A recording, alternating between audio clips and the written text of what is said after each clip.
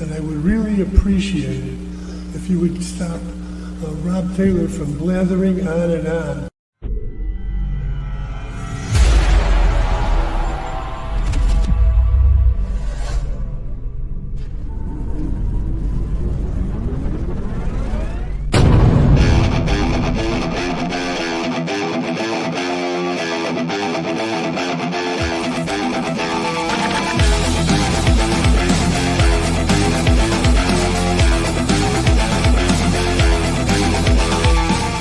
Opinions expressed by talk show hosts, callers, or guests on the Rob Taylor Report do not necessarily represent the opinions of the hosting platform, subsidiaries, sponsors, or possibly anyone else on the planet or the known universe.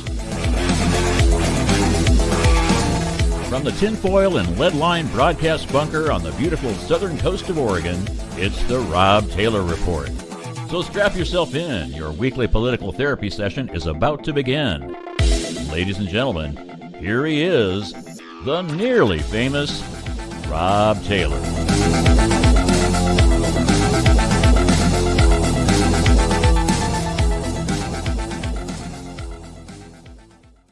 Night rant and a ranting we will be, and I've got a lot of really good friends coming on.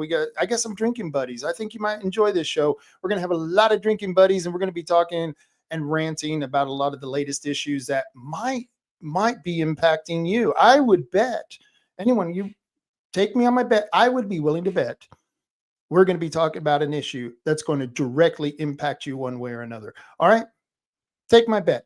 I don't know, but you're going to have to stay tuned either way. And I've got a lot of guests joining me tonight. I've got Ronnie Daniels. I got Josh Michaels. I have Chris Castleman and Marty Kuhrt. Gentlemen, how are you all doing? I'm doing peachy.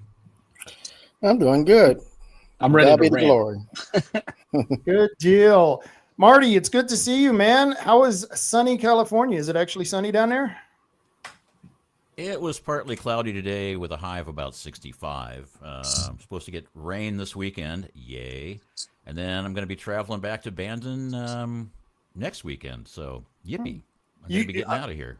Please don't bring the fires with you. You can just keep that shit in California. Okay? Bring them. I started them all. Don't anyone tell him. He gets paid for that. Good thing nobody watches this show. Otherwise, I'd be in trouble. I know. No kidding. They're going to be coming looking for you. But now you know why he comes to Bandon. See? All right. And, of course, I've got Ronnie Daniels with you, the man, the myth, the black redneck. How are you doing, man? Well, I'm giving God all the glory. It's the last 6 weeks has been a roller coaster ride, but the devil ain't going to win. Truth shall be the light, and the devil going to be stumped up by the heel of my boot. Amen, brother. I love that. You know, I love that southern accent of yours. And at any point, because I've been drinking a little bit, I might get a little bit more southern as we go because my Texan will come out the further drunk I get. I don't know what the hell happens to me. Because my foster mom was from Texas. And she was from Texas. Everybody I grew up was southern in LA and Fontana. And they didn't play no games. Yes, including my daddy from Oklahoma. Oh, no, he was an Okie from Muskogee. Yep, Irish, Creek, Cherokee, and little Scandinavian.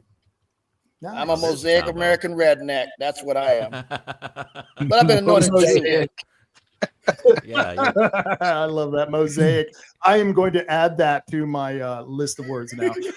Mosaic. He's mosaic, man. Oh, wow. That's really foreign. Yes, it is. Hey, let me ask you. You're a Bronco buster, aren't you?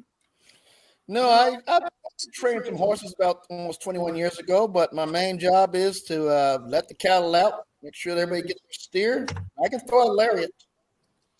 Nice. Throw a 20-foot loop around the bones and give you a nice train ride. But you were training horses, man. That's pretty all right. Where were you doing that at? Jefferson, Oregon, for JR and Anita Bratton. I met their son 21 years ago after my birthday in February because I put something on a pool table at Beamer's for cheating on the pool, and I had to give my attitude adjustment. And you're drinking a little attitude adjustment with your sweet brandy right there. What were you calling that? What kind of brandy that was that? Oh, this is cherry blueberry blend. Oh, damn, that sounds sweet. Oh, is that some homemade stuff? Homemade, baby. Homemade, made in a bucket. Look at the color on that liquor. Hold that up to the light. Ooh, that's nice. Damn. Ooh, look at that some buck. I'm just drinking beer, man. That's okay. All right. Last time I had tequila, and I think Marty nearly had to carry me out, and he doesn't even live here. So that was amazing. I had to scrape him up off the floor from here. So, yeah. Oh, yeah. Well, thanks, Roddy. I appreciate you coming on. I always appreciate that. And Chris Castleman, how are you doing? I am doing great. I've had a very busy week, so I might cut the show short on my end. But yeah, thanks for allowing me to be here. Oh, no problem. I'll tell you what, since you cut it short, I'll come to you first when we come back for the rant, okay? Mm-hmm. And I'm going to go to Josh Michael. He's our my fourth guest here on tonight's rant. Michael, Josh, what are you doing, man? Fighting the devil. He is out there in the thick.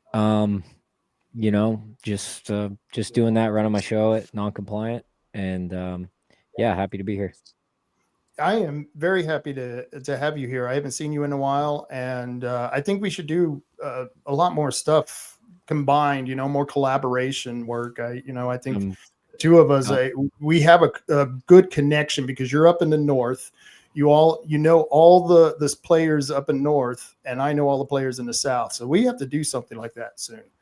I absolutely agree. We will. I'm actually working on changing all my online stuff, and it's going to be good. I'm going to rope you into that when we do it. You got it. I'm there, man. So I want to start tonight. We're going to have each of you start with a rant, whatever issue you want to rant on, because I know everyone here had contacted me back, or I have seen them dealing with one issue or another. So I can almost guess which each one of you want to talk about, except maybe Josh. I'm not sure what Josh will want to talk about. But Chris, I want you to start the rant out. And what's your issue tonight? I'm gonna pull a wild card here. I had actually recorded a rant and I forgot to post it on Facebook. It was like one of those selfie rants, and I threw it up there for you. I don't know if it's coming on your end. Yeah, I got it on my end. Would you like me to just play it? Go for it. I think I said it better in the footage. So all right, here you go. Now. I was just out for a run and I was thinking about that new gun law that Oregon was trying to pass, and they want you to have a permit to buy a gun, and they want in that permit you to prove that you've taken a gun safety course, and they want to limit you to only 10 rounds in your magazine. And I don't know what they don't get about the Second Amendment, but let's just take the word gun or arm out of it, right? Let's use something else. So the right to keep and bear children shall not be infringed. I think people would agree with that, right? We should all have the right to keep and bear children. I mean, maybe there should be some restrictions, but let's put that aside. If that's what the law says, that's what we need to follow, right? And then what if some crazy Oregon Congress people decided, no, we need to put restrictions on you. You have to get a permit to try and have children before you do it, okay? You got to get a permit and you got to prove that you have taken a child safety course.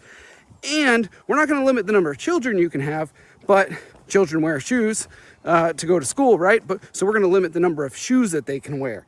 Of your entire family, you can only have 10 shoes on their feet at one time, just 10.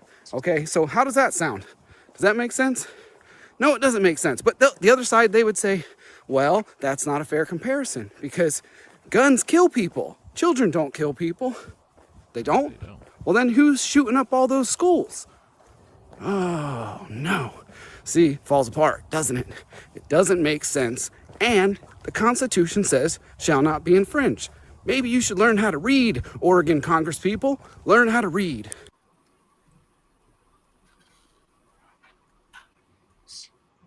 All right. Yes. Was there more? Oh, I'm sorry. No, was there more? Okay, no, I'm sorry. I'm sorry. I cut that short. I thought it's ended there.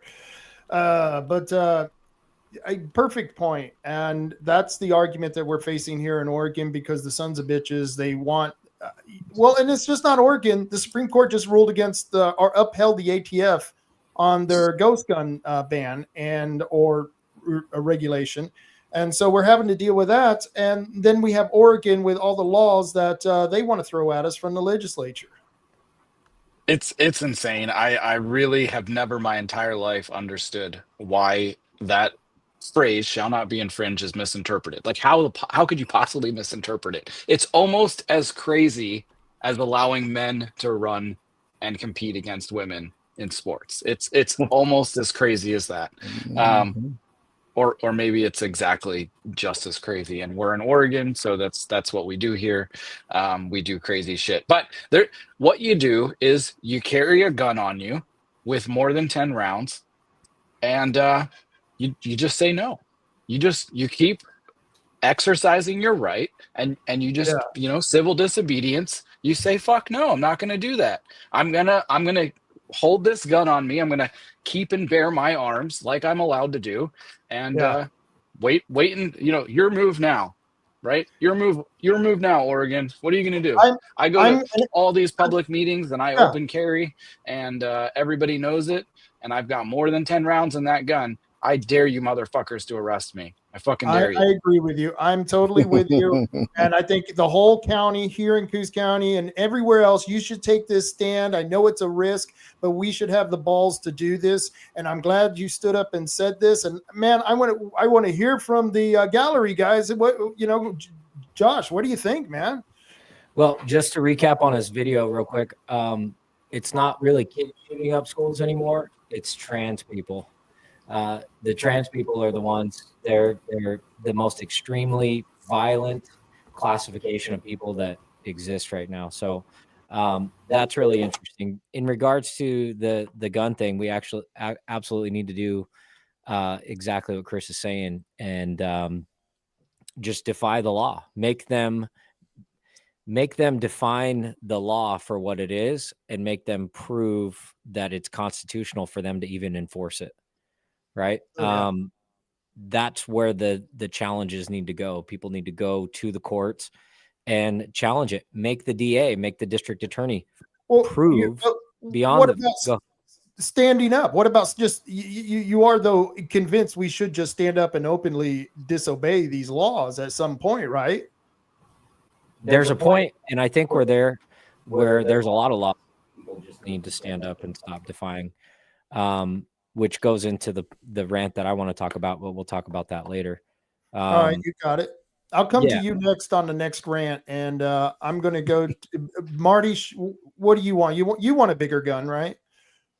Yeah. Actually, I was more intrigued by the whole, if you want to have a kid, you got to get a license, and you can only have that was quite interesting. Yeah, that was a whole cool thing too. Marty, like you always see that back end there. Yeah, angle. Because I'm like going, what the most detrimental thing to society is a child who has not been brought up correctly, has not been shown a family environment, has not been taught the right way and the wrong way. I mean, I used to have a kid in Oakland schools when I lived in Oakland, California, and I would go talk to the teachers, and the teachers are like, oh my God, you are like the only parent that ever shows up and asks questions about his assignments and what is he doing? Is he doing it right? That kind of thing. And they said, yeah, we have PTA meetings, and we'll be lucky if we get 10% of the parents showing up for these things. And I'm like, okay. And that's probably why they're not growing up well.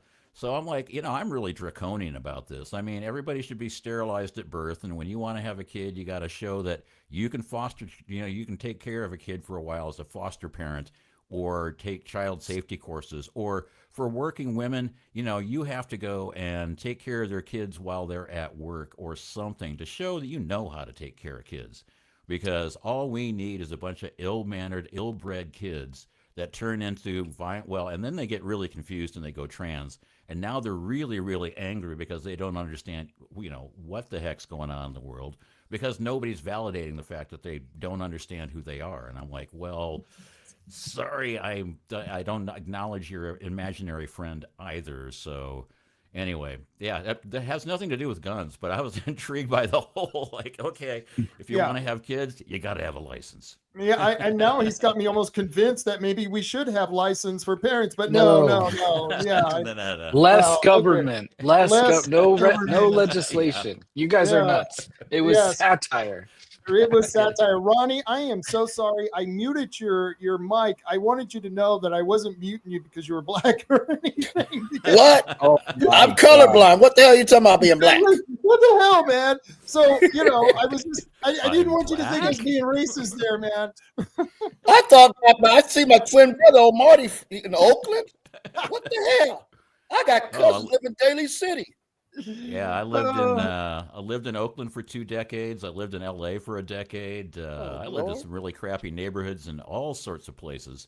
So yeah, and now I've retired to Bandon because, well, that's where I graduated high school. And I said, well, I'm getting stupider every year. I'm about at high school level of mentality now. Maybe I should move back to where I went to high school. Hey, Ronnie, let me ask you. First off, you may want to answer on that whole parent permit thing, but what do you think about this whole gun thing? Because you testified at Salem on the, I forget, was it House Bill 3075? You testified against that. And brother, you did a great job, man. I appreciate it. A damn good job. Give God the glory. Give my elders 47 years ago when I was in a foster home. Give it to Marty. My family broke up in 72, fall of 72. My real mother had an overdose October 8th from heroin in 74th. And I was in a foster home. My dad told me at Kellogg Psychiatric Hospital in Corona, California, I wasn't going to be nothing. 11 years old. You ain't going to be nothing. But God gave me the right people in my life. I read a lot of history books ever since I was a kid in the back of a Datsun 1200 Squareback. And at the long time, my elders, whether it's Lee Barron Nettles, my first foster father, and I met Sinatra, and 47 years ago, I would be pouring Sinatra a nice tub glass. And he says that I did not pick Lee Barron Nettles because of what's on the outside of his skin. I picked that man because he knew how to play the alto sax. I picked that man because he walked with God. And I also picked that man, he knew how to keep a note and knew how to listen and ask questions. I picked that man, finally, because he made our bosses big shots. That's what the damn senators, especially James Ivory Turd Manning Jr., that racist piece of manure, he's like a bunch of hunk of bougie.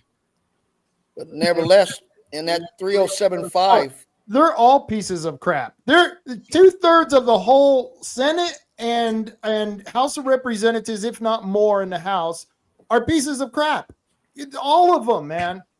It's like they've all stabbed us in the back. The Republicans could stop this. They could walk out. Yes, they can. But the problem is this. You got some down your way. You got the lady that took over James' seat for $500,000 in the primary. Yeah. You got defeatism planted amongst the base. We're down to 725,000 registered voters from 985,000 in 2020. What they all got in common? No backbone, no fortuitiveness, and no way to call out light and expose the darkness for what it is.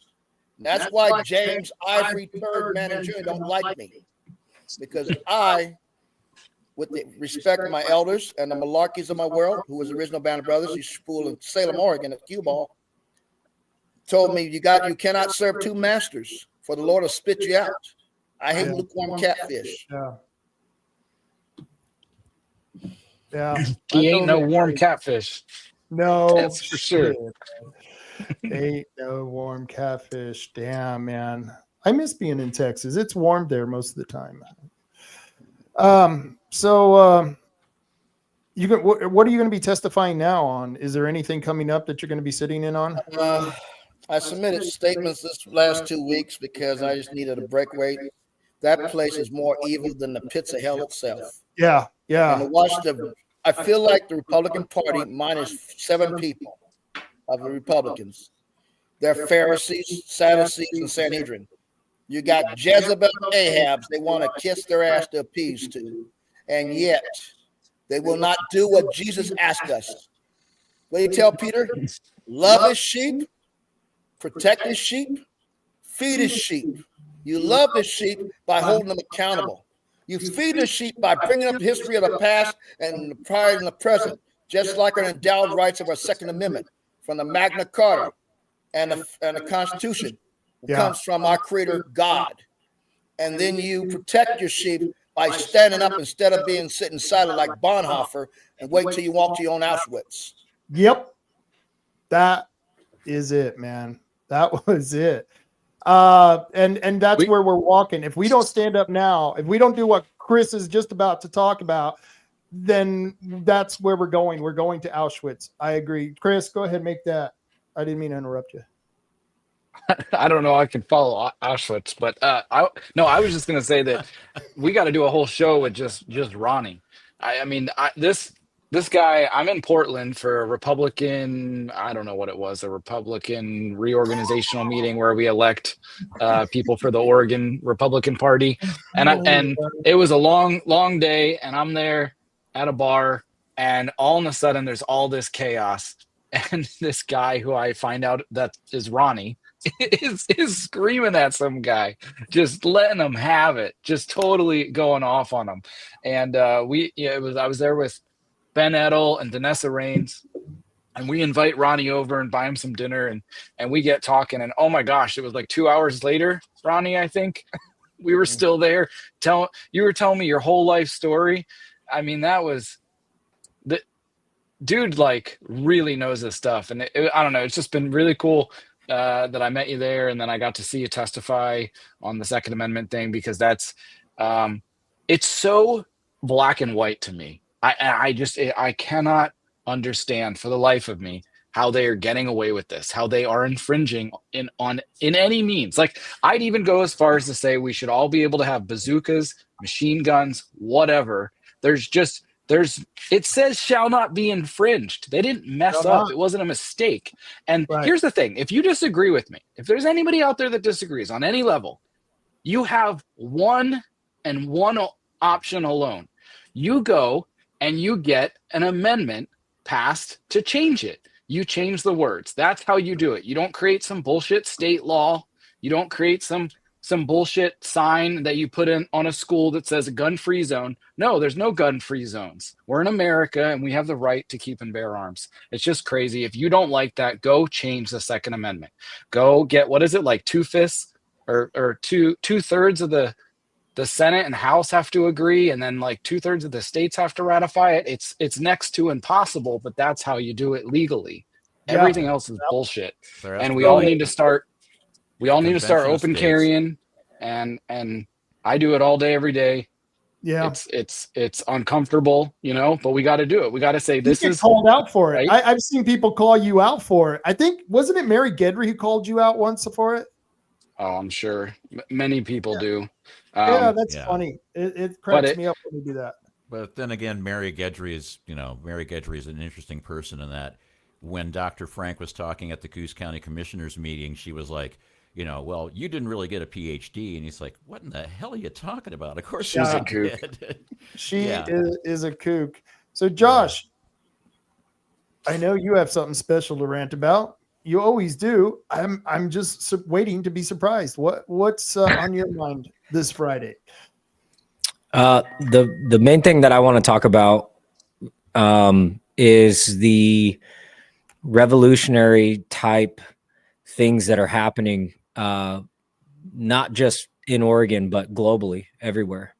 And that means the concept where people are starting to recognize how much corruption is going on with the USAID exposure and Doge and stuff like that, with how embedded these systems are and how they're actually paying for a lot of the infrastructure of the ridiculousness that we're seeing, the illogical bills that are being passed or proposed, the illogical measures and BS. And the only thing I have to say is why they aren't going to amend the Constitution. It's because they don't have to. That's a much harder pathway for them to take. So it's kind of like this. 200 years ago, if you wanted some water, you'd have to go to a well, go out, put your socks and shoes on or boots or whatever, go to the well and get the water and bring it in and boil it, do all this work to get water.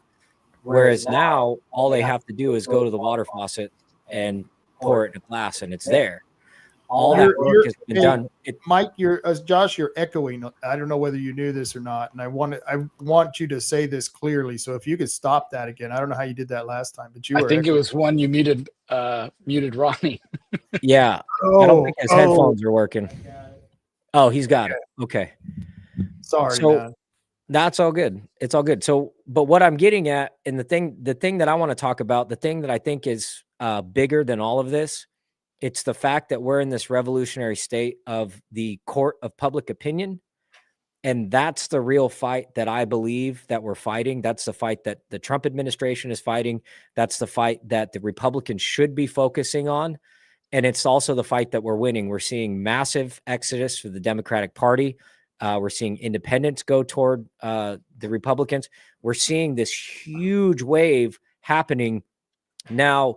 We're the armpit of the country in regards to, we have a supermajority. We're one of the most corrupt states. I think that we're absolutely captured by the CCP and whatever outside international organization. And so they're going to have their stronghold here. This is where they're all retracting to, is this area. But what's happening is how we're being able to break these cycles and break these systems is we have to move the court of public opinion.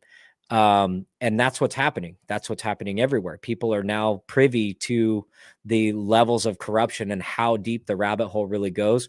And I think that's the main thing that the Trump administration has been doing, is exposing it. And then once it's exposed, darkness can't operate in the light or the gray area. And all we got to do is shine a light on it. So with that, the argument of the whole gun thing and everything else, I think it's absolutely very important. But it's also the demonstration of educating people, which is the importance of your show. It's the importance of all this stuff, educating people on how these systems are working.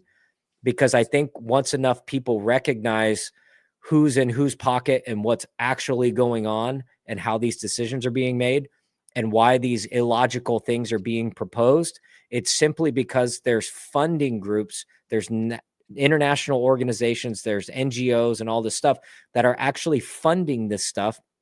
And the best example is the USAID funding of them doing transgender awareness in Nigeria, and 2.5 million in Ireland, $23 million for a Broadway on educating Africans on how to become men if they're women, or women that become men.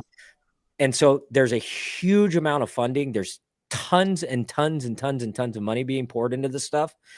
And so as that gets exposed, I think the regular people, which is the supermajority, which is the majority of everything, are going to be like, no, we don't want that. But we have to give them the keys to be able to explain and articulate why these things are happening. And as that Overton window moves and things get more exposed, I think that's where our real victories are going to be. Fighting these guys in the court systems and doing lawsuits, yes, that's important. But I think educating the public is an even bigger victory, because just like you said earlier about carrying a gun, if everybody just carried a gun, what are they going to do? They're not going to be able to enforce it. Well, if everybody knows that all this is bullshit, then nobody's going to be able to enforce it, because, a jury it's bullshit. Can convict you. Yeah.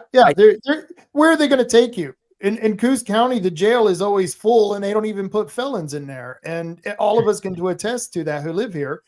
And so, anybody that's got over a 10-round magazine is technically a felon right now. So technically a felon, and it's come and get me. Yeah, Chris, and fucking get me. Right. And so Marty, we're gonna have to get you a 10-round. Yeah, I know. 10-round, whatever. Got to get me a 10-round cap gun. Yeah, that's yeah. There you go. Sorry. So what do you guys want to say about all that? Well, I was going to kind of chime in about the whole, this is like 2 times in the same week that I've heard the phrase Overton window. So I'm like, oh, hey, what do you know? It's come up more than once, so it's not a coincidence.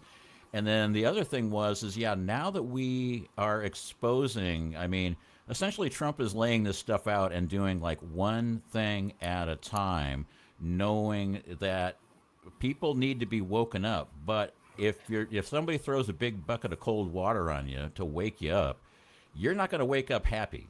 But if you get gently woken up, little bit at a time, maybe you'll come to the realization that you've been having this this long nightmare that you need to wake up from. It's a long nap. Yeah, and it's essentially it's a little bit at a time. I mean, they're doing lawfare, but essentially what they're doing is they're pointing out all these court judges and all these circuit court judges are corrupt as hell, and they're getting money. Their daughters are getting money.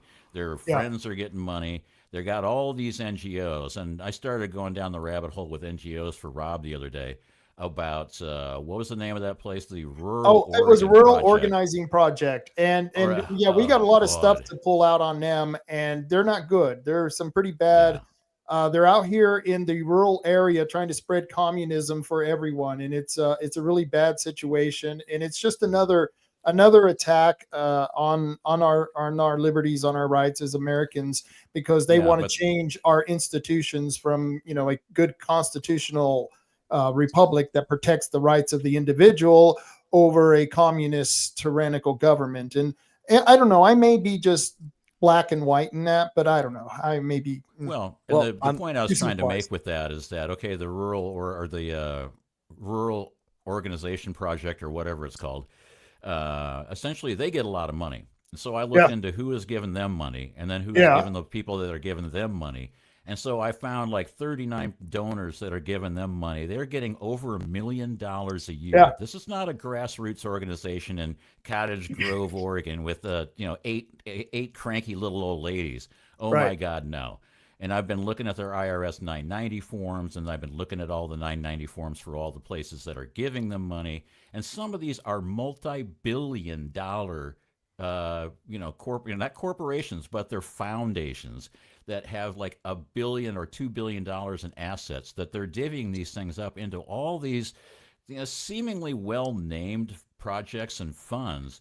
But it's like, wow. I mean, when you look at all the money that's being paid to these people that are being paid to be protesters. They went to one of those Tesla protests and they said, "Why are you here?" And he's gone, "I'm getting paid $100 an hour to be here. I don't know what I'm protesting for. They gave me a sign and told me to rant and rave, so that's what I'm doing." And that's what's happening now. If USAID gets cut off, which they closed it, that's a good start. They start going after all these judges because like 200 to 300 judges were installed in the Biden-Obama era. Oh yeah, that are far left. All the ones in D.C., like none of them are from the United States, and none of them were judges before they were appointed to this high level of the court. And I'm like, okay, so you're essentially there just to take orders and to harass your political opponents, and that's the only reason you're there. And it's like, we need to get back to the whole idea of, well, justice actually works like this, and the government has 3 branches for a reason.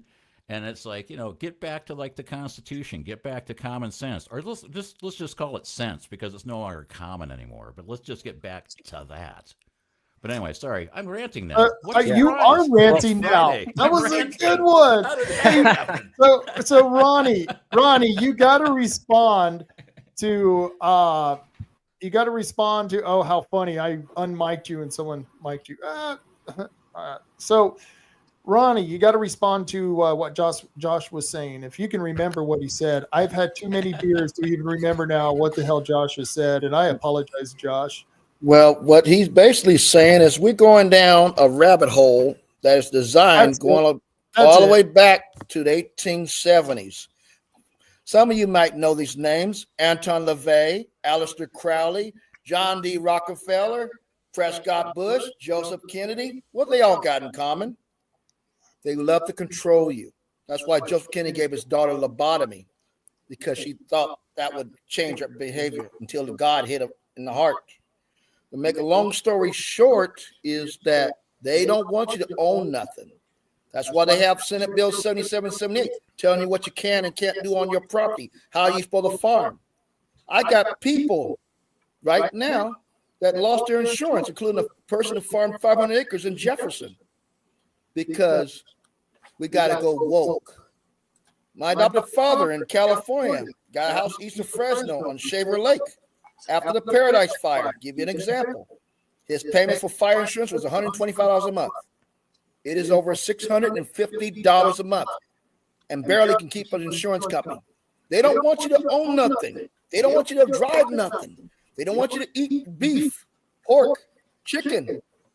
You know, the Fauci virus. You know, and I wonder if there's people out there who think that's a conspiracy, but yet I was just talking to Lieutenant Robert Powell. And do you know Lieutenant Robert Powell? Yeah, I think you might know him, Ronnie. I think I met him a couple of times here and there. Okay, he's someone that you know Donna Blayla, don't you? Yes. Okay, so you may have heard of Robert Powell, and I had a meeting with him. I was supposed to get a recording, and somehow it didn't go through. But I was talking to him, and he was bringing up the Rockefellers and how it was aligning with Agenda 21, which aligned with the SB 762 fire mapping bill, and how that fire mapping bill goes back to sustainable development, to just like I said, ICLEI, which is local sustainable development through the UN, and the UN pushing all that bullshit too. And people will hear what you just said, talking about how they want to take away our ability to do anything, farming, ranching, logging, fishing. They want to take it all from us. And just we're not even going to be having property anymore. And what you just said is absolutely true. And which relates to what Michael has been saying all along, or Josh has been saying all along. When he started this rant, I've had too much to drink. I'll let someone else. Already? Wow. Cut him off. Cut him off. Good thing we have a couple of moderators tonight. Remember that one show I had to call a taxi for Marty? Yeah. No, I was already home, so I just fell out of my chair. Made it a lot easier. But no, Josh made a good point. Like, we need to start educating people. We need to share, if we have the knowledge and we do the research and can articulate it in a way that's easier to understand and give them ammunition to run with and go to their friends and family and talk to, then we need to do it. If we've got the common sense or the uncommon sense and we're able to get it out there, we should do it. We have a responsibility to do it. So no, I appreciate that for sure. To kind of recap on one of Marty's points in talking about the slow drip of information on slowly waking people up and things like that. I have a question for you guys. I was talking to my buddy about this actually today. I've had this conversation, this ongoing thought for a long time. You guys might think it's really interesting. What if Trump were to have won the election in 2020? How different of a state of the world do you think that we would be in? Do you think strategically it was a strategic 4-year pause? Think of the progression of kind of the evolution of the consumer and the average mind of the person and the media and everything else by him stepping away for 4 years. Think of how better prepared he is and how more effective he is as a president today versus had he continued to roll into those following 4 years in 21. He has a way stronger base, battle hardened, court of public opinion. All of this stuff has been put into play to where we're seeing a massively more effective Trump administration this year around. I mean, we're 60 something days in. And he's done more than most presidents do in 8 years already. So I think it's a valid point, but it also expresses the value of that court of public opinion, on where people are at today versus where they were at 4 years ago. Yeah, and I'll kind of like take that and run with it, because I was joking with somebody the other day. They said, if they hadn't stolen the election from Trump in 2020, he would be this was before the election. I said, if they had not stolen the election from him, he'd be gone in the next couple of months.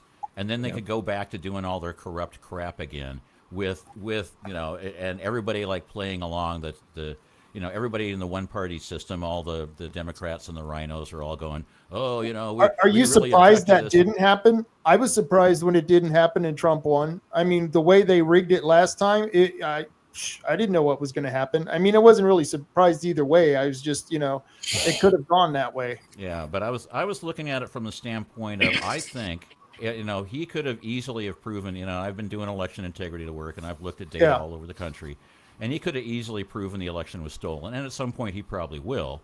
But the whole point is that he let them steal the election. He let them to take 4 years off, so he knew what they were going to do. He knew they were going to turn it into a freaking clown show extraordinaire. I mean, come on, Buttigieg and Miley and all these clowns that they had in there, and Kamala as vice president. You gotta be kidding me.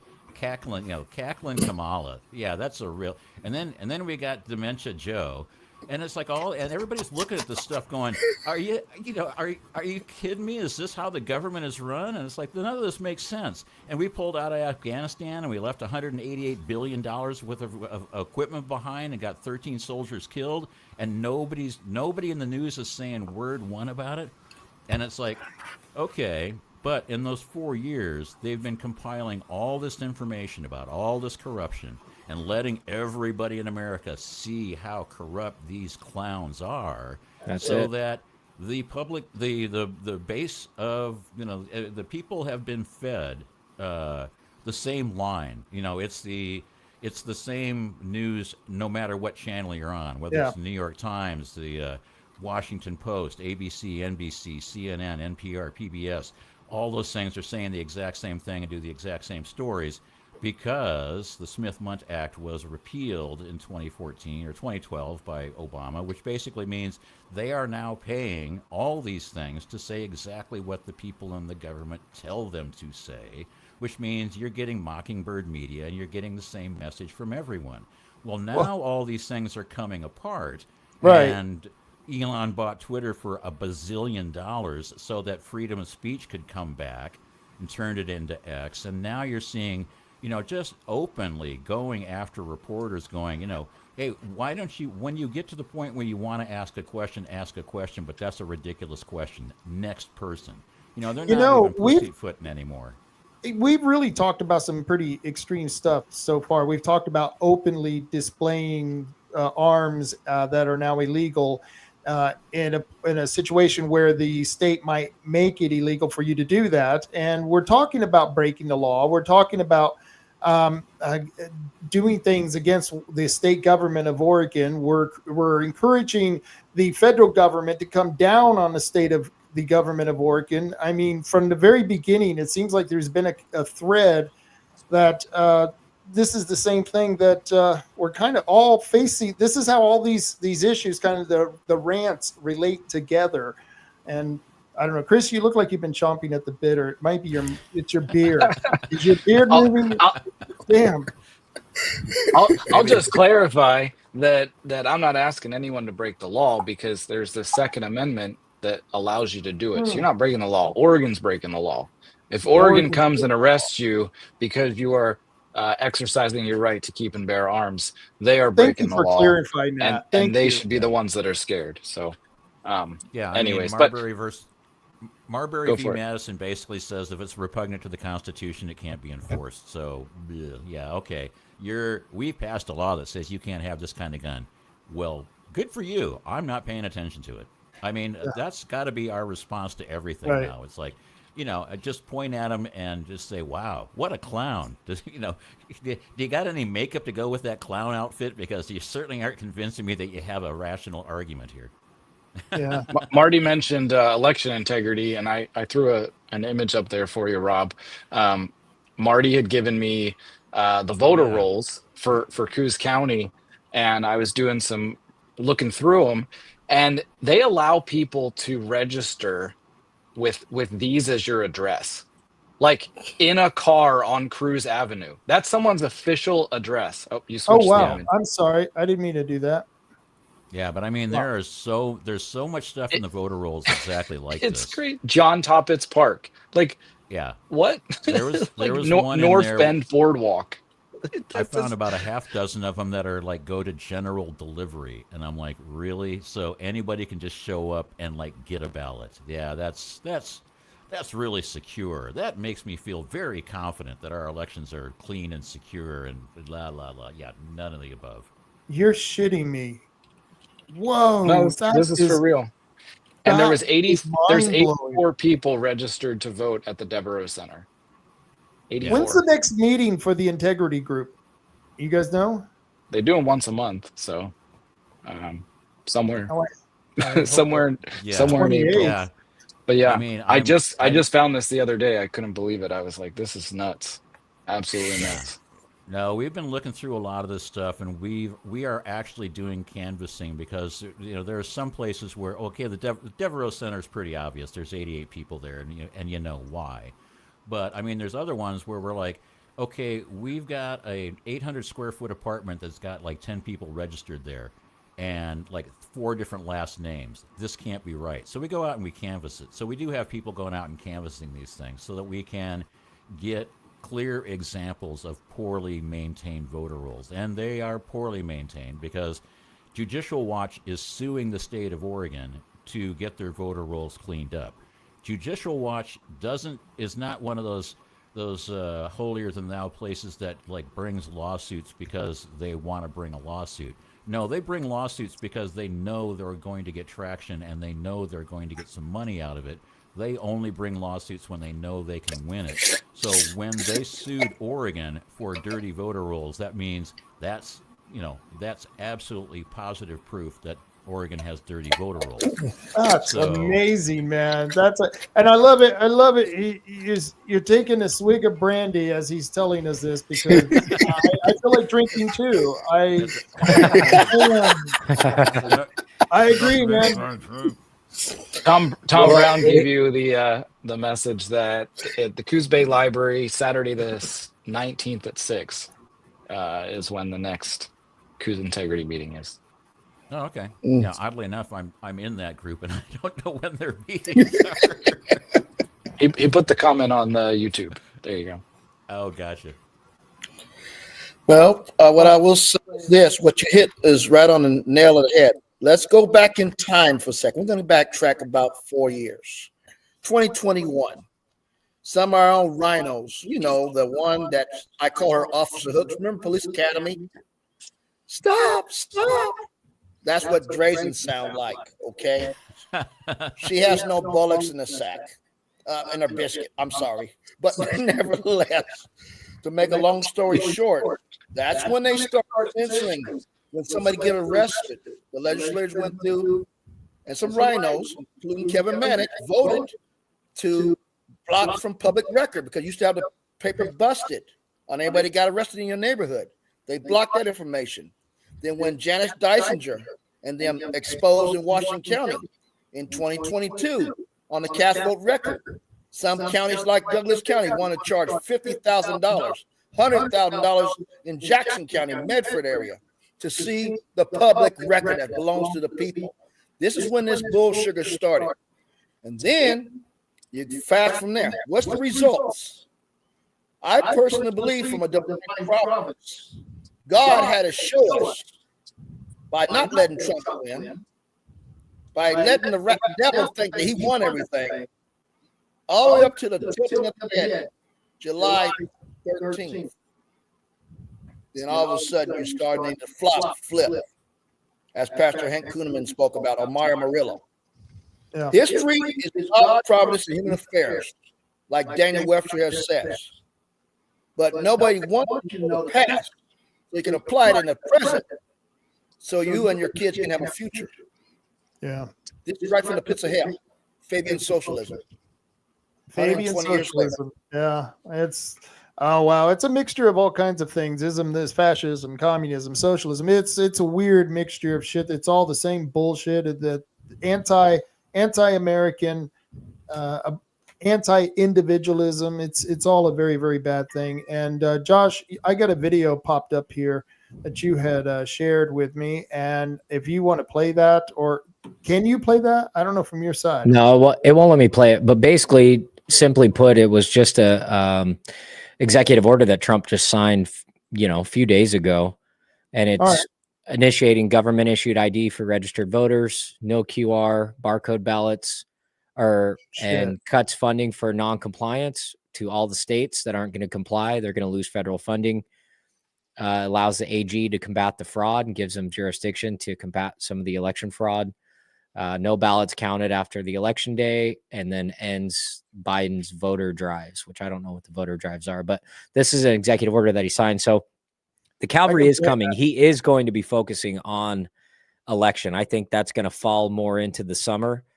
Once he gets a lot of the stuff in order in regards to exposing, getting his people in play. There's just a massive amount of fraud, but I absolutely do believe that he is going to decimate Oregon completely. He's already made a couple comments about our governor.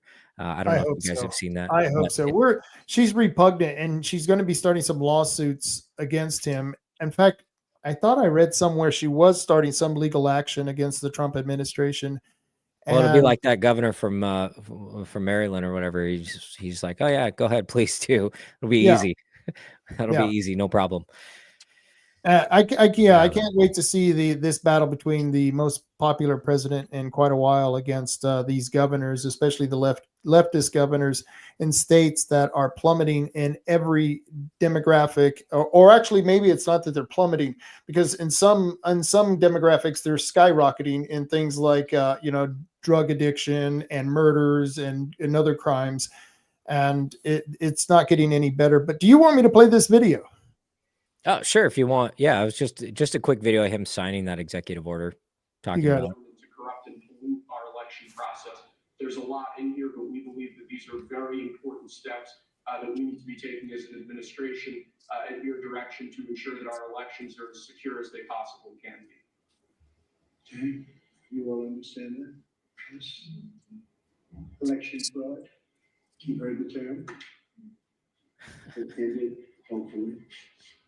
This will go a long way toward ending it. There are other steps that. Maine. Yeah, it's the Maine governor. In the coming weeks, and we think we'll be able to end up getting fair elections.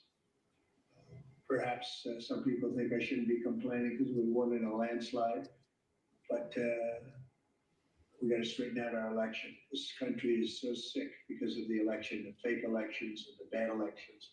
We're going to straighten it out one way or the other. So you're going to have the most popular president going against the most unpopular governor in the nation. That's going to be awesome. That's cool. Yeah, I know. Sign this one as a great honor. Tina is either 49th or 50th when it comes to governors. So she's, we're the bottom of the barrel when it comes to schools. We're the bottom of the barrel when it comes to governors. We're the bottom, but we're leading when it comes to, how much debt we've incurred. And we're also leading in how many people are dying of fentanyl. And we're also leading in how many people are homeless. And we're also leading, and then we're at the very bottom in schools. And who runs the schools? That'd be Tina. So, it's like, and then it's like, and they had they just had the council of clerks, or whatever the heck they call it, when all the clerks get together and decide, how many harumps they're going to do every time somebody asks an election integrity question. It's like, well, I think we need to give them 4 harumps. Yes. We're not answering that. That's misinformation. Yes. But they had a whole, and I looked at the meeting agenda, and they had like a full day of DEI stuff and all these other things that are just like, oh my God. And it's like, and then, the Department of Education, or what's left of it, is coming down on Oregon schools because they're violating DEI and Title IX stuff. And, and then they're coming after the governor because of sanctuary states and sanctuary cities.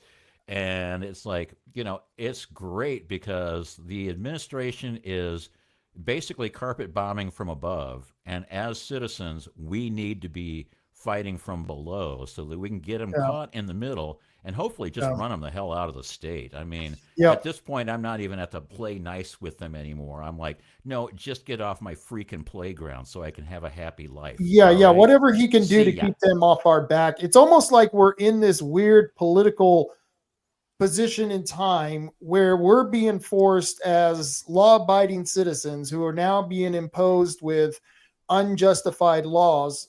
We're going to have to stand up to it. And and you were just talking, Marty, about the lawfare part of this. You know, you got the open display of the guns, you got the lawfare part of it. You've got all these other aspects of this fight that it's funny how we all kind of have our different interactions with all those different issues. I mean, you know, Marty, you're with election integrity. Chris is, he's doing county government, local government. Josh is at the legislature doing all those things to keep us informed about what's going on in Salem. And of course, Ronnie is in the legislature testifying in person against all these horrendous bills. And I want to thank you, Ronnie, for always going up there and standing up to these atrocious bills. And I just keep doing it, man. I know there's times, gentlemen, the devil wants to kick me. It wants to give you the boils on your face. It wants to put sores on your feet and want to choke your voice out. But I'm going to tell you something. All of us is going through the trials. But you know something? The Lord is with us. Just like Elijah, just like Hezekiah, just like Caleb and Joshua. Because they said, if the Lord is with us, who's going to be against us? And if God's not running, neither am I. And that's the way. And I got to remember, I have 43 godchildren in 9 states. And I'm a mentor to many, and I give God all the credit, and my elders, and especially Donald George Malarkey, your youngest county commissioner, original founder of the 101st Airborne, and fought from St. Mary Gleason all the way to the Battle of Bull 82 years ago. Let me say this.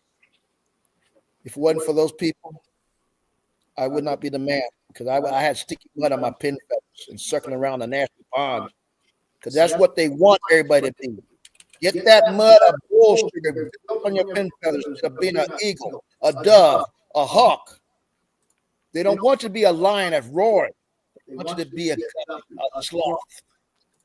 This is what they want. That's why they don't like people like us, because we are lions, not sheep. We are doing from our history, our faith, and our foundation that is solid. And there's sometimes the roads might be a little rough, but the road is still solid. It might have a few potholes, but through the blood of the people that gave us this republic and the blood of Jesus for atoning us, that's how we're going to beat every battle, just like Elijah. And he wanted to just say, forget it. I cry when I pray. I ask God, why do you want me doing this stuff? We're just making prideful people, just like the days under Moses.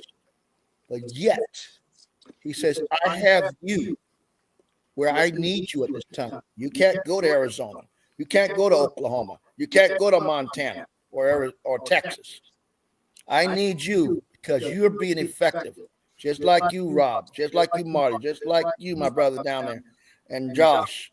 Let me say this. We are the lightning rod, and anytime we can make the devil jump up off the cornhole and pull a head out once in a while, then that's a glory from God, and education is essential. Just talking to people in the gas station, at the ropings, at the rodeo grounds, between happy hour, you'd be surprised how we can get people together. But nobody wants to do that. They want you to do tech. They want you to have all the happy hour on it. And China's involved. And the pits that wants us to be serfs, not individualists. I ain't nobody's slave. And I don't care how many black folks they tell me, oh, white man kept you down. Bull sugar. You're the one shipping them over through the Spanish and the Dutch and the Portuguese. And they're still doing slavery today. Do I see LeBron bitching about it in China, making his shoes? Do I see anybody talking about the batteries for the iPhones being mined by miners in the Congo or Ecuador? Not a damn thing said. But I will say this. I'm not going to weaken. For our people like yourself, iron sharpens iron. One side of the katana sword is uplift. The other side of the sword is accountability. But they must be equally applied if you want victory like Patton. Don't be no warm catfish. Hey guys, I got to jump. All right, Yeah. Josh, you See you said later. you had to come in. All right. Thank you for joining us. Yeah, meeting you, thanks for Josh. having me. Nice to meet you guys, and keep up the good fight. All right. All right. I gotta get ready for my show tomorrow. Oh, cool. Yeah, well, I'll be in touch, man. You take care. All right, buddy. thanks Hey, for all your Rob, input. I do Yes, sir. want you on. I do want you to have you come on, maybe next weekend, and we'll talk about it. Okay. You got it. I'll talk to you All then. right. See you guys. All right. Bye-bye. And There we go. that was Josh. We are now four at the table. And And there then there you were go. 4. You know, he And was now- Ronnie, you were talking, and I've had a little lot to drink, and it was like the whole thing was reverberating as you were speaking. That was just like, I don't know, just wild listening to that. It's maybe I've smoked too much pot. Damn it. I don't know. But Is there such a thing? I don't know. Is there such a thing? Geez. How do we find Chris. Josh's show? What's his is it a podcast? Oh, damn. You know, I should have, damn me. I should have had that up there. Let's see. Well, you can put it up Non-compliant America AF on X, That's right. noncompliantamerica.com, KSLM, Non-compliant. KLSM, 1220 AM, 104.3 FM on their local broadcast. You can find them there too. Non-compliant AF. Yep, All on right. X. Very cool. Compliant. You guys Oh, are yeah, there he faster is. than that than I am. Okay. Share that with me as soon as you get that. Yeah, it says I'm already following him. I didn't know that. Well, what do you know? He's a very popular person. The Lord Yes, has a he's- hand on him. Yes. He's, Apparently, you are too, Rob. There's a guy out there in Coos County saying that you're like the puppet master. That you're is true. using the democratic process to elect conservatives. it How is dare true. you? I That is know. crazy. That is I don't know what crazy. to tell you. It is true. I am the king of the county, and you're I'm pulling all busted. the strings. I didn't want people to know, but that he has exposed me. That damn Sal. You've been outed. I've been outed. Damn Uh-oh. him. I hate when Oh, they dox me. no. Oh, shit, man. What the We hell is gotta going find that- on here?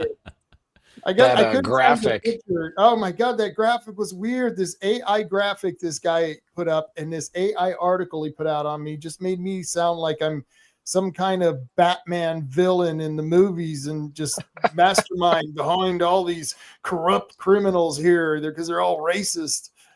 I'm Batman. But he didn't even say that. He just said that you were trying to get conservatives elected. Like that, he thought that was. Oh, yeah, he didn't even what go makes that you far. evil. Yes. Like, so Yeah, stupid. he's fine with subverting children and all that good stuff. But Yes. oh my God, yeah, can't be campaigning for Yeah, conservatives. Oh my God, you're worse than Hitler.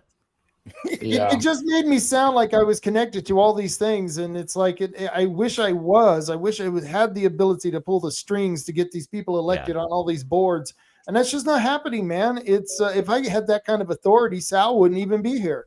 You wouldn't hear that kind of reporting. I'm a tyrant when I get in charge. This is why you don't put people in charge. We should all live our own life, isn't that right? Yeah, somebody said, "Oh, you ought to run for office." I'm going, "Oh, that's the last thing you want is me in office." That's no. It's like that would just be a horror show. Yes, because I am like nope, sorry, not putting up with any of this. And it's like, yeah, you can complain all you like, but I'm still going to do what I'm going to do. I'm going to do what I'm going to do. And fuck you people. And yeah, I would be a rude son of a bitch. And at some point I may actually run, but it's going to be when I'm over 65 and say that I'm crazy. It's Alzheimer's. That's what it is. I can say whatever the hell I want. You can't discriminate. I'm an old man. So you're saying in a year I can just say, well, that's okay. I'm over 65. Yeah, sure. I'm an idiot. I'm an idiot. Yep. What I will say is this, this is how bad Senate Bill 1098, that's the gender porn in public schools. Less than 2 weeks ago down your way, you had a guy arrested for showing pictures to a minor.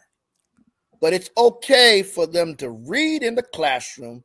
Let the kids be given curriculum at second grade and above. Yeah. That type of nasty stuff is worse than any magazine I read when I was a kid. Okay? Excuse me. I had to look It's not close. even just reading. Yeah. Some of them are graphic novels. They're Ooh, pictures. they're They're nasty. absolutely ridiculous. And I've spoken with the librarians around here, the library directors, and they claim, oh, we'll get lawsuits if we don't give them access to this. And I go, well, what about the computers? You have a firewall on the computer. I can't just walk up to the computer and start watching porn. And they go, well, actually, you can. You'll hit the firewall, but if you come up to the library desk and request access to the porn, we have to give it to you. And as long as you're not doing anything sexual, if all you're doing is viewing the content, you are legally allowed to watch it, which is nuts. Are they going to give you because handy wipes as well? Yeah, because if you're reacting to the porn, then that violates library conduct. But if you're just viewing the content, then that is protected, apparently. But yeah, libraries, museums, schools are exempt from the obscenity laws that Oregon has. So, if I showed a 12-year-old some nude photos, I'd be arrested. But if I was a librarian and showing those photos to him or her in a library, then I would not be arrested. And that's insane. It's ridiculous. If it's obscene, it's obscene. I mean, I could understand artwork, right? Like in a museum. If I wanted to distribute pornography to children, all I would have to do is become a teacher or a librarian or go to a curator at a museum, right? Is that what I'd have to do to give porn to kids? You could legally do it. Yep. Wow. And if you wanted to molest your students, you would be able to be hired at Southwestern Oregon Community College, because that is what they do. They hire sex offenders who molested their students. That's what our community college does. So you can go right on up there to the Oregon McLaren up there in Woodburn. They had a doctor named Dr. Cold Hands that basically did that stuff, and yet they've only fired the director. Nobody went to jail. Isn't that coincidental? Oh, wow. Yeah. Dr. Cold Hands. Dr. Cold Hands. I shouldn't have laughed at that. I apologize, because it was funny, but damn, that's sick. Why do we in Oregon is rated number 1 for these pedophiles, and we're also number 1 for this Marxist leanings, and it's and like I said, it's not even just Marxism, because they're mixing in socialism and fascism and all these other weird things to this government that has no rules, because it's always changing, and we're the ones who are supposed to keep up with the bullshit. And at any moment, just like what's happening now in Oregon, you're going to become illegal, and we're going to be fucking illegal for just what we own and have owned for about 20 years. I'm sure I've had a 30 round magazine. This is absolutely ludicrous. And if you speak up against it, it's misinformation. Right. Or and that's coming up too. They're going to be having a meeting at the library. What is that, next week, April 5th? I believe I think it's next Saturday. They're going to have a misinformation etiquette, or I don't know, a misinformation meeting where they explain to children and adults how to identify misinformation. And they have and ironically, they have a professor or some doctor who's a they them. And it's like, you've got the same people who say that there's misinformation out there, right? They're the same people that promote this gender dysphoria, right? Like if I say that I'm a woman, isn't that misinformation? I'm misinforming you about my biology. And these same people go around accusing others of misinformation. It's insane. And that's the whole point. The whole point is they make it as confusing as possible. They have everything that is just, it's like, okay, red is green, black is white, up is down, and they're essentially doing that to sow confusion, to make people annoyed, because that's, if you're confused, you can't think clearly. If you're not thinking clearly, you can't, you can't oppose them properly. And, and if you really want a great indicator of how bad our elections are. Just look at the laws they're trying to pass and look at the people we have in our legislature. I mean, Murky and Wyden, and who's the doctor who doesn't understand XX and XY chromosomes, Right. and is saying that, and I was like, she made some comment about the cruel chaos that, is making these transgender people so unhappy. And I'm like, the cruel chaos is somebody who says they're an MD, doesn't understand that there's an XX and an XY chromosome. There's males and females. And other than that, it's all dress up. Yep. And, and it's like, and not only that, but you're so blatantly misogynist that you think that that boys beating up girls in sports is okay. Yeah. So you can virtue signal. So you're virtue signaling on women getting beat up. So that just makes you a misogynist. And I'm like going, I question whoever gave you an MD degree, because if you don't understand the basics of biology, then why are you? Let me just add to that, and thank you. We just had a wonderful cabinet meeting, all aligned on certainly the effort to realign the government. But even at the U.S. Department of Agriculture, we've canceled a $300,000 contract educating on food justice for queer and transgender farmers in San Francisco. A similar contract we canceled in New York, again educating transgender and queer farmers on food justice and food equality. I'm not even sure what that means, but apparently the last administration wanted to put our taxpayer dollars towards that. We canceled a $600,000 contract out of Louisiana that was studying the menstrual cycles of transgender men, a $600,000 contract. We canceled another contract out of a university in the middle of the country that focused on getting more diversity, equity, and inclusion into our pest management industry. Again, these are nonsensical. It makes zero sense to use taxpayer dollars to fund these. I know these are just a few examples of the hundreds and hundreds that we have found. Hundreds and hundreds that we have found. Wow. Yeah. Wow. Yeah, there's we gobs. need that in Oregon government, and we wouldn't even need to pay property taxes, because what we would get back from the money we would save in our income taxes would be just immense. It would be immense. Wouldn't you agree, Chris? Oh, 100%. I mean, we were just talking the other day about urban renewal, closing down these urban renewal zones and returning the tax dollars to the people, to the taxing districts that it was originally intended to go towards. It's like you saw me in my commissioner race last year repeatedly say that there's wasteful spending, that there's spending going in one direction when it should be going in the other, like towards public safety, things that matter. And they criticized me like crazy. They called me a liar. They would, at almost every commissioner meeting, whether I was there or not, they would accuse me of lying to the people, that they have looked and looked and looked, and there's not a dime they can save. There's no misappropriated funds, nothing. And then all of a sudden, now they're going, wait a minute. We have $2.5 million sitting in an urban renewal bank account that we have never used, that we have no purpose for. And if we dissolve it, that $2.5 million goes out to all the taxing districts to be used for the originally intended purpose. And ongoing, every single year after that, the money goes back to those taxing districts. So what do you know? The county is able to find more money to fund our jail, which desperately needs it.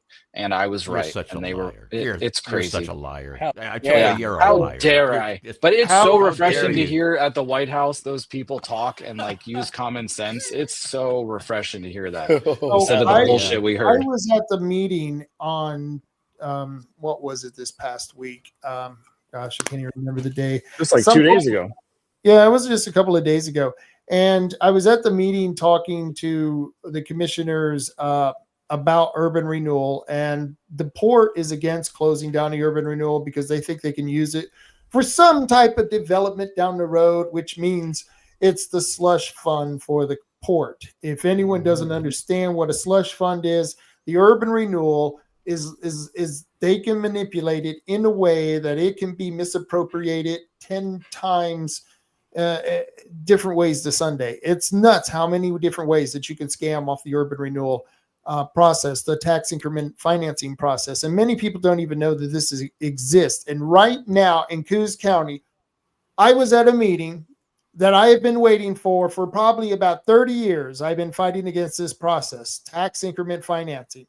And I have never seen an urban renewal agency close, and they're closing the county urban renewal agency against the will of the port and the port commissioners, against the will of David Milliron and Inglekey, because they want to dip into the slush fund.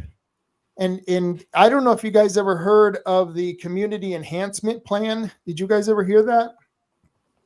Long time ago. Well, it sounds like a great way of laundering money. It is. Don't forget to mention Arnie Roblin, the CEO of the port, or whatever. Oh, like Greg Smith up in the Columbia River for $183,000 and $450,000 on top of that. Oh, Ronnie, you're good. You're good. Yes, Arnie is doing to us what he's doing to you guys. Isn't that funny how they just fuck us away, huh? No, lovely. I mean, let me get my yoga pants and get me a one-way ticket to France. Make sure it's rainbow on the way to hell. But nevertheless, this is what's wrong. This is why our base is going down. Yeah. They think using tech. I keep looking at the last elections, and I'm sorry to say that, but reality is this. I talked to over 5,300 people since 2021. Gas stations, rodeos, 19 counties, including going down your way for a couple of days before they had the reorganization meeting there to get rid of National Committee man and Bougie, who came out of my county. But make a long story short is that we got to be proactive. The seeds of defeatism is what the Marxists want. They want you to just go along to get along. Some of them may take a little sweet feed out of the trough, but they want you to, like a return lane on a cattle in a roping. They only want you to be guided by when they tell you or put a hot shot on you. They do not want you to be controlling your own destiny. That's why they're dumbing down our kids the last 15 years. How you go 32 years ago from number 5 on less than $6,000 a kid to where you're spending over $20,000 a kid and you're number 49th and 50th. When you got muddy ass Mississippi spending $7,000 a kid outdoing your kids on 5th grade, 8th grade reading, science, math, it's ridiculous. And they can do cursive. They don't want our kids to use the sign God gives you as your steel, not from the government. That's why old Ivory Turd Manning Jr. don't like me, because I know my history. And it's like throwing holy water on the devil. Yeah, I would demand that every child learn cursive, because the founding documents, all of them are written in cursive. And if they don't know how to read this stuff, are they just going to have to take it on the word of whoever can read those documents? You know how that's going to go over quite well. Oh, yeah, this is what it says. Yeah, this is what it says. It says you owe me $10. You owe me $10. That's what it says. Yeah. That's a lot. Can I address the comment on the screen? Sure. I love Nicole. Like, she's great. But we gotta stop. like every bit matters, Nicole, please. Every little time. It is only $52,000 a year if we close down the county urban renewal zone, but that's $52,000 more. Like right now, the Coos County Animal Shelter is begging for money because they're gonna have to start like euthanizing animals. They don't have enough money to continue their operations, and they're begging for money to fund a position, and that $52,000 could help. Now, I'd rather it go towards like law enforcement. Crime comes higher than animals. I'm sorry. Like, we have a crime crisis here in Coos County. Let me hold on. But every little bit matters. And I agree with both of you on this in this way, because we want the same thing. We want the same thing. We all want to close down the urban renewal agency. Rod wants to do that, and when he does that, we are going to say he did something that was historic, because 100%. I know this for a fact. Drew Farmer, he calls, I think it was the state treasurer, to find out what it takes to close down an urban renewal agency. Or is it the assessor? I don't know, one of those agencies. And they had told them, they told Drew Farmer that they had never closed down an urban renewal agency. It has never happened.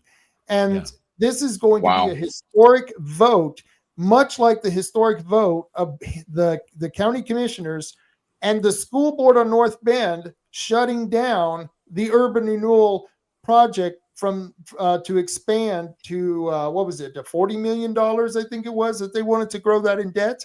It's and that ridiculous. also gives money back to the county as well. So that's two chunks of change we're getting. What I take offense to in the comment, and it's like a pet peeve, I think, is that it's like we need to be more optimistic. Every little bit matters. Like I fought last year during the budget hearings to get a $9,000, that's all it was, $9,000 line item removed from the budget. It was they were actually paying one of the budget committee members $9,000 to type up their newsletter, the Board of Commissioners newsletter every month. $9,000. That's crazy. So, and it's just a little bit. $9,000 is not going to fund our jail. Our jail needs like $1 million. We need probably 500,000 for more district attorneys or prosecutors. We need medical examiner money for them. Like there's a lot of stuff we need, and it's $9,000 isn't going to cover all of it, but we need to fight every little bit we can because we all work hard for this money. We work our damn asses off to pay these taxes, and we need to treat it like we all worked really hard for it. So that's my rant. That's my real rant. That was a good rant. That was a good rant because that's a good rant. I'm sitting here thinking exactly to myself, we just saved between those two votes that they just made on the county to vote against the North Bend Urban Renewal Project and to vote to close down they haven't voted to vote to close down the agency yet, but they're going to, they say.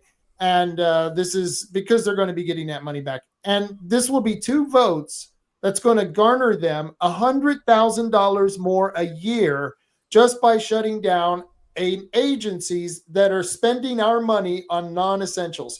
And we shouldn't be spending shit on non-essentials. 2 down, 5 to go. But here's what they're trying to do on the backside. That's why they have these two property tax bills to where they can have it go up 3% a year and then change it from assessed value to try to do it at full value, because the backdoor piggy bank on these two bills that they're proposing in the legislators. I will send it out the numbers, but nevertheless, go on Oregon Citizens Lobby. It points it out. But overall, they're losing money. Trump's going to cut off at least $20 billion. Keep in mind, last biennium budget was $127 billion, not counting the extra of $10 billion they spent for firefighting and everything else. And in the process, 83% of that money is federal money. So $80 million out of 120 is federal. Okay? How are they going to make that money back? They're going to try to get it from the property owners. They're going to try to increasingly charge more money than the law allows. But overall, the ultimate goal is they don't want you to own nothing, just like Klaus Schwab says. They don't want you to have transportation. That's why they want to do this Green New scam.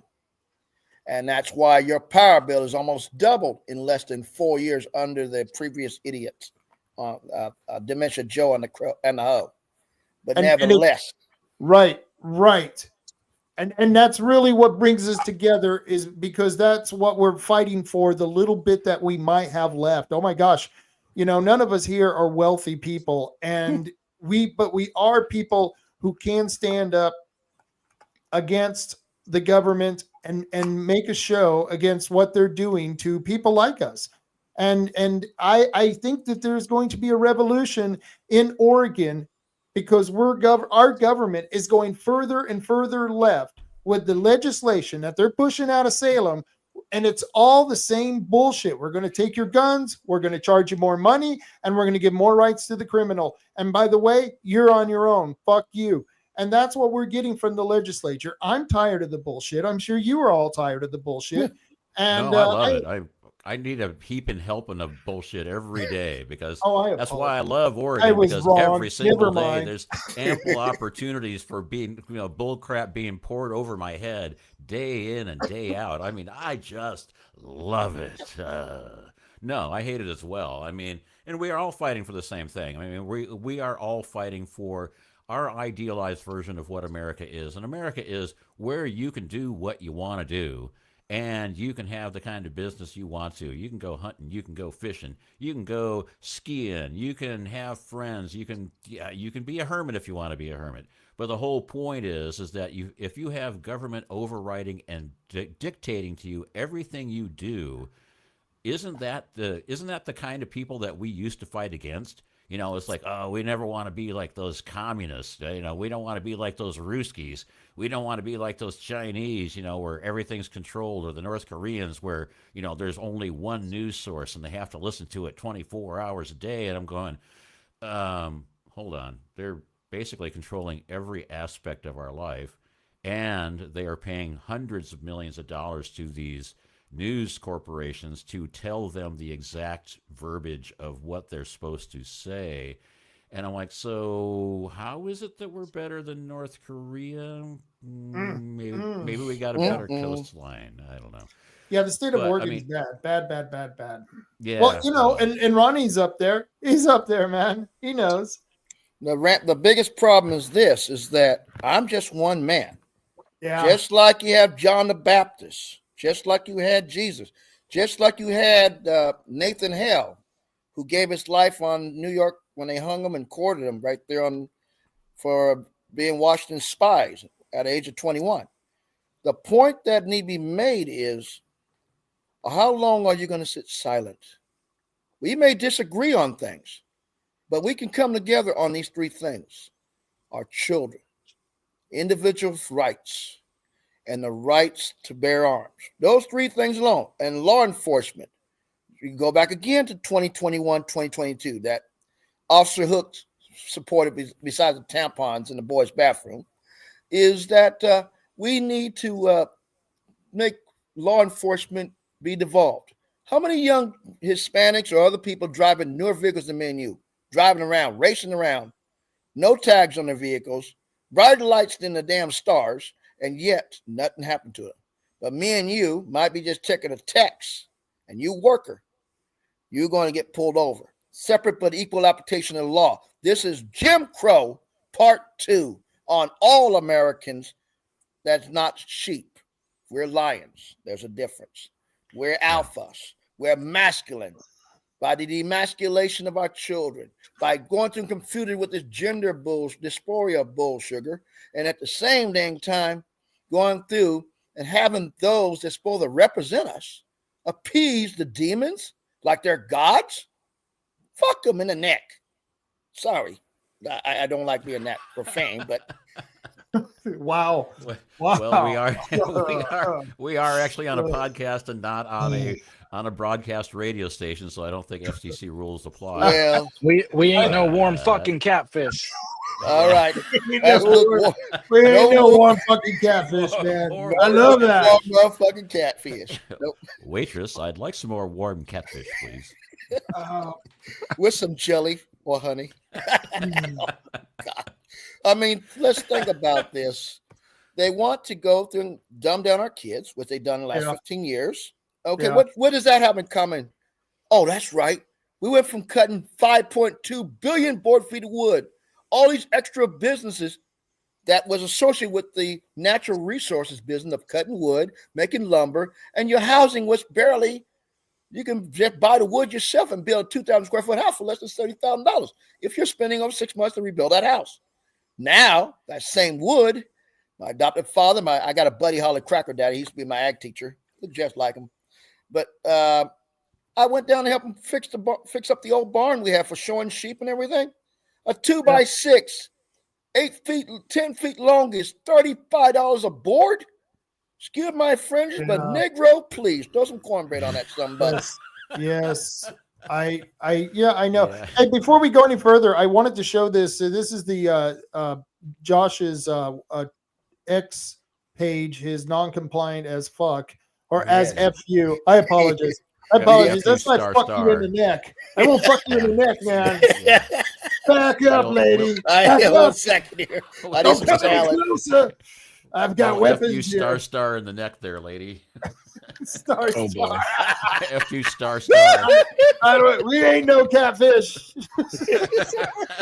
No lukewarm catfish, mofo. No Oh, lukewarm man. catfish. You ain't catching me. No. I don't mind some warm biscuits. Oh, boy. Man. Gravy with the sausage. Oh my. Yeah, I told you the Southern would come out the more I drank. It's Oh, Lord. but so that was why. Let me get this off there. Yeah.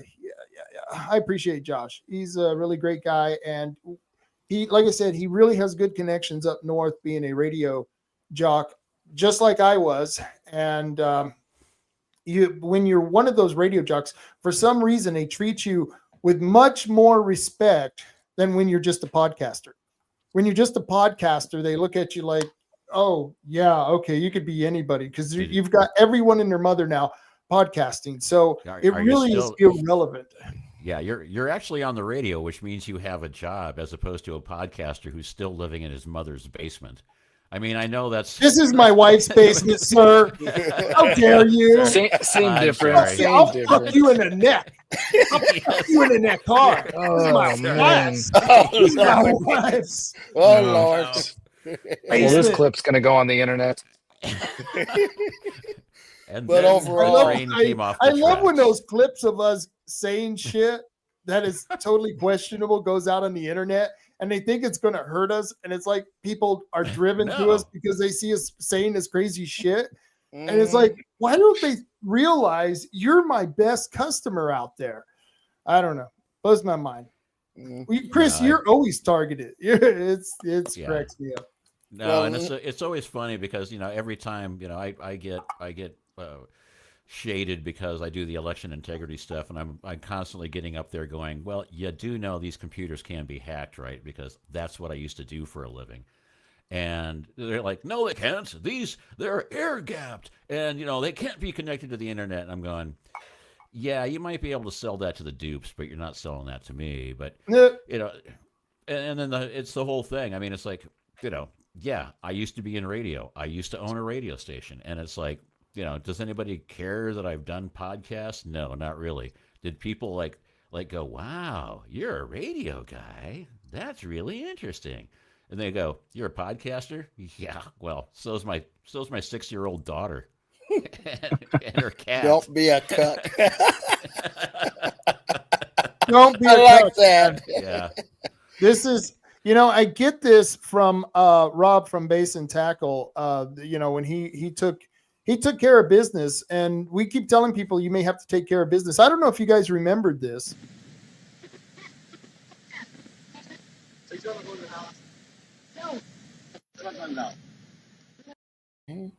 It didn't play. Okay, how about this?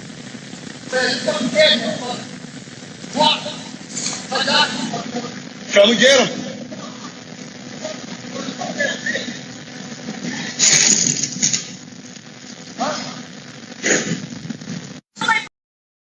That was Rob from Base and Tackle, and he took back some bikes that some dirtbag derelicts, drug addicted pieces of crap stole from some kids. He took back some bikes, and he did it. They threw the bikes at him. They used them as weapons. Threw it back at him. And he what? They were throwing the bikes at him like as a weapon, and that's why he took them from him. Well, and they were stealing his isn't mail. that the same thing? He took them from him. Yeah. No, the thieves. They were the first video. They were stealing his mail. It cut off. Right. But they were stealing his mail. Rob comes out after him with an axe handle, and they threw their own bikes at Rob to try and get away. So he took them because they were a weapon. Let me show that video again. Okay. Let me.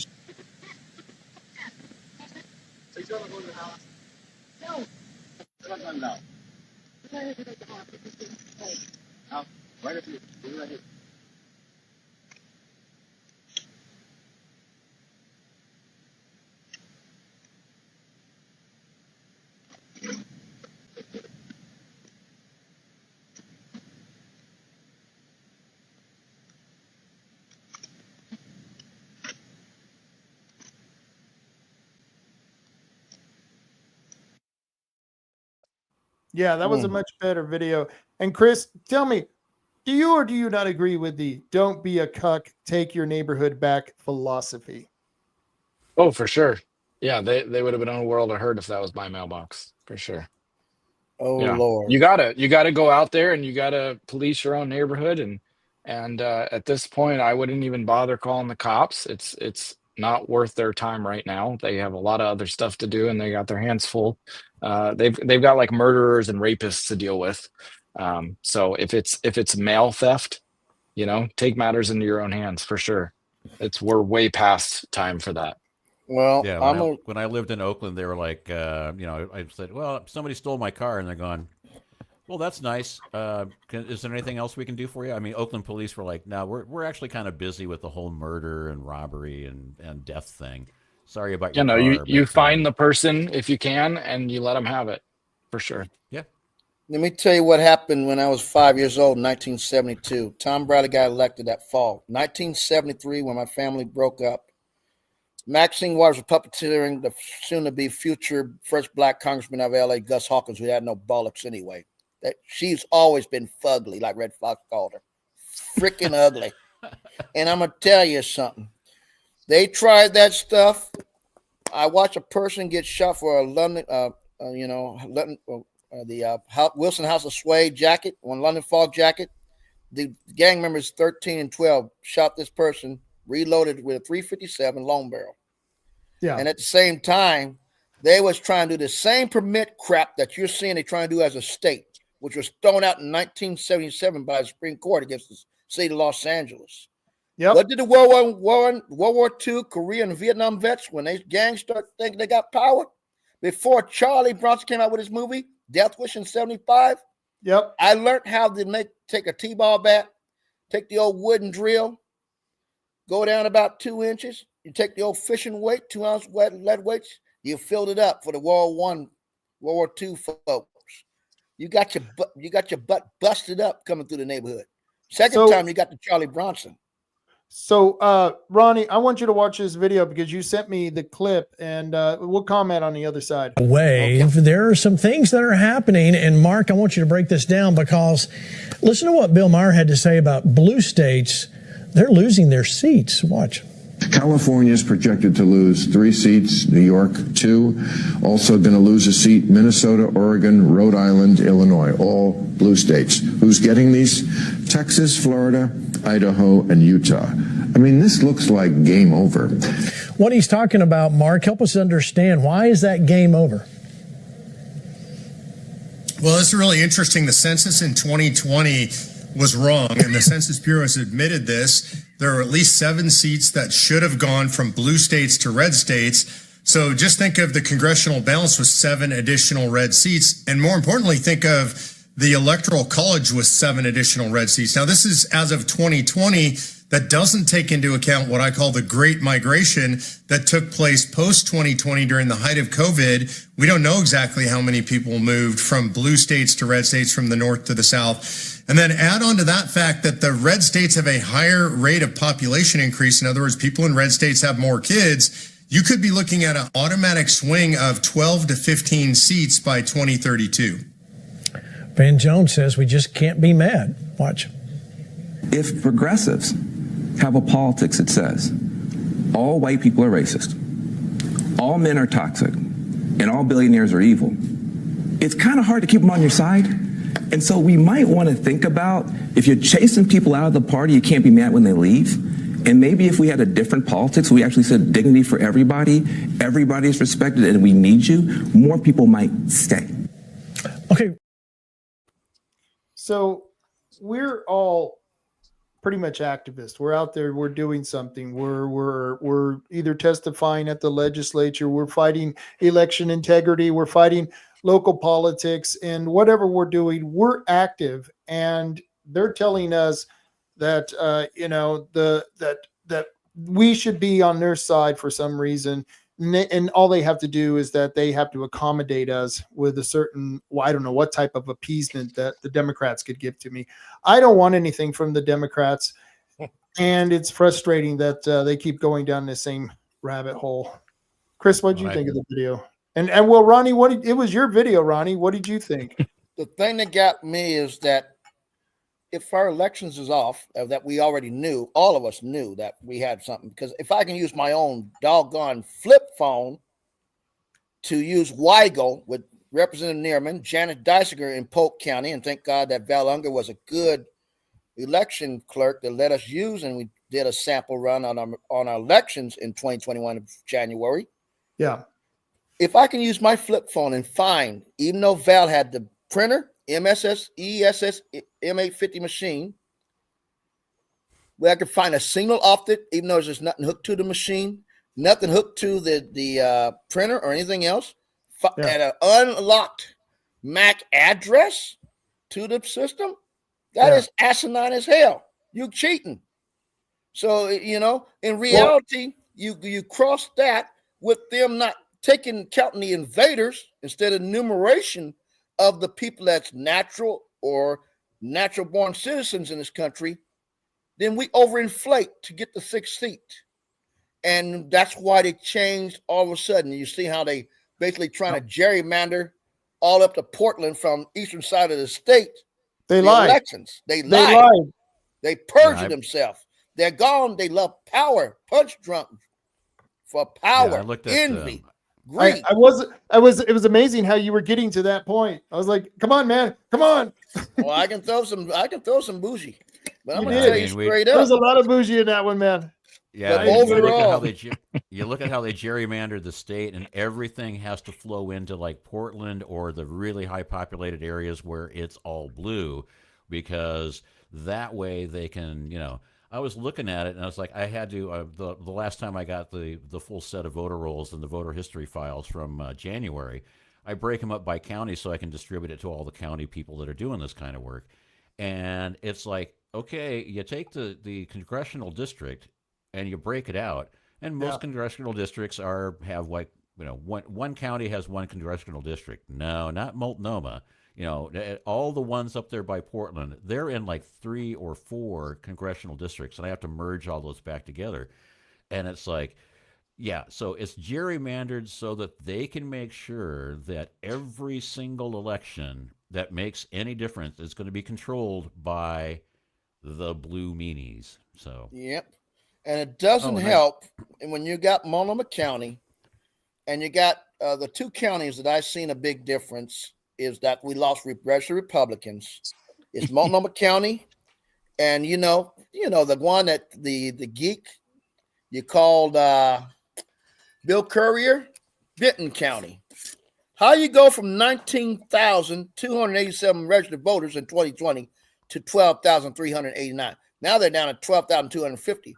And that's why when I met Mr. Castleman, I had to crucify that delegate, because he was blowing more corn smoke bull sugar than that damn 12,000 meg power plant in Centralia Mount, Washington, making coal and making clean power. Now, here's one last thing I'm going to throw at you. With these power rates, they always want to say we need to be environmental. They got Bill right now, I forgot the number, where they want them to tell the people that own apartments that you need to put AC in everything. Now, here's the question. If you're trying to use solar, wind power or anything else, and claim that we got enough power, we lost over 8,000 megs of power in the state of Oregon alone. Oh, good Lord. She is fugly. Good God. You try to mess up. That's a drink off the bat. Hold on a second here. I just wanted to throw that in there. Too early. I didn't mean to push that. It just popped up.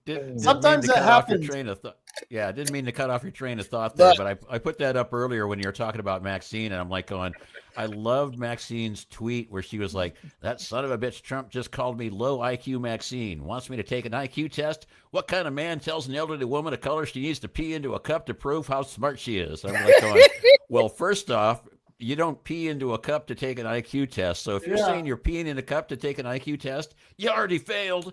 And then look how she spelled impeach. I-N. Impeach. Impeach. So is she playing with the peach? I don't know. Oh man. She doesn't even live in her district. I mean, no, she does not. She lives in Huntington Park. Yeah. That's 5 miles outside her district. The reason nobody wants to challenge her because they're worried about what's on the outside of her skin instead of equal application of the law. If you're breaking the law, don't matter what color, you should be prosecuted for it. And this hoe need to go straight up. No, You're right. She's got actually, a total stronghold in her district, like a lot of them do. I'm sorry, Marty. No, she has a lot of thugs that make sure that she will keep getting reelected. Yeah. It was the ex-Navy guy that was running against her, and she did all these smear campaigns about how he was kicked out of the Navy, and and how he was discharged, and it was all lies. And so he had to go to court, and then every time she would send thugs to his campaign headquarters and bust him up all the time, and was harassing and intimidating all the people that were working on his campaign. I mean, and so if she can take on an ex-Navy guy and basically ruin his campaign, well, exactly why she's still in office. And she pays her daughter, I think it's like $1 million a year, to send out newsletters for her campaigns. Yeah. So money laundering. Oh, wow. She does a lot of that. Oh yeah, they only pay $9,000 here in Coos County for that. Oh, I know. That's $9,000. Hey, why don't you tell everyone the story about what came out today with the Devereaux Center and their latest tax filing. It's a beautiful story, and I think you could tell it quite well. Go ahead. Well, you look at their tax filing from last year, and they're not a government organization. They're an NGO. They're a nonprofit. So you can't see everything. You can't see how much their CEO is making and things like that. But in 1 year, they increased their revenue by 50%, and they doubled their salaries and their total salary. I don't know if their individual salaries were doubled, but they doubled the amount they were dishing out for salaries, and they ran $181,000 surplus. They made a profit and saved $181,000 revenue over expenses. But yet they asked Coos County to pay, I think it was $32,000 to build a fence to hide the homeless people on their property. Yes, I mean, it's and a fence that blew down in the first windstorm of the year. You do know they fell over. They also had security for that fence. They paid for security to watch that fence during construction, and it cost like what, $38,000? You said? It was something, 30 some $1,000. They asked for taxpayer funds to fund a fence and security, and they ran a surplus, $181,000 surplus, and they're asking taxpayers for money. That's bullshit. Yeah, I'm like going, okay, so you're running a surplus, but you got your tin cup out going, please give me more tax money. Now, and that's after doubling their salaries. Yeah, are they a 501c3 or a C4? Or are they not that at all? Because, you're over my head now. I don't know. Basically, what you can do is you can be a 501c3, which means you're a charitable organization, and people that donate money to you can write them off on their taxes. I think so. So if you're a 501c3, I can get the IRS 990 form that shows where their money comes from, where their money goes, and everybody who's on the board, how much they get paid. Well, and Jeff just reminded me that Commissioner Drew Farmer was being paid $60 or $70 an hour as a consultant to work for them. Yep. Yeah. Well, it was prior to him being a commissioner. He's now commissioner, and he swears he's not a consultant for them. But he claimed that was his on a fence that didn't last 6 months. Isn't that hilarious? And that was essentially the gist of his entire consultation with them, right? I mean, that's really all he consulted with them on is, you guys, well, he put the maps, remember? He had them post the maps of where you can camp in Coos Bay. He posted them on the fence, and then it went viral on social media, and they came down because people were mad. Like, why the hell would you tell them to camp in my neighborhood? Why? And he's like, I'm just informing people. What a knucklehead. No, you Well, need you to just have change- laws saying you can't camp in neighborhoods, you can't camp in our parks, you can't camp on our sidewalks. I'm sorry, you're going to have to go to the designated areas that we give you if we give it to you. And I'm sure there's places that will give it to people. I'm just one of those. I think it's, tough love. I think we need to force people to take responsibility, because responsibility is the only way they're going to learn. And, it's Well, just like, frustrating. here's a concept. There's this place where you're allowed to camp, and it's called a campground. And we have them. We have them That all is over the true. country. I mean, We it's like do. this concept of allowing them to camp for free in the parks and on sidewalks. It's like, it's so Crazy. stupid. There are campgrounds if you want to pitch a tent. Go pitch a tent. You just have to Get get a a fucking job. Yeah, thank Damn you. right. And Well, then you I can look pay at it from the pay standpoint to of camp. if he's putting up maps on the fences of the Devereaux Center where they can camp, why didn't anybody just go up and change all the maps to, and you can camp in Drew's front yard? There you go, man. That's technically, what you do. I think it was in his neighborhood, but yeah, that man, Drew, you got to love him. Out of the kindness of his heart, he allowed them to pay him to consult for them. Out of the kindness of his heart. Oh, he's such a good man. He cares about the community. Don't beat up on Drew too much. We need him for the urban renewal thing. Doesn't that suck? It really sucks. And I don't do that. Don't beat up on him too hard, man. Don't beat up on him too hard. No. I know, and I think like that too, man. Screw it. Fuck you. Do your damn job. Don't give me any lip. Just do what I tell you. I'm your boss. You either do it for the right reasons or you don't do it at all. Don't do it at all. And that's the attitude we always got to take. And you're absolutely right. I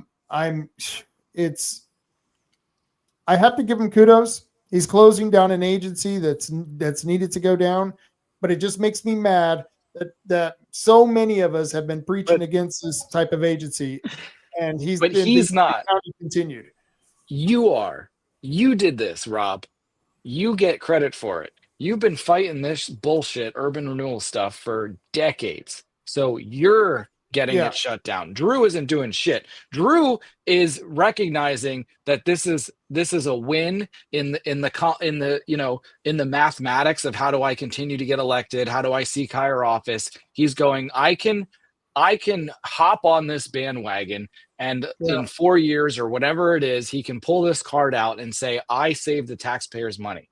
He doesn't give a shit what this actually means for the community other than what it means for his resume. And that's it. Well, otherwise, he would have done it already. Coos Bay has 2 of the largest urban renewal areas in our county. And he was on the city council for 8 years and didn't say a word, not one word about it.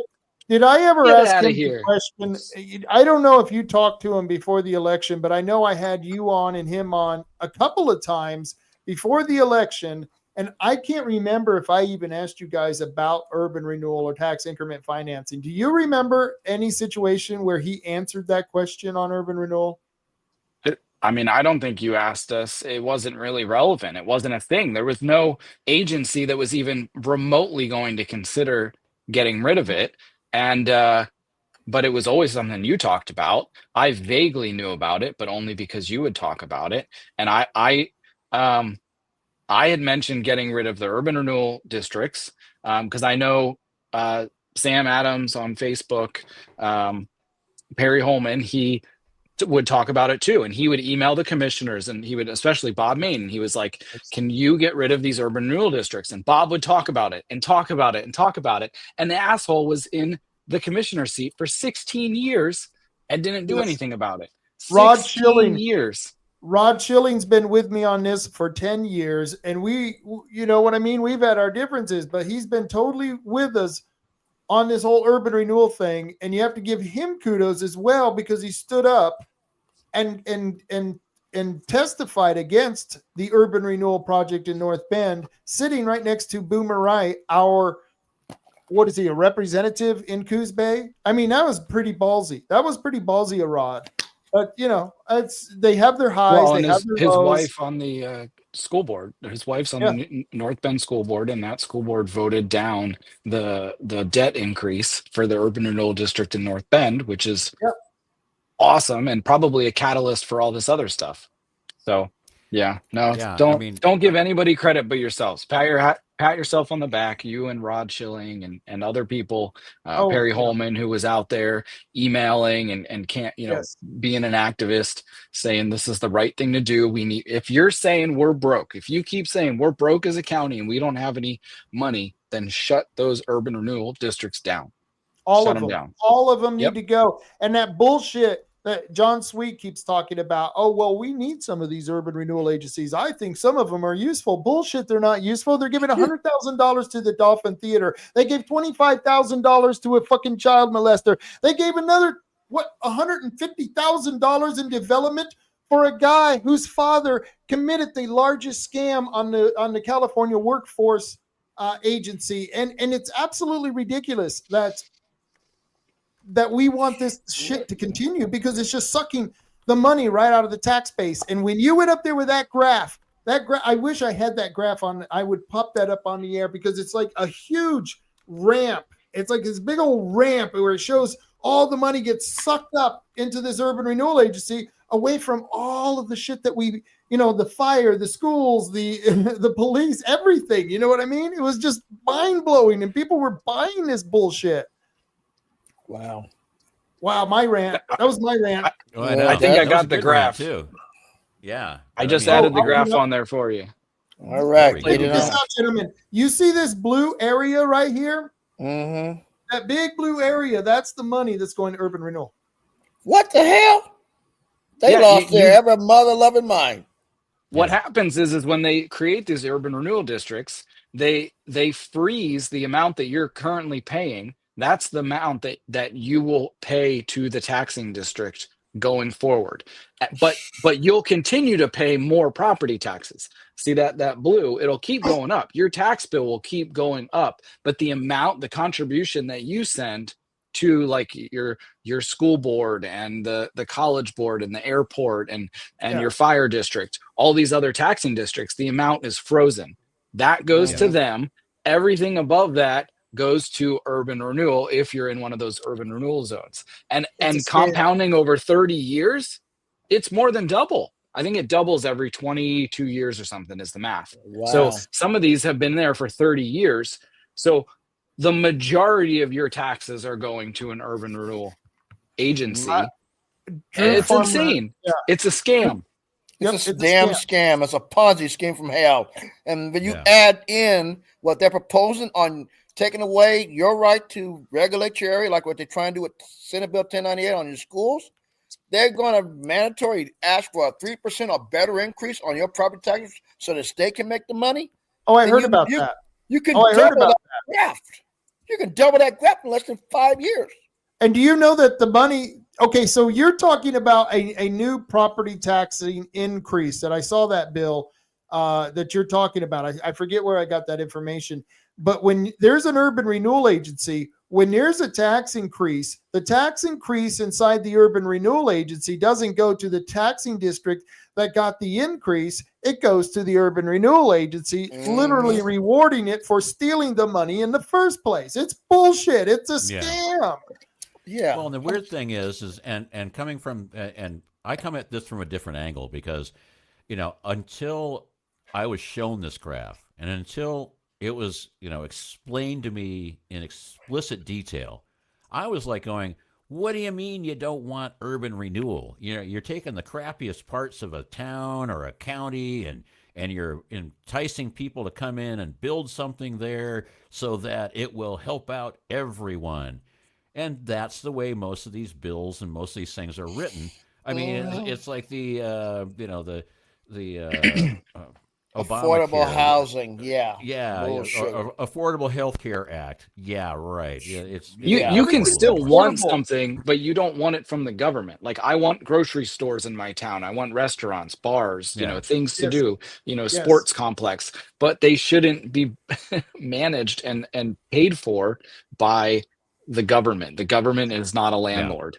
And that's what they're doing. They're taking this money that was originally, it was supposed to be like lampposts, sidewalks. Like it was supposed to be urban improvement. No. You know what the original intent of urban renewal was? To remove blight. That's all it was supposed to do, was to remove demolished buildings that the developers didn't want to buy it unless the land was removed. It was removed off the land. Yeah. Yeah. And now they're buying buildings and they're upgrading them and keeping them and then becoming landlords. Landlords. They're making a lot of money on it, on our backs. And they don't pay into the pie. Like if you lease a building or own a building, you got to pay into the tax pie. They don't. Government don't pay for shit. And there's all kinds of ways that you can scam off an urban renewal agency. Now, you can take an urban renewal agency money and you can, let's say you're the city manager. You can go out there and you can take property that's owned by the city, and you can take urban renewal money and spend $2 million, $2 million to develop that land. You develop that land, and which is owned by the city, but yet is being developed by the urban renewal agency.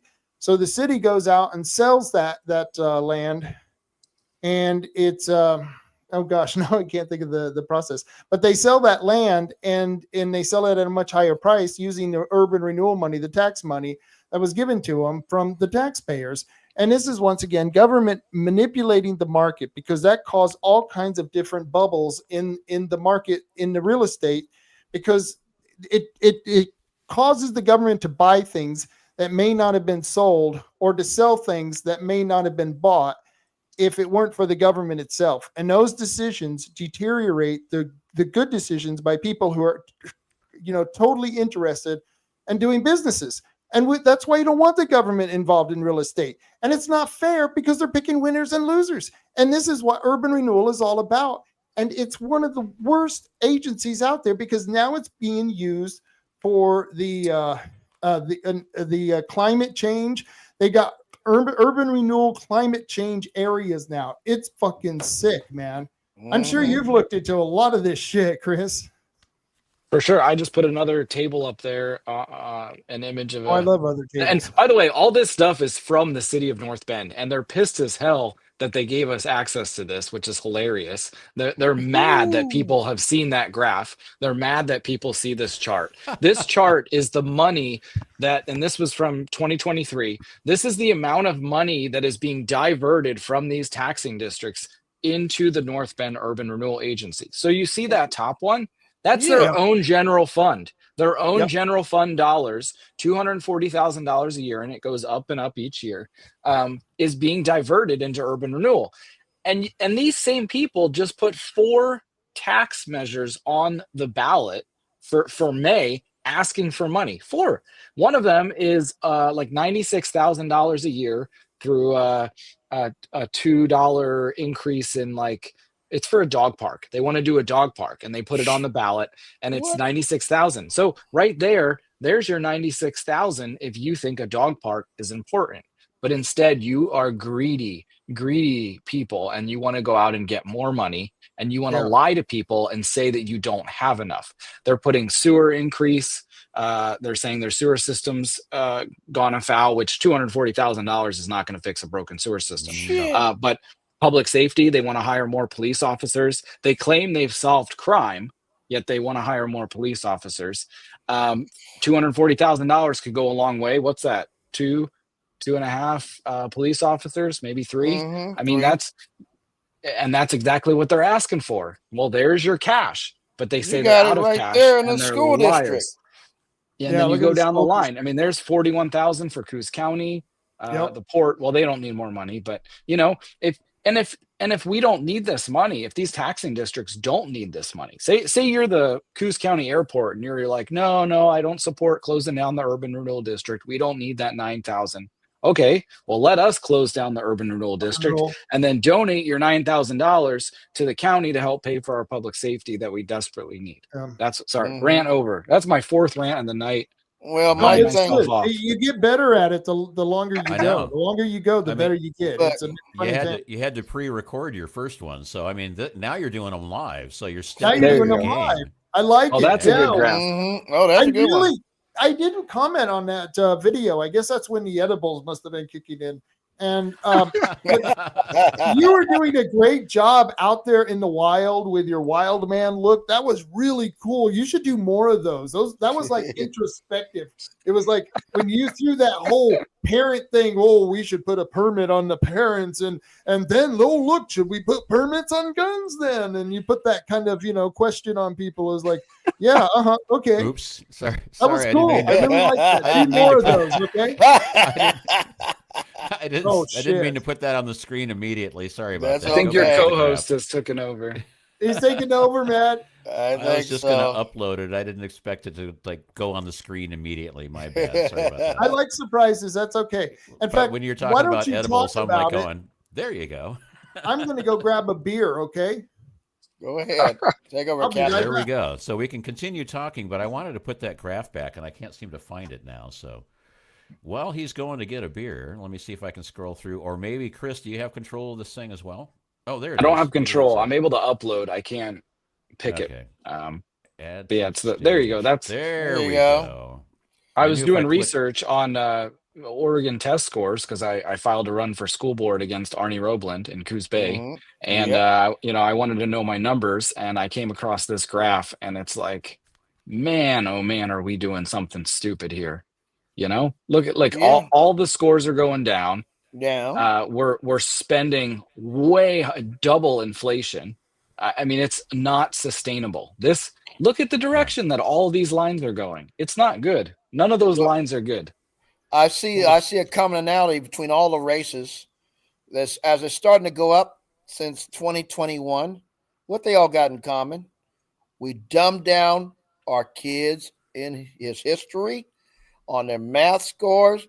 Oh, you can make it, baby. We'll give you a pass. Everybody get a participation trophy bullshit. Yeah, everybody gets a gold star. I got to correct you though, Ronnie. That's not going up. That little blip at the end, that's like you're walking down a flat sidewalk and then you hit the handicap ramp and you go up a tiny little bit. Like we took like 4 steps backwards and 1 step, maybe back in the right direction, but we're not anywhere near where we need to be. No, but the point is that the spending is off the charts. Crazy. That money, if you were to stop it at 2018 and maintain that spending, hold their parents accountable on their damn kids, bring back the ass whooping, bring back you want to be rude in the classroom, you're going to put your nose against a chalkboard, you're going to chew gum in the classroom, put the gum on the chalkboard and put your nose against it, go through and stick a hammer, here's a hammer, or give them a 2x4 that's 3 feet wide, hold it out in front for 10 minutes, and you're going to say, yes, sir, no, sir, may I please? Have the girls clean the boys' bathroom, have the boys clean the girls' bathroom, pick up the trash, learn how to pull weeds, the nefarious weeds. Wait a minute. That was a great idea. He's putting the wrong genders in the bathroom. No, that's a great idea. That's what they did when I went to Sequoia Junior High School. That sounds like a great idea. Have the girls clean the boys' bathroom and have the boys clean the girls' bathroom. Don't have any of that transgender bullshit, but it's good that you could have the two clean for each other. I think that's a damn good idea. That's psychological. You've got to take care of each other kind of bullshit you're playing on them. That's right. You know what I mean? That's what I grew up in Fontana. It might have been the Western headquarters for the KKK, but you know something? Compared to James Ivory Turd Manning Jr., I didn't tell y'all. 4 weeks ago, they had that hearing for ed deals for the China not to buy our lands and stuff. Yeah. That's the Natural Resources, Veteran Affairs, and World Affairs Committee that Ivory Turd runs. But make a long story short, he pulled me outside, said he didn't like my hat. Yeah, but you can have a vagina hat. You can have a BL. Who told you that? Wait, whoa. Who told you this? Senator James Ivory Turd Manning Jr. Oh, fuck him. In the neck. In the neck. Fuck him in the neck. I'm going to tell you what. This is what fuck to me. I'll fuck you in the neck, man. This is the last hat my father saw me have before she died in 2020. It was a Trump hat. And I got this hat, and I'm very proud to say I got it in D.C. And if you know something, when I went to D.C. off of 6th and Constitution Avenue, I got an 8th and Constitution Avenue, I had 8 different people pray over me.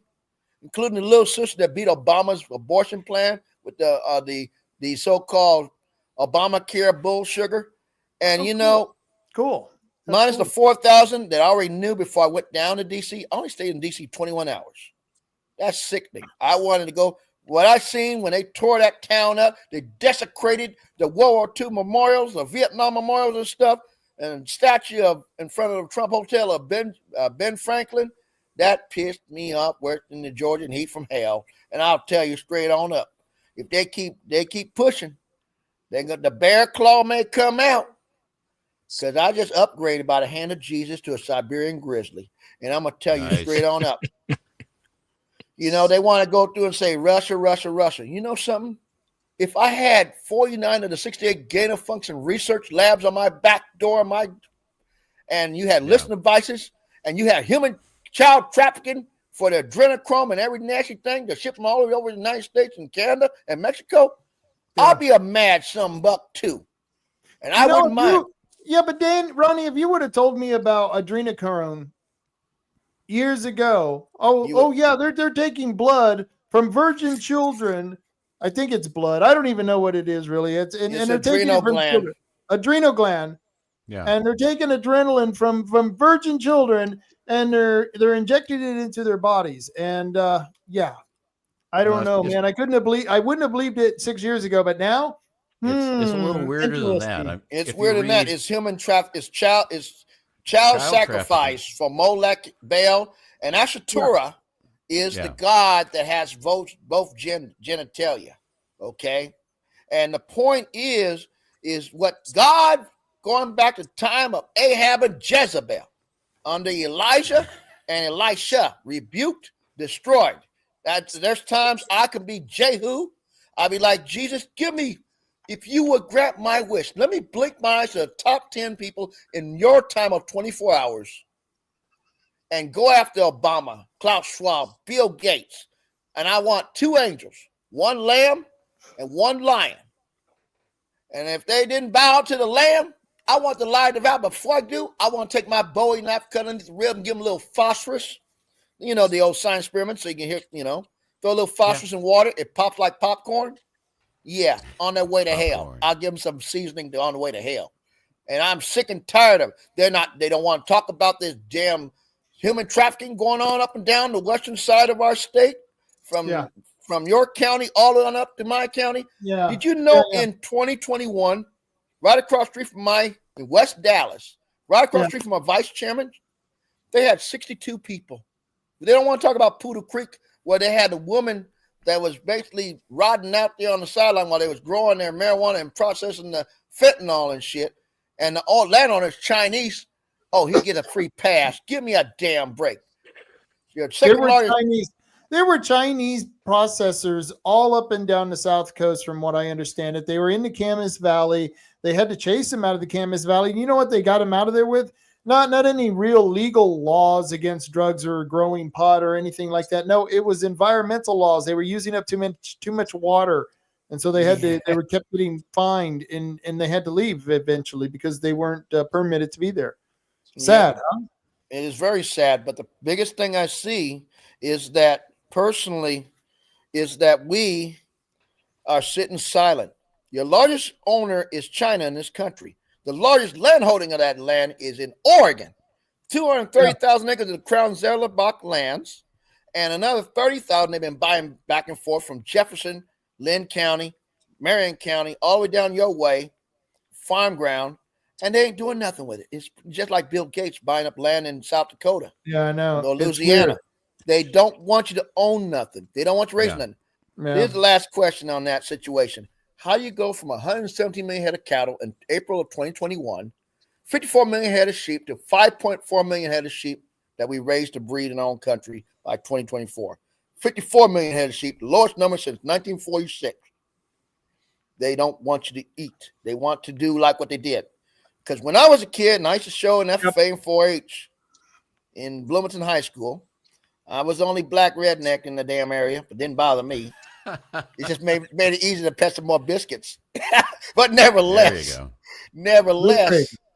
got to pet the kitty once in a while, Oh, exercise. But overall is that in that process, your largest shipper of sheep at that time period to the United States was France, Spain, and Portugal, and some from Switzerland. How come your largest meat producer now in Western Europe, we're not talking about Eastern Europe, is in no bigger than the Willamette and the Umpqua Valley, Holland? Think about that.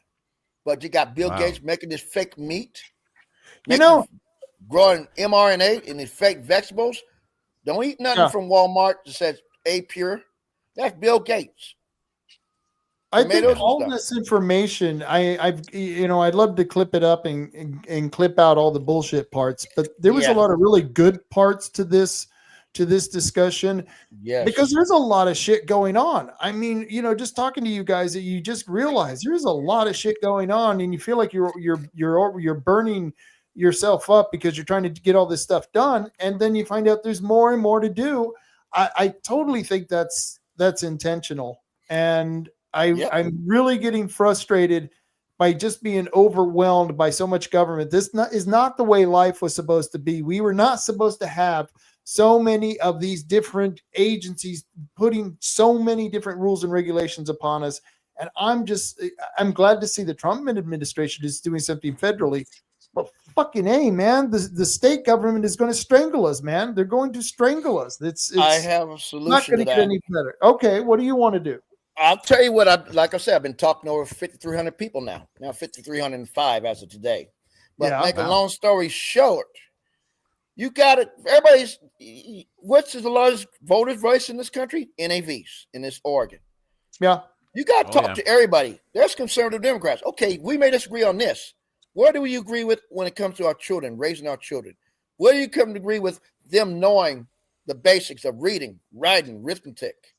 Where do you come against of owning to have your right to on your property, to have a salon, a beauty shop, raising cattle, raising sheep, growing wheat and everything? Those three. What about law enforcement that you're paying extra tax money for, and yet they can't do their job because they're handcuffed, like in LA in 1973? And then all of a sudden, you got to go through and get the old mix of lady heroin with some talcum powder, or you can see Speedy Bo with the LSD, and all of a sudden it was a bad drug deal, and they just moved it along. That's how the 7 precinct of LA did it. They knew. But if people stood up privately in your neighborhoods, locally first, is how you're going to get change. So, Chris, that kind of takes me back to something you said that I wanted to talk to you about. You said don't call the cops because they're busy. And I'm of the impression that you should call the cops so that they continuously have to do this to the point where they're fed up of doing this. We're at totally different ends on this thought. I mean, explain to me why you were coming to your conclusion. Because I've asked them, I've tried to get them to get more involved politically. Why is it only up to us to go to speak at the commissioner meeting or the city council meeting and say that this is effing nuts? Why aren't the cops going? Why aren't they going in whole groups of them and saying, guys, enough is enough. You need to help us do our job better to protect this community. They're not doing that. And I think it's because they weeded out most of the people that would stand up. They weeded out the good ones that because they weeded themselves out. They said, this is insane. I'm not going to work for a police force with my hands tied. I can't protect my community like that. So the people that are left, they might be good natured, they might have their heart in the right place, but they've convinced themselves that they're doing a good job and that they're doing the best job they can, and that's all they can do. And they're kind of like Eeyore, it just is what it is. You guys need to go and vote differently at the state level to fix everything. Like, this is the constant conversation you hear. Yeah. And that's why at this point, they're not going to help us. The law enforcement is only it's such a tiny little aspect of government right now. They've whittled it down to nothing, and essentially the only things they can handle are like murders and rape. Like the major violent crime is the only thing that they can handle right now. Everything else, handle it ourselves. Exactly. I ran into the same problem when I lived in Oakland. It's like Oakland was, they brought in like one of the best police police commissioners for the city of Oakland. This was a guy that like turned around some of the worst cities on the East Coast. And he came in and he tried to turn things around. And the city councilman and the mayor, who are all woke, basically, it's like going, oh, well, but we need to address police brutality and we need to address this and we need to address that. And it's like, no. What we need to do is we need to address the roots of crime going on here in town. And Yes. and finally he just said, okay, if you guys want to be woke and you want to be idiots about this, then I'm going to go find another job because I'm wasting all my time and effort fighting you guys as opposed to fighting real crime. And so it's similar to what Chris was saying. It's like, if their hands are tied all the time, they could be like the best police officers ever, but you have to get to the point where it's like, Hey everybody, I just submitted our initial sponsorship signatures to the Secretary of State today. We submitted around 1,400 signatures, and so we should get the approval to... I'm sorry, Marty. Keep going. No, okay. My thumb hit that, and I was like, I "Oh found shit." her much more interesting than Marty. Well, No and offense. she's way better looking than I am. Make no Oh, I'm mistake. sorry. Can I play I got a that? face I'm made for sorry. radio, man. I got a face made for radio. I But was yeah. putting my finger over there, and I think I even did that to you the last time too. I cut you off short. This new computer is really, really fast. It's really touchy, Yeah. and so Yeah, I did the same thing when I put up the no to weed JPEG. I was Yeah. like, I'm just going to put it in staging. Then it went right on the screen. I'm like, that was nice. see, You that's guys what need to hire an IT guy. Yeah, I something. know. I used to be an IT guy. We need to get somebody competent, not me. So Let me anyway, play that video.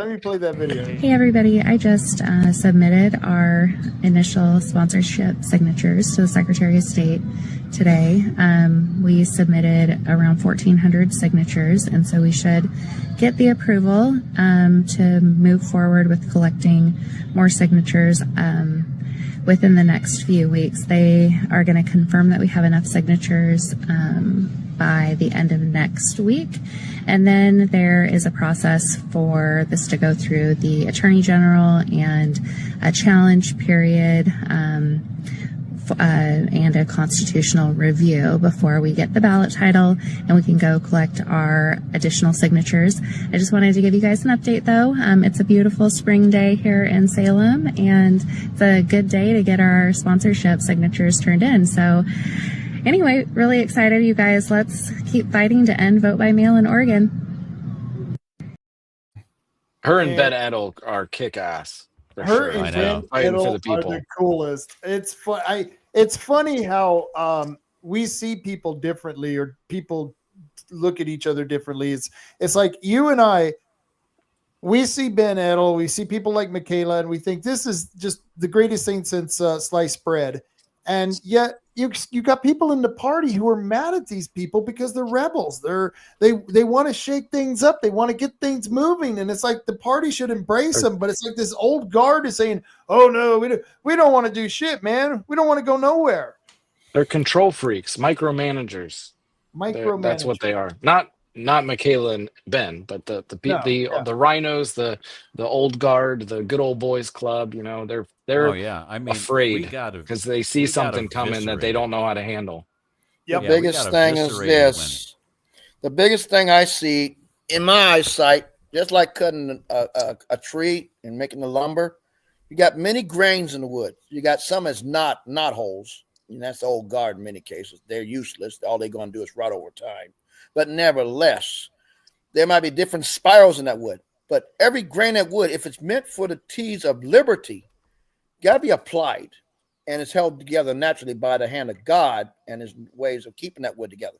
If we apply preservative on it, whether it's cottonseed oil or anything else, it will last even longer. The problem is I'm going to go backwards now to the cop situation down where you're at.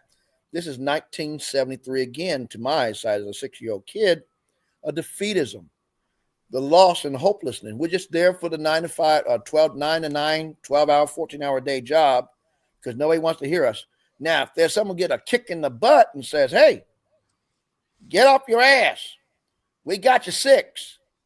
Go on and tell the commissioners, tell your city councilman, no more bull sugar. We work for the people, and we're going to listen to people. Otherwise, here's your result. And that's what some did in L.A. They had a police strike by 76 because they got tired. Yeah, totally. Hey, sure would be nice. It sure would be nice. I want to thank you guys so much for coming on the show.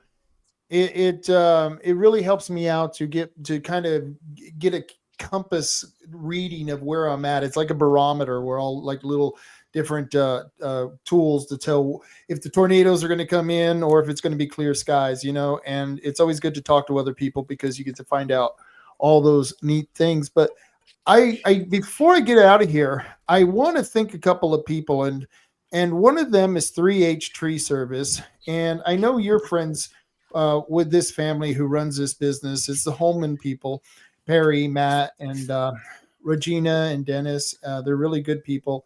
Don't forget Tony. And don't forget Tony. Don't forget and Tony. Wyatt. And Wyatt. Yeah, Wyatt. I should have Tony on here. Tony would be great, man. Tony would be great on here. You should have Wyatt on the show. He is turning into a damn good young man. He is a damn good young man. I watched him grow up, and I was just always impressed on his technological ability to take things apart and put them back together. It's I had friends like that. I could take it apart. It was that putting it back together bullshit that was really hard. But 3H Tree Service, they've been one of my sponsors, and I appreciate everything that they've done for me, because if it wasn't for them, it would have been a little bit more difficult for me to present this show, because there are a few costs to doing things like this. And I don't know, it's appreciative of what they're doing, and it helps me out with doing different things.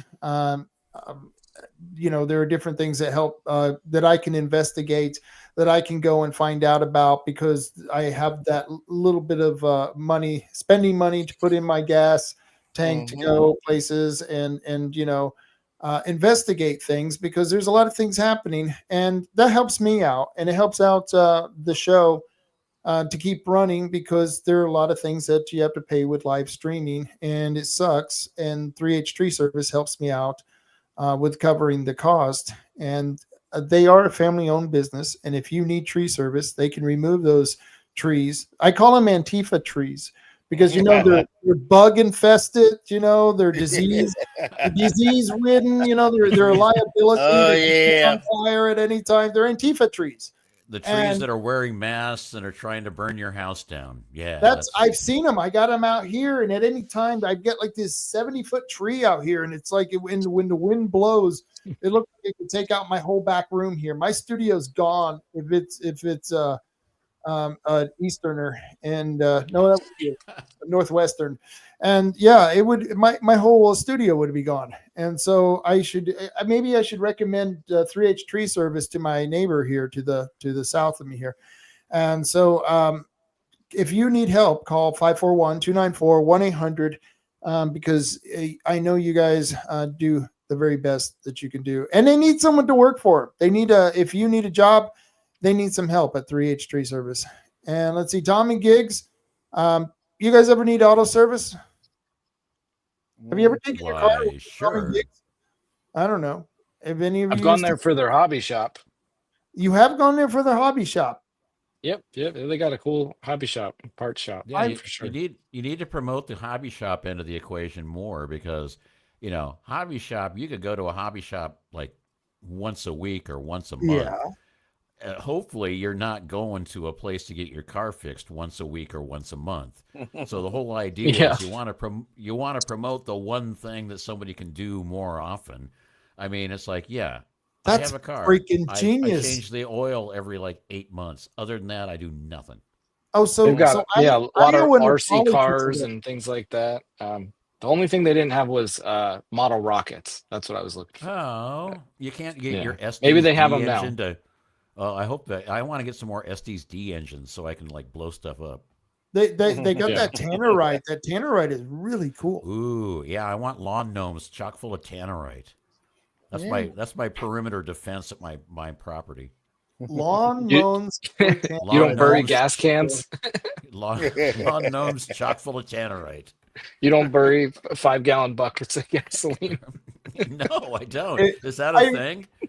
Yeah, you shoot them, they freaking blow up. I hope Tim and Shanna aren't watching. They're rolling over, hopefully laughing. Like going, oh no, they're shutting down our doors to our business. No, it's okay. It's funny. People will come tomorrow to buy new cars. I'll come tomorrow. Everyone, guys, we got to go get a remote control car at Tom and Gigs. They're over at. You remember when there was? Do you guys remember Radio Shack and stuff? You know, you go there, RC cars in the front. So we got one right here in Empire. Go if you've got kids, go to Tom and Gigs and check it out because they're not some cool stuff in there. They're not like the RC cars that I got. Like the ones I've got from. Okay, maybe 40 years ago.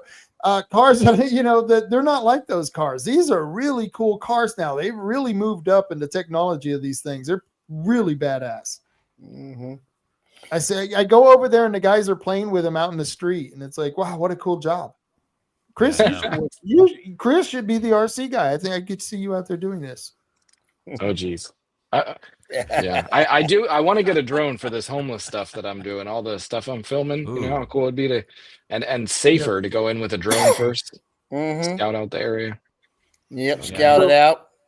I need to look into getting my 182, which is the FAA license for drone piloting. Drone piloting. There's a license for that? Yeah, if you're flying drones if you're flying drones that aren't like the little toy ones, you actually have to get an FAA license to do it. What the hell? Well, wait, what qualifies as not a toy one? Do I have a toy one or not? I didn't know size mattered in drone. Yeah, there we go. Yeah. Yeah, you've got a toy one. Yeah. Damn, I don't want to have the toy one. I want the illegal one, the big legal one. Yeah.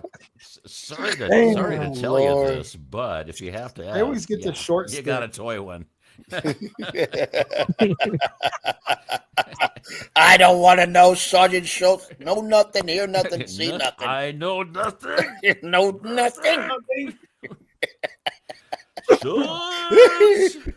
Yeah. But anyway, so the whole idea is if you're flying drones, where you need to know what aircraft rules are, so that you're not flying a drone that's going to get in the way of an airline flight or a temporary flight restriction or any other operations. Because normally, like when they're fighting fires and they're bringing in helicopters that are dropping water, they don't want some jackass with a drone getting in the way. So you have to know the rules and regulations of where you can and cannot fly a drone.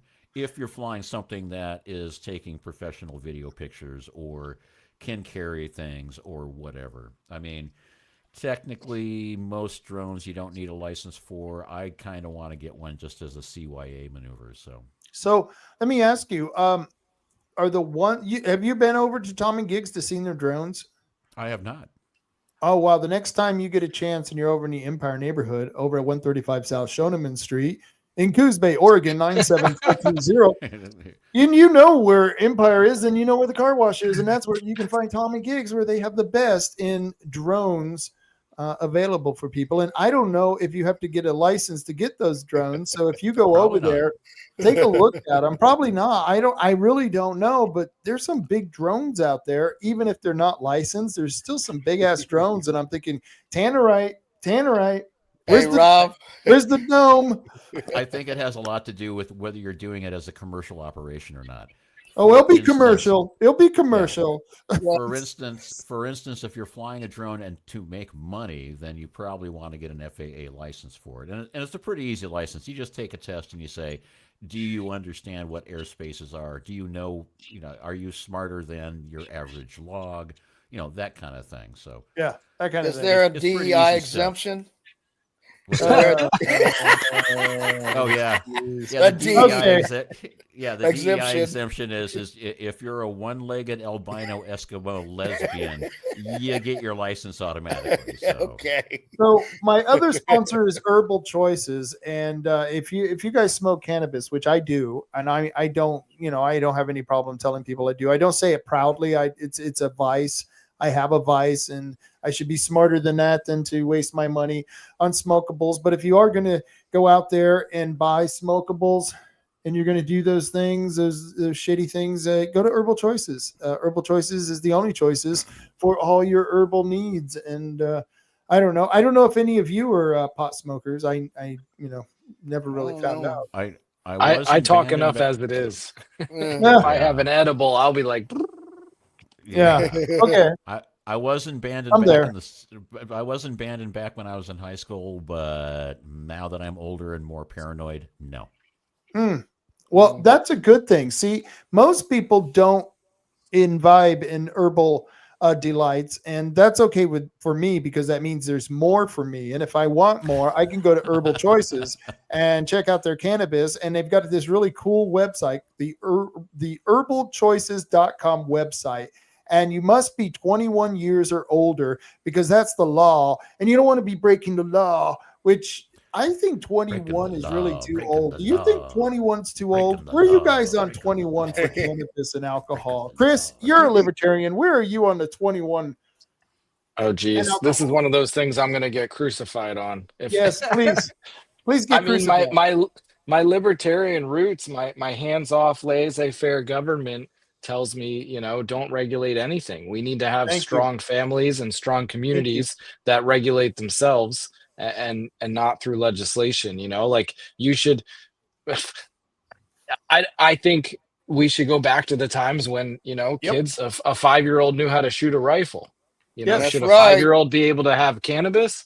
I don't know. That's not my choice because it's not my 5-year-old, right? Like it's not up to me. A government should not be involved in these decisions. It's stupid. It's an arbitrary number, 21 years old. I don't know. But I have a kid a neighborhood kid who works for me like once a week doing we're building a fence. We're building a fence for Carol Yardley, school board member. Anyways, oh nice. But anyway, he's telling me, he said he works at McDonald's and every single one of the kids he knows, he's 17, they all smoke pot. They all vape. I mean, that's not great. So no, the vaping, because anything about it's one thing. I mean, the first time I smoked Mary J is in Wyoming at Wyoming Tech. I had the second highest score at 43 out of 100 in the transmission class. So we all decided to have tequila and a little herb. And to me, what do you but like think a business Chris? like this Urban Choices business could say that we're not going to sell it to anyone under 25 years old. You know what I mean? Like businesses should be making those decisions. Parents should be making those decisions. It's not them making that decision. It's government forcing Herbal Choices to make that choice. And here's the other thing. Okay, there's two questions. If the store wants to, because you're a libertarian, you believe businesses can make their own choices. Well, if the store doesn't want to sell to someone who's 21 and under or someone who's 25 and under, isn't that their choice as well? Yes, it I is. think so. Yeah, it is. But you know what's sickening, my buddies, is that they got a bill. They got two bills, school bills. One of them says that the kid's going to be involved in how to figure your school budget. Okay. And another bill says, they can go ahead at 16 years old and be old enough to vote in the elections for the school board. Now, if they're old enough to do that, aren't they old enough? Like when my foster brothers went in the Navy or the Army at Fort Leonard Wood, Missouri at 16, 17 years old, or be old enough to work with the carpenters and started their own business by the time they was 18, 19, bought their own house at 13% interest in Upland, California, and had a family. The free will and free choice of those things from a biblical and historical U.S. standpoint until the Carter administration killed the bill where the kids couldn't go working at the truck stop during the summertime or work in urban areas of L.A. during the summertime because we was developing a work ethic. They got to get the job early. They got to see the job till its completion, whatever you're tasked with. I couldn't believe how many rules and regulations there were when my son wanted to go get employed. And I'm thinking we should be making these kids go to work. And, and I agree with Chris, there should be no limit on what age a kid should have drugs, but I don't think anyone should be giving drugs to their kid because, like Chris said, we should be encouraging strong families. And I know people out there are going, wow, that's wild and that's radical. But no, you know what we're doing? We're taking the most extreme. We're going to make you responsible for yourself because you're demanding your freedoms. Everyone out there who are in the streets, who are pumping this shit into their fucking arms, they're demanding their freedoms. And so, okay, you can have those fucking freedoms, but you got to take the responsibility for those freedoms. Don't ask for my money. Your bullshit. And don't ask for money. Don't bother me for shit. And don't get on my property. And don't get around my business. And don't tell me what to do because I'm not going to do it. Fuck you. I got my freedom too. Damn right. Rant. You Sorry, want Rant to do all that crap? You want to do all that crap? Do it on your own dime. Damn right. You make stupid choices. You want stupid prizes. Don't ask to get on contestant row on the Price is Right. Don't ask to spin the wheel, and don't ask to go to the damn showcase showdown. You make stupid choices. Get like my second father, Raymond Lamar Lindsay, was Master Sergeant. So say you got yourself in that shit. You better learn how to get yourself out of that shit. Out of that shit. Out of that shit. Exactly. That was the weirdest commercial for pot I have ever seen. That was cool. I'm going to ask for more money. I'm calling the James store. Going to kill you. But I think, you know what I do know about pot? My buddy Holly Crack Daddy is almost 80 years old. Yeah. And he started out with some of his good helpers, cooking up the leaf, mixing it with the coconut oil. And making a bomb. He's still moving around better than some of these kids in their 20s and 30s at 79 years old. Nice. Because of the medicine, the oil. And they don't talk about that. They don't want you to use old home remedies. They want you to use the newest stuff so they can kill you off even quicker. Oh yeah. I hear that all the time. And I think that's totally cool that people want to use alternative remedies. You know what I mean? Marty, go for it.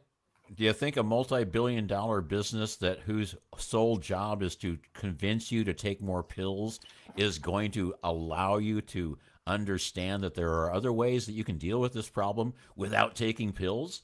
Who do you think pays for most of the advertising on all the news programs? It's the pharmaceutical companies. That's right. And why do you think they don't? Every single commercial is, hey, if you have erectile dysfunction problems, maybe you need Dixaflopin, because this will be, and it's like, and you're like, and by the way, the side effects are you're gonna die. Okay. Yeah, you're gonna be your worm won't jump up in the morning sunrise no more, mofo.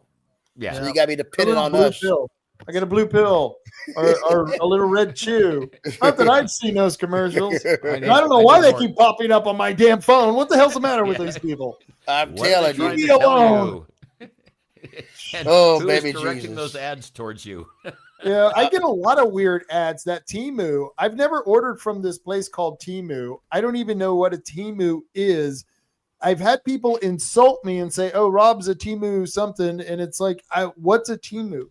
And I think it's cheap crap, I guess, from China or something like that. Yeah, it's basically like it's like the Walmart of China. So if you can think of the lowest of low of Walmart products, then you say Temu, and it's like, okay, these are Chinese knockoffs of Chinese knockoffs in China. Mm-hmm. I forgot to mention the stores, guys. Oh, Herbal Choices. I got to fulfill my contract here. There's a store in Charleston, a store in Coos Bay, a store in Bandon, a store in Reedsport, and a store in North Bend. And right now, I do believe they're running a sale on edibles. I won't tell you how I know that, but they're running. They got all kinds of wonderful flavors, and I had to throw that in there. That was part of the contract. Continue, gentlemen. Continue, Chris, please tell us. Yeah, Chris, come to me. I was promised edibles for being a part of this program. Damn it! Wow. It'll be in the mail. It'll be UPS. Can you even mail that? I bet that's regulated. Who cares? We're breaking the law. Damn it! We're gonna do one law. We're just gonna do the other laws. Breaking the law. Yeah, okay. You're going to have me doing that again. So, did you see that the Postmaster General for the United States Postal Service quit today? Hallelujah!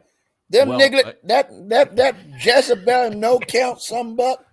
Look at the price of a damn P.O. box. They have raised the prices 4 times since 2022. Oh my goodness. And here's the situation. Okay, I got a P.O. box because they've been stealing my mail 32 years ago. So make a long story short is that how do you go from a little small box, no wider than your screen block here, and now it's up to $108 every 6 months?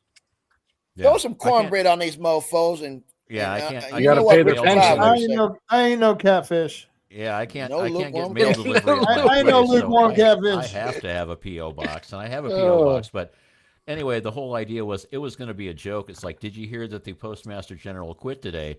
Actually, he quit when Trump was inaugurated, but the letter didn't get delivered until today. Oh, we were believing you. That's the problem. We actually believed you, man. Marty, you got us. Marty, you got me. Marty wouldn't lie to us. Oh, he's a brother from another mother. He's from the hood, baby. I can feel it. Yeah. Oh, that's freaking hilarious. Nobody that talks like that can obviously be lying. No. So, Chris, you and I had talked about this because we were talking about the library earlier.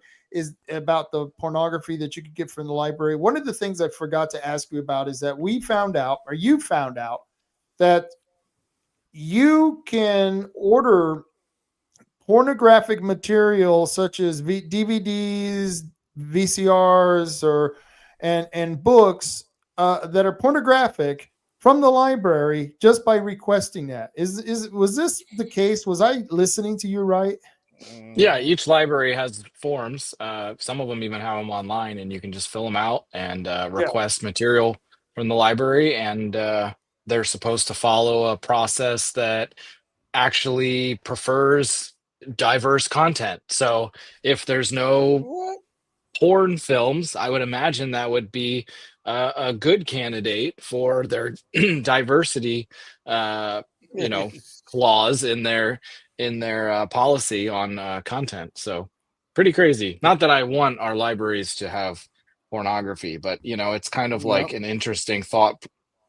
Like should we push the boundary so far that they have to push back on us, right? Like if they're allowing this stuff to be in the hands of kids. I mean, it's not even just pornography. It's like you go into the Coos Bay Library and you've got the kids section, and like they're at kid height. They're like the first 2 or 3 feet are like all these DEI books, teaching them about totally. Being gay and questioning their gender. Hell no. Oh yeah. Yep. Do you want me to act like Uncle Ruckus? No relation. You remember and the I go and I talk book. at the library board, and I tell them that this is inappropriate and it needs to be taken down, and they don't listen. I applied to be on the library board. They don't want me, but maybe if I keep pushing someday, Don't feel. But Rod Schilling's on the library board in Lakeside. So we've got somebody in there. Let me ask you there, Oregon Chris. State Legislature got up, a guy in the Oregon, or a gal at the Oregon State Legislature got up and said, we need to get pornography out of our high schools. And they and they were like, what do you mean? And she's like, well, just let me read you a selection. She started reading it, and they said, you cannot read this. That was Dwayne Yonker, Representative Dwayne Yonker. Yeah. And he was cut off by Rhino Mannix down up to the north here. And enabled, and he had those Democrats running like a bunch of sheep in the corner. Yeah, they thought the big sheepdog was going to feast. Rhino Mannix, that's absolutely right. He's a piece of work, man. He needs to go. He's one of those Republicans in the party that you're like, we need to replace him. We need to put a real Republican in there. And I don't give a crap what the establishment thinks of me for saying this. No, call it out. No more lukewarm catfish. I know how Chris feels about it, and I know how Marty feels about it. Here's 4 guys once again. We're fighting against the Oregon State Legislature and the Oregon State government, and we're we got them squeezed between us and the federal government, and we're going to put that squeeze on them. That's going to be great. That's right. Yeah, but we got to fight on the local level, and we got to continue to fight on that local level. Here's what we need to do. Chris is running for office. Amen. I mean, tell us about the offices you're running for. I'm running for 2. The election's in May. I'm running for the college board. That's most most of Coos County, a little bit of Curry County, and some of Douglas County is the Southwestern Oregon Community College. I'm running with Danessa Rains and Rick Coleman. The three of us are running. The biggest thing is the DEI stuff at this college. I mean, they've taken DEI so far that they think that a diversity hire is hiring a sex offender. This guy in 2010 was fresh out of prison for molesting. He was convicted of molesting 2 of his students in Eugene. Fresh out of prison, he gets hired by our community college. And the lady I'm running against has been there since 2001. So she has been there the whole time. She's defended this guy. She's buddy with him. She thinks she's giving him a second chance. And my take on it is his second chance was when he cheated on his first victim, and he went and victimized another girl that he was teaching, and then he ping-ponged back and forth between the 2 of them, and that's what he got convicted for. Over the span of a couple months, he was ping-ponging back and forth between 2 young girls that he was supposed to be teaching at his high school. So those were all his second, third, and fourth, and fifth chances blown right there. That guy does not deserve. He can have a second chance at flipping burgers at McDonald's. He can go flip burgers. He can There's so many other things he could do for sure. But anyway, so I'm running against Marcia Jensen. She's the board chair. And again, Danessa Rains and Rick Coleman are also running. And then a smaller race is the Coos Bay School Board race against Arnie Robland. So a lot of people know Arnie. That's going to be a tough one. But he's, again, DEI stuff. He's a Democrat. He says he's a moderate, but moderate my ass. He's not. He's not. Ronnie, you remember? I go all the way back to 2010 with that niglet.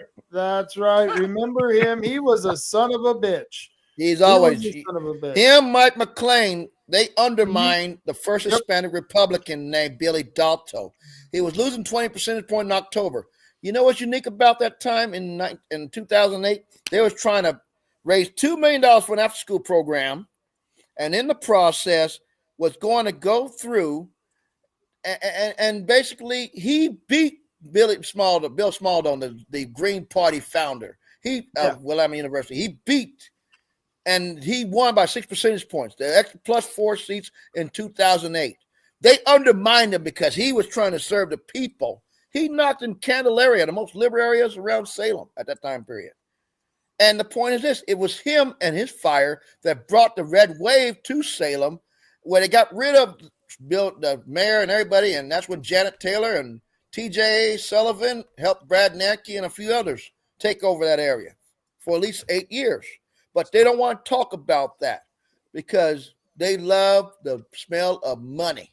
They love the enabling of the blue jackass hyenas. I have no use for them. They are lukewarm catfish. Just like if all 4 of us were to put our bulletproof vest on in a public place, we're now considered paramilitary thanks to Kevin Mannix. Chris, have you had this sign made yet? Ooh, I like that. No, why? Did I spell something wrong? You didn't spell something wrong, but that Castleman is really dark, man.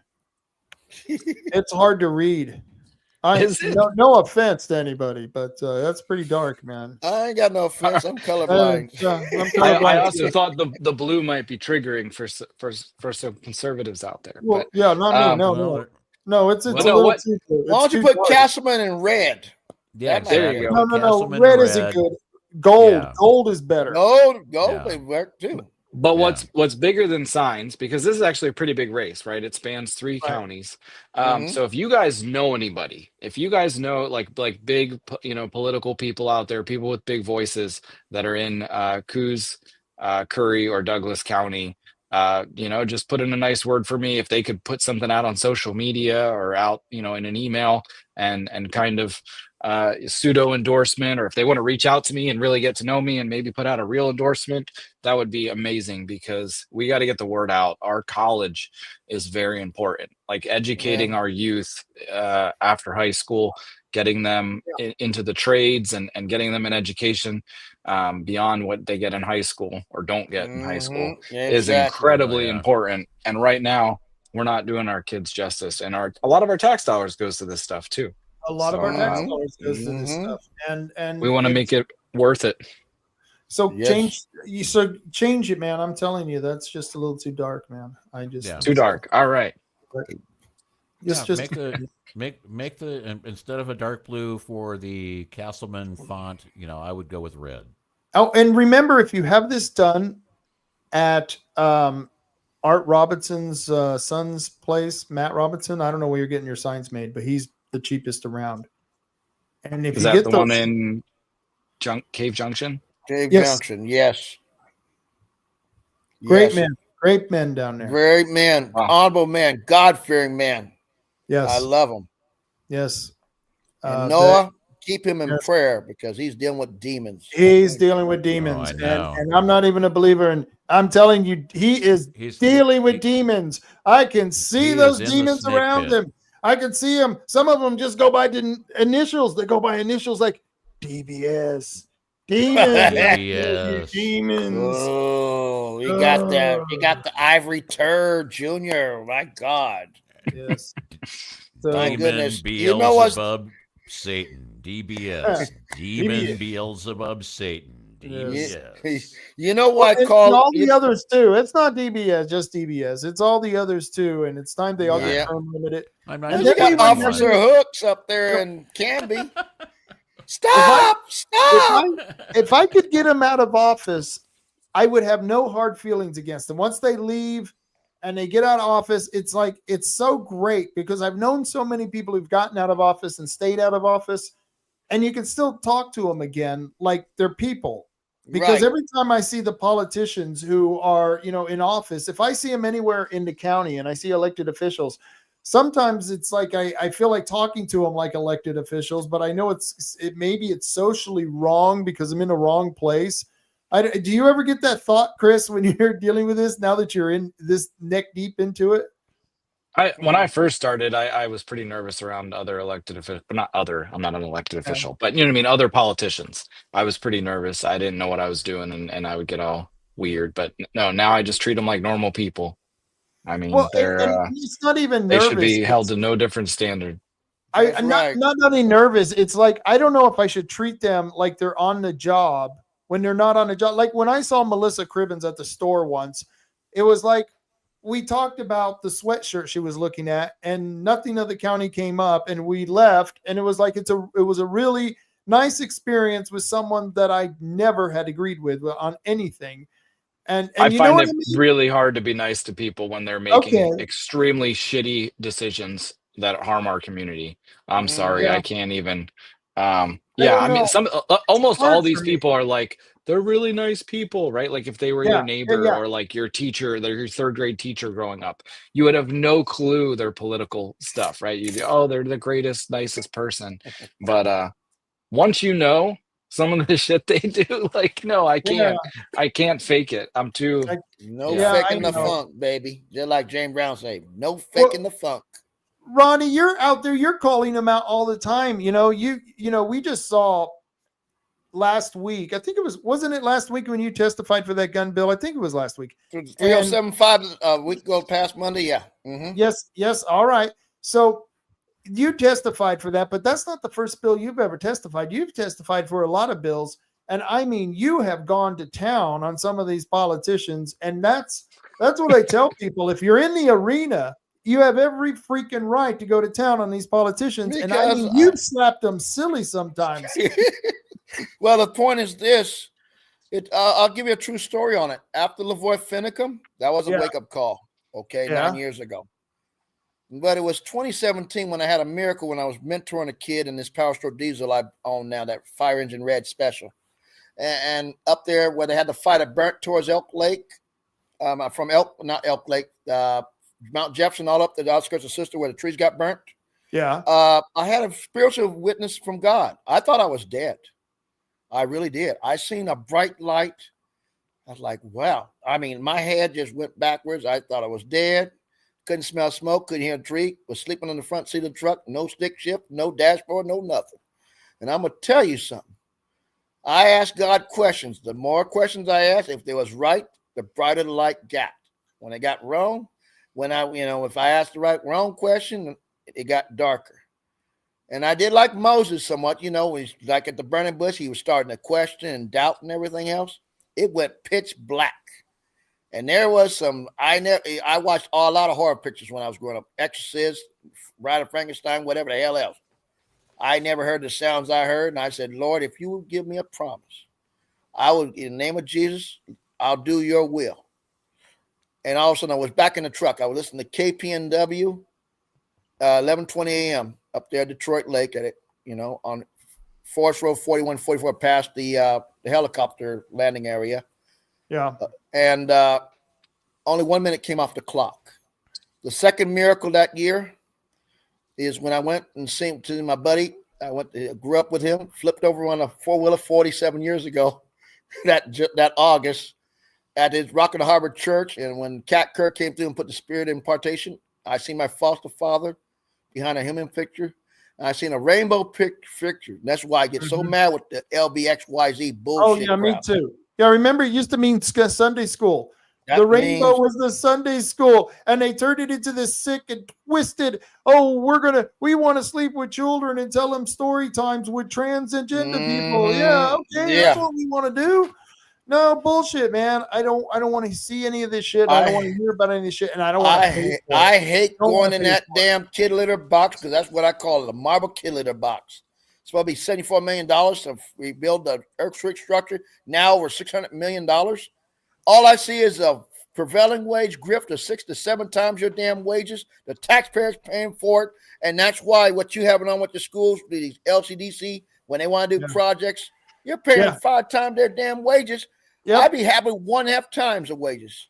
I keep telling people about that. That's a bad agency, LCDC. Yeah. Hey, hold on before you go any further. Chris, respond to Phil Taylor's comment, because that's pretty funny. He's right, except for politicians like me and Phil, because Phil is running for the CCAP board, the transportation board. So if and it might seem irrelevant, but right, Rob, you were talking on your show, I think on Monday, about how they were trying to get rid of or trying to ban guns on the transit. Yes. And so even these random boards, fire districts, transportation districts end up fighting important issues. So Phil's a good guy.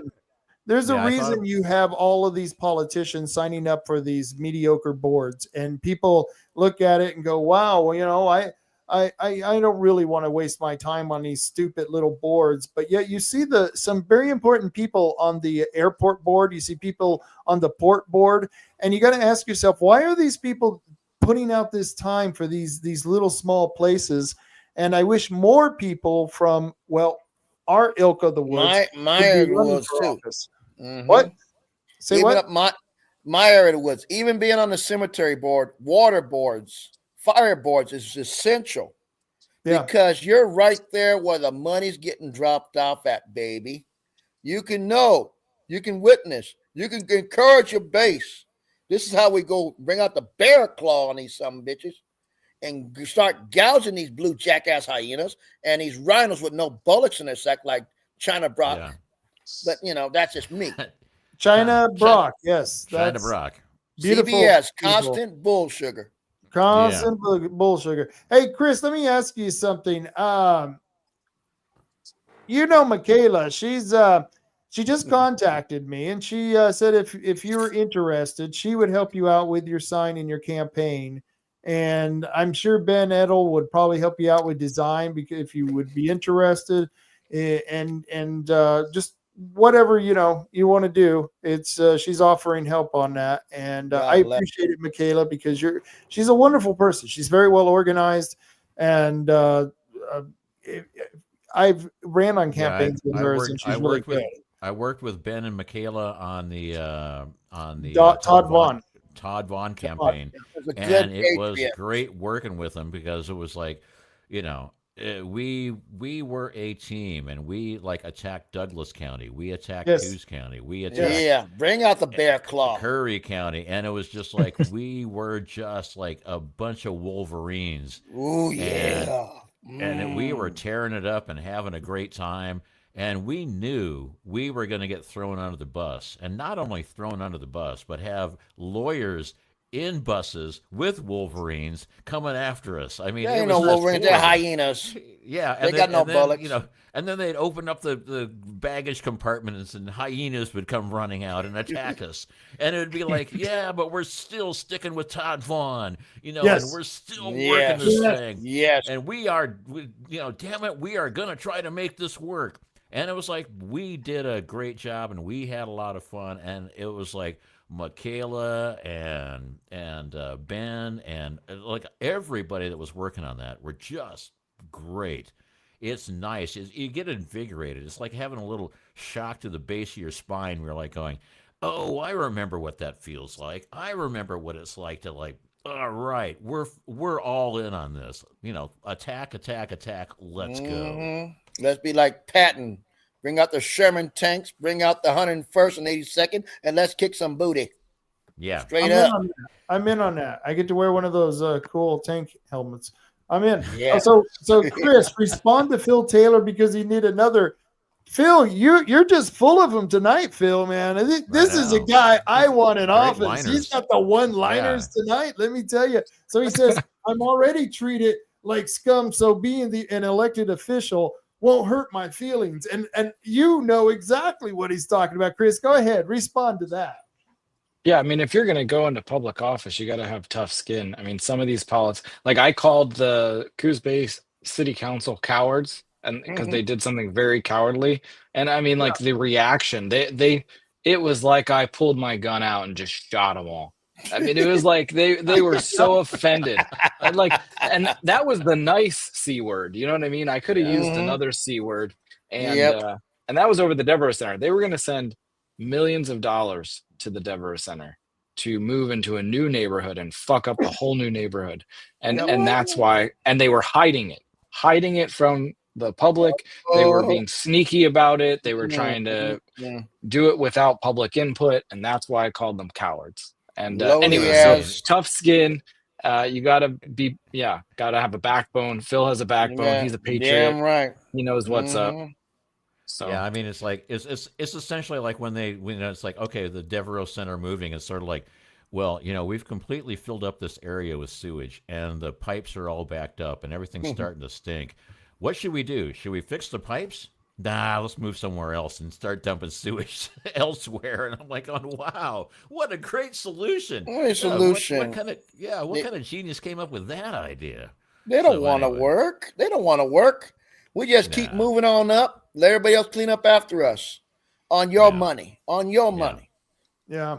We get, and let the invaders that's in our state and country do the work. We don't have to worry about it. Let the cartel backdoor a little food money in the backside, and that way you all taken care of. So which one do you put up the Phil Taylor logo? That was nice. Who did that? All right, Chris. It wasn't me. Yeah. Oh wow, that was nice. That was nice. Queens County area. See, I can read Phil Taylor. That's a really bright Phil Taylor. I'm just saying. I think you're colorblind.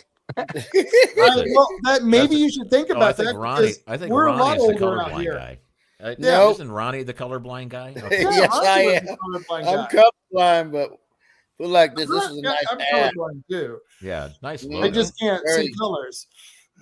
Didn't they have a movie called Colors?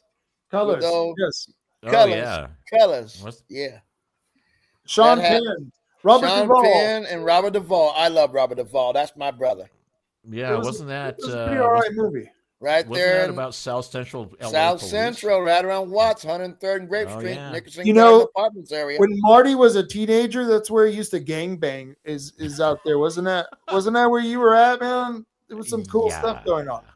Sure. You might not want to go through 103rd because my grandmother used to live right there off of Grape Street in 103rd. Yeah. And there's a guy, he was a World War I. He sent a few on a train ride, Mr. CB, as we called him. I don't like, they wasn't no jokey bokey. And, the police knew who he was. He used to be a former police officer, and they gave him a nice accolades. Oh, bad drug deal. Sorry. But, overall, the question is that I like to see us, because this is coming. They can say, oh, they want to kill this economy. This state is trying 6 ways from Sunday to make it unaffordable for every common person of the young generation to try to live the American dream. Yep. And the main important thing is, and eyes are opening since I've been wearing my hat. A lot of young folks coming to me, all walks of life. And I'm going to tell you, they are opening. And I think by the hand of Jesus that they outvoted our generation.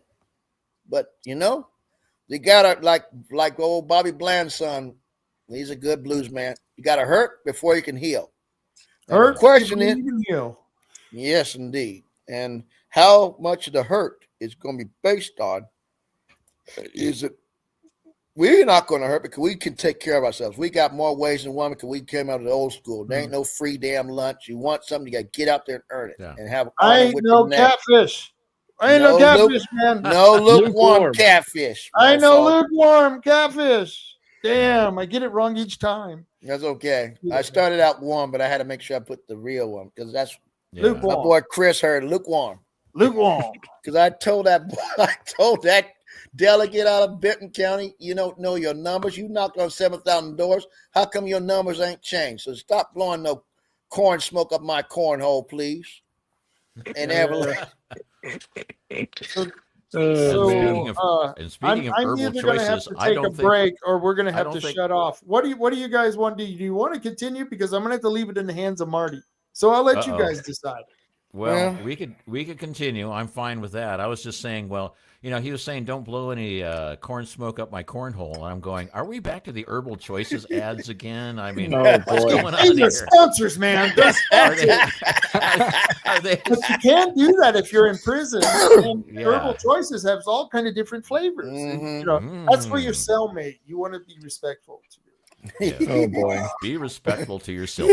So carry on, and I'll be right back. All right. Okay. All right. No problem. Isn't that his whole thing? Carry on, Coos County. Carry on. Yeah, we are carrying on. But anyway, I mean, one We've of the things lost I our wanted to host. one of the things I wanted to bring up was Michaela got her, Michaela and Bed Edital and the End Vote by Mail people basically got to Salem, and they turned in their signature, sponsorship thing, which means now they can actually go out and do petitions all over the state to get all the signatures to do End Vote by Mail. And now we also have Senate Bill, what is it, 210, I think it is? Senate Bill 210, which is basically David Brock Smith, who I'm certainly a big fan of, as you've known from all the times I've been on this show, and how I was so enthused by the fact that he had Rob Taylor thrown off his radio show. I got before I chuck him off. Yeah, and it's like, okay, well, the whole thing is that, we need to support Senate Bill 210. I'm sure it's going to be a gut and stuff, and it's never going to make it anywhere. And the thing is when I went to, went on the oldest site, the Oregon Legislature information, blah, blah, blah, where you can submit testimony, I went on there at 4 o'clock this afternoon, and I submitted I support this bill. And I basically said, I support this bill because, you're a bunch of scumbags who are stealing elections, and you gotta stop doing that. Good. Or I'm paraphrasing, obviously. I didn't say that exactly, but at the time, I checked to see how many people had submitted testimony, and it was 90 people had submitted testimony, and it was essentially 60 people opposed and 30 people supported. And that was at 5 o'clock. So I got on X, and I got on a couple other things, and a couple other people did too, and said, get on it. And the real deal, Ed Deal, got on and said, you need to I love get him. on. You need to get on OList, and you need to get to write some testimony. Don't care if you support it or oppose it. Just get on there and do it, but support it.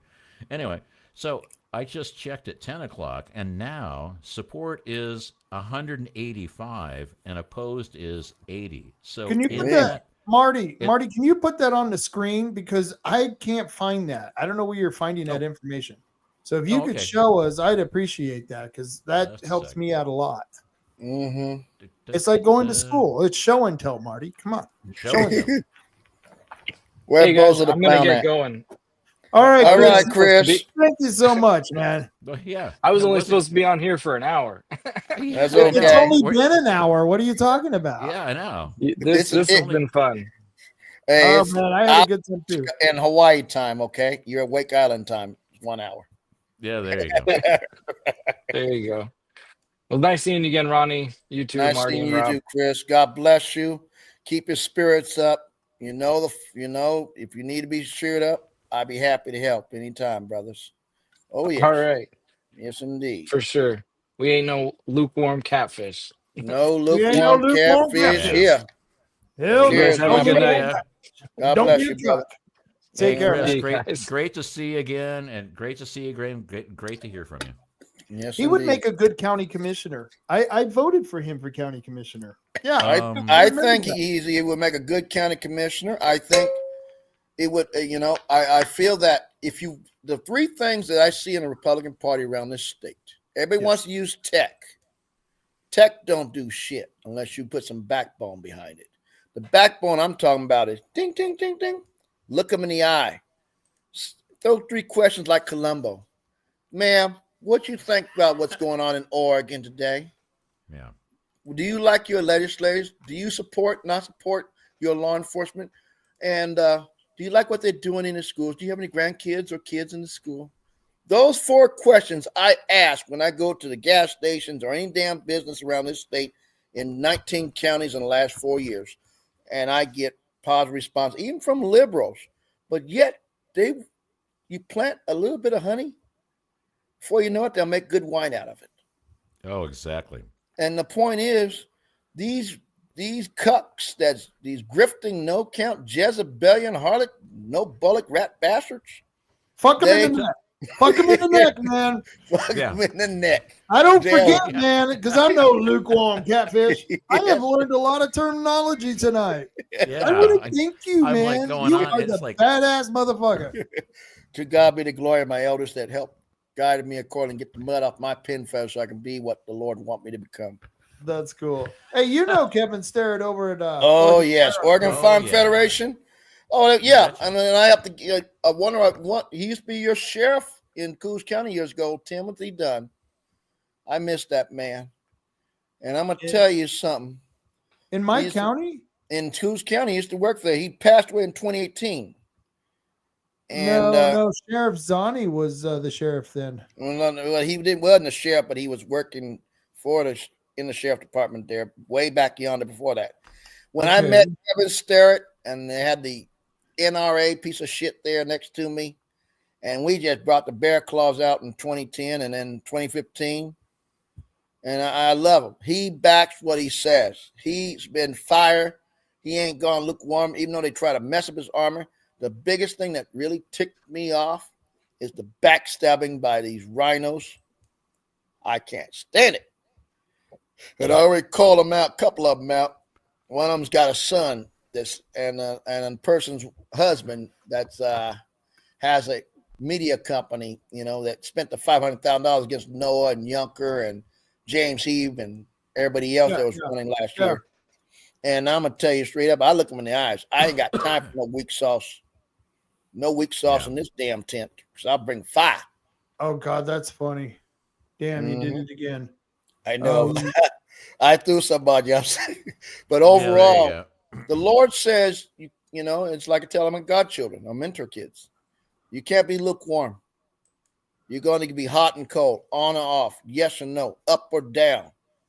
You're going to run or you're going to hold the ground and stand.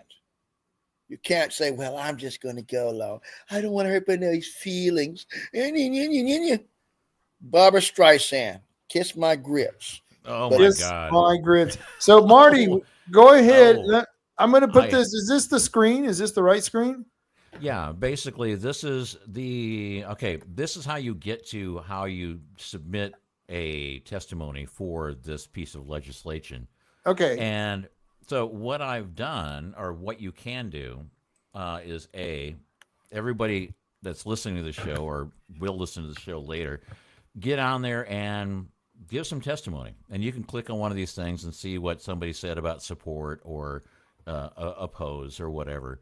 But if you look at it and say, well, show me how many people support it, all you have to do is say search on this page how many hits do you get for support, and in this case it was where'd it go?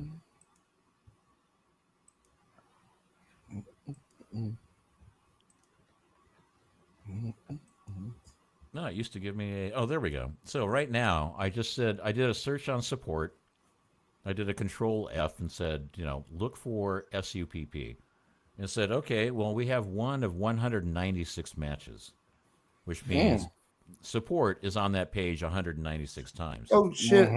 I lost it. Let me ask you. I couldn't see your little mouse moving. So are you sharing from your computer or am I sharing from mine? You're sharing from your machine. Okay, that makes more sense to me. Yes. Okay. There you go. I'm in control, damn it. Don't question my authority. Well, Captain Kirk. Captain Quirk. Don't question my authority. Don't question my authority. Yes. Yeah, I don't want to yell that at the mic because I don't want to blow it up, but don't question my authority. Yeah. You should have respected my authority. Exactly. So cool. You said that a couple of times, and I was like, "How does he know that? How does it?" So now we know it. Now we've watched you go through it, and I appreciate that. Yeah. So essentially, what you do if you're showing that screen, what you can do is you can hit I don't know what you do, what computer you're on, but let's say it's Alt F to say find something on this web page. Alt F. Or it might be Windows sign F. I don't know. It's been so long since I've worked with a Windows. Or Control F. Control F. That might work. Control F. And it should come up with a little box that says, "What do you want to search? What phrase do you want to search for on this page?" Okay, and what phrase do I want to search for? Oh, you just type in like OPPO, and it'll say, "Oh, well, OPPO." we have." Oh, there you go. And at some point at the top or the bottom of the page, it'll say, "So you're on number 1 of 99 matches." 1 of 99 matches. You nailed it. That's pretty good. 1 of 99. Do you see that, folks? Marty is a mathematician. Something or other. I just know how to make browsers work. Dude, he's got big browsers, girls. Yeah. Stay away now. Big brass browsers. Big brass browsers. Man, try saying that 3 times fast. And he ain't no lukewarm catfish. So anyway, we figured out that there's 99 matches for Oppo. So type in SUPP, which means support, and it should come up with, 1 out of 196. Exactly. There you go. Wow. So that means as of this moment on this webpage where they're showing all the testimonies that have been submitted, that means there's 90 people against it and 196 people that are for it. Thank you. You know what I've been seeing and ever since the tire bill and everything in the last 6 weeks? I think people are starting. I'm hoping and praying to the Lord. I believe people's eyes are starting to open up. Oh yeah, and I really believe that. And I just think as we keep marching forward, you got to be proactive. You can't be just defeatist. We got too much defeatism in this country. It's just like somebody was telling me. Can you imagine if Trump goes through and if we put everybody in the state of Oregon together, we only occupy less than 3.25% of the land mass in this state. Can you imagine if they did 100,000, if you say a naturalized citizen or they get first pick before the immigrant citizen, you can buy for $50,000 5 acres of forest right there in your area, Elliott Forest or whatever the heck else. Can you imagine what boom we would have by cutting the wood? Oh, yeah. I mean, but that's the whole key. And then you can lower your property taxes down and then all of a sudden it'd be a win-win. There ain't been no candidate that talked about doing that. But I believe if you had a governor that would run, not the two I think that's going to try to run. One is a retread. Who's the retread? Who do you think? Come on. Officer Hooks. Hooks. And CBS, Constant Bullsugar. He's going to run. Again? Constant Bullsugar. DBS? CBS. CBS. Yeah. Who's CBS? DBS. DBS. He's going to run. You watch. I'm confused. Really? Yes. Oh, man. He can't. Everybody in the southwest portion of Oregon hates the guy. I understand that. But when you got somebody like Mr. TT out of the Bay Area. Oh, yeah. Mr. China Money. Yeah. Tuttle tokens. We want Tuttle tokens. We need more Tuttle tokens. And I haven't even started looking into that one, by the way. I've been running down ROP, and every time I go ROP, I hit 30 different company or 30 different things that are contributing to ROP, and then I look at each one of those 30, and each one of those 30 has 30. And I'm like going, this is turning into a huge amount of information to digest. And I haven't even gone back to do the DBS and Southwest Oregon Children's Foundation and everything. Can you imagine if we were to, if Elon, Cash Patel, and Bongino decided to chase that money of Doge all the way to Oregon? I bet you on my own eyeball that you'll find just about everybody that you think, including the embalmed Walking Dead harlot. Yeah. You know, Kay McHugh. You know who that is. She's fugly anyway, and she had nerve to show up last March. Wait a minute. You're saying DBS and Carrie McQuiston are going to be in the governor's race? Yeah, why not? I don't know why not. Sounds as logical as anything else. Because you know something, it's a good way to grift. Even though you ain't got a good way to grift, even if you don't win. You don't even have to win, and you get a lot of money. But the thing is this, what you do on them, and I think what we need to do on any of these damn rhinos, if they don't make a stand up on this against these 13 or 15 bills that may affect us emotionally, economically, our property, our Second Amendment. Yeah. I think you go after them and you start having boycotts. Just start setting up boycotts on these rat finks. Just because you give them money, if they're not doing the people's will, don't give them no more money. So fuck them in the pocketbook. Fuck them in the neck. That's fuck right. them in the neck. Damn right. Damn it. We're back to that. I'm always going back to that. Don't ever fuck with me, man. Fuck them in the neck. So let's get away from that. I'm sorry. Okay, Marty, why do you keep saying that, Marty? You're disgusting. So I know. Amber Richardson is she made a comment, and I think it was a pretty good comment. I think it's something we should definitely respond to, because I totally get what she's saying. But I want to explain to her why I do what I do, and I want you guys to tell her why you do what you guys do. But she says this. She says, look, you guys, they don't care about us, none of them. And I know this. I totally know this. I don't care what they care about. I'm moving ahead, and I'm fighting, and I don't give a shit if they're coming at me or I'm coming at them. It's on. I'm not taking it anymore. And that's where I'm at. And Marty, go for it, because I want to respond to her other comments, because she's really good at making good points here in her developing her argument. But go for it, Marty. Oh, no, I am full on with the whole Fido thing. I mean, I was like, I'm always moving forward. Everybody's always told me there is actually absolutely no way you can succeed. There's you're never going to make it. You're never going to amount to anything. And I just said, fuck it, drive on. So I got an answer for you. Yes, I'll go back to Reawaken Rally in Tulare, California in 2023.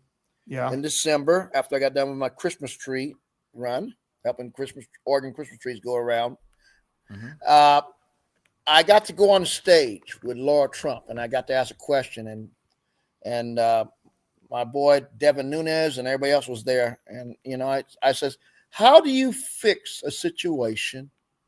I got a buddy, Holly Cracker Daddy. I love him for the last 40 plus years, but he's became successful as a beekeeper and everything else. But because of the laws, tell him you got to get a newer vehicle, got to buy DEF and all this other bougie. You go from 10,000 hives to less than a few hundred hives. And he just said, I don't give a root. Okay. Yeah. And you know what Laura Trump says? She says, what you're dealing with is people that have a defeatist attitude. The way you be defeatist attitude, what does Republicans means? Republican has an I can. And what is a Democrat? Rats. Yeah. Don't let the rats. You're a lion. You're a bear. Devour the rats by truth. Holding your ground. Keep marching forward. And always have steady ground of history, truth, and faith. And you'll never walk astray. So Amber says on her comment here, Oregon is super corrupt, and I agree with you, Amber, 100%. I agree with her 100%. What? When Yeah, did when did that happen? Oregon's corrupt? Oh no! Oh, come on now. Oh, let's go back again. Let's go back in time again. Okay, let's go back to the Tea Party movement in 2010. Yes. Okay, everything was good up to that point. Number of forests were still kind of 4 million, 5 million board feet. Ever since 2012, when I owned rhinos again. All rhinos. Yes. Yes. They undermined it. Yep. And then all of a sudden, they got the simple majority for the first time, and since I've been in the state, then all of a sudden, defeatism start being planted. Then you start messing with our businesses. Then we start trying to kiss. They try kissing their booty for all the marches. Oh, we got to go along. There's nothing we can do. Stay the hell out of the kid litter box. Yeah, no doubt. Out, leave, get out. Get out. It's a den. Go on vacation. It's a den of inequity, and how dare you let them take our rights? And the thing is this, on Measure 112, here's one thing that really ticks me off about the Republican caucus. You tell me you could not go through and defend using the President Ferguson, saying that basically blacks couldn't vote unless you pay a poll tax. Isn't telling me if they miss so many days because the people told them to stay out of the building that you get to make a choice of their absences? No, that is segregation in the West Farm. That is Jim Crow. That's right out of Wilson, FDR, and LBJ's bullshit book. And I'm going to call it like I see it. I know. Yeah, and LBJ was. You LBJ tell me you was could like not take that to federal court and say you disenfranchise your Senate body or your House body and say by them, if my people tell me to represent them, I got to represent them. If they tell me stay out of the building, stay out of the building. If they tell me to go through peacefully and collectively, raise hell in the building, they supposed to do the will of the people, not corporations, not knights, not the British Accredited Registry bullsugar. We are not serfs. We are not serfs here. We are. That's right. F.A. Hayek wrote the book on it. They work for us. We don't work for them. They work for us, and they've long since forgotten that. So she says it takes 80 U.S. citizens, actual taxpayers. It takes 80 of us to pay for one government employee. Everything is messed up. And once again, you are absolutely correct. She's right on the money.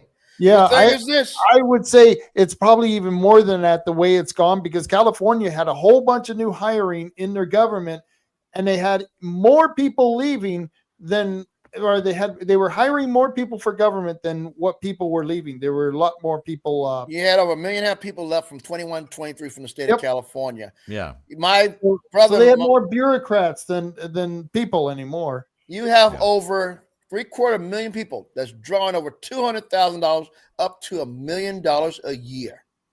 Yeah, that's a hell of a lot of money. And you're wondering why it's so unaffordable to live in that state? You're wondering why people don't want to be in that commie rat hole?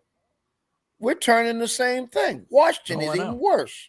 We're on the rat hole 2.0. Shit. Well, I'll tell you straight up.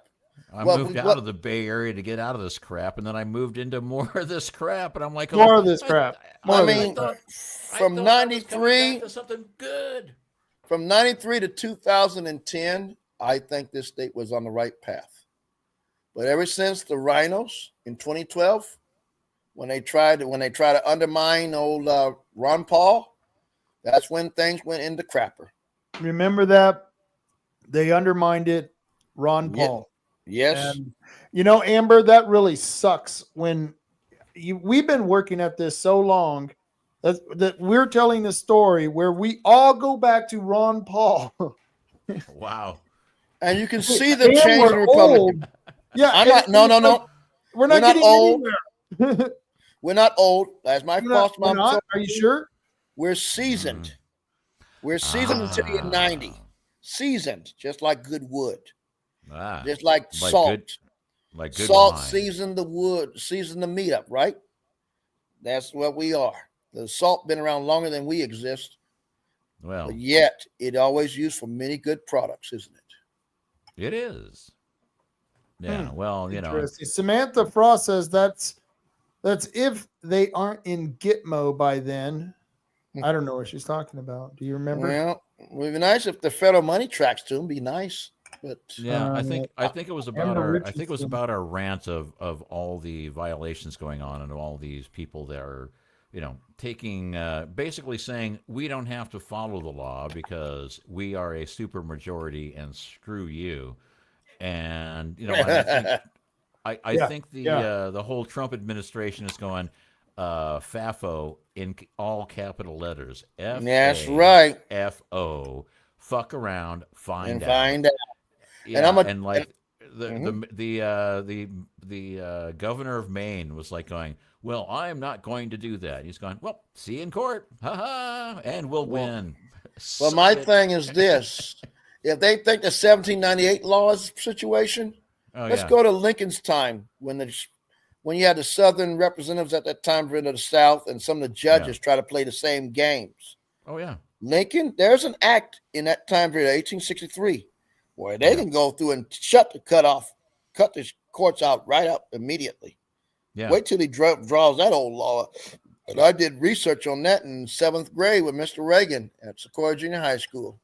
There we go. I love it. She's great response, Amber. So do they actually work for us? And of course they don't. No. They work for the king. I don't know who the king is. I thought maybe the king was what's her name? Who's that governor's name? Kotek. Yeah, I thought Kotek. Oh, do you mean the unused from the napkin? I'm sorry. Yeah, well, and that's why they're installing tampons in all the boys' bathrooms. Oh, God. So they will continue to vote for Kotex. Well, you got good promotion from Tampon Timmy Chila Pew. Yeah. Yeah. The slothy one. Yeah. Yeah. Yes. It's funny. There was one of the school districts said we have to allocate more money to this because every time we put up a tampon dispenser, all the boys rip it down and break it up and throw it in the toilet. Yes. So it's just damaging the walls and breaking the toilets. Amber says, have a good night. Good night, Amber. Good night, Miss Amber. Good night, Amber. And she says, stay strong, Oregon. And that's why we're here. Amber, we need people like you. And what we need to do is we need to share it. And I'm going to do some exploitation here. I'm going to promote myself here. And I'm going to tell you, what we need to do? You need to share this episode of this show, of this podcast, and let everyone know what we're doing here in Oregon, because we need help from the federal government. We need to continue to completely squeeze the state government until it just screams like a pig. And we have to not give up any hope. And we need people like you, Amber. We hope you stay strong. Yeah, we hope stay you stay strong, in the fight. baby. Oh, man. And I just want to tell you that we're going to be here. We're going to continue. I've been doing this a long time. Yeah. So we're not running, baby. I'm glad you saw the show. And if you would, please share it with someone out there who might be interested. I don't know who might be interested, but it is a little piece of Oregon. And I love having this little conversation with people who are all over Oregon and even from California. Yeah, we're national now. I'm all the way to California, interstate. Wow. Wow. All the way from Oregon to California. Yes, it's a long way. Yes, and indeed. one of the things I'd like to say is, Amber, if you have friends who are patriots and are in the idea of this is a good cause, then make sure you pass along pointers to how to watch the show and how to be involved with our show and how to be involved with the whole cause that's going on. And Amber, if you have liberal friends who you really don't like, make sure you point them to the show so it'll really piss them off. That's right. Yeah. I ain't on the plantation, bitches. I love it. I love it. Yeah. All right, let's see. Let me go through the people who well, I got to mention these people. These are some good Band and Gun Club. Oh yeah. Yeah, Band and Gun Club. Place.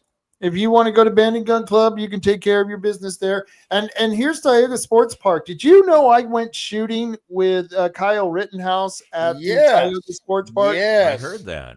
Yeah, I heard that Kyle too. Rittenhouse. I was talking to him, and we had a good old conversation about that. Y'all Nice. It was a good old country time. I wished I would have been there. He had a great time. A good patriot.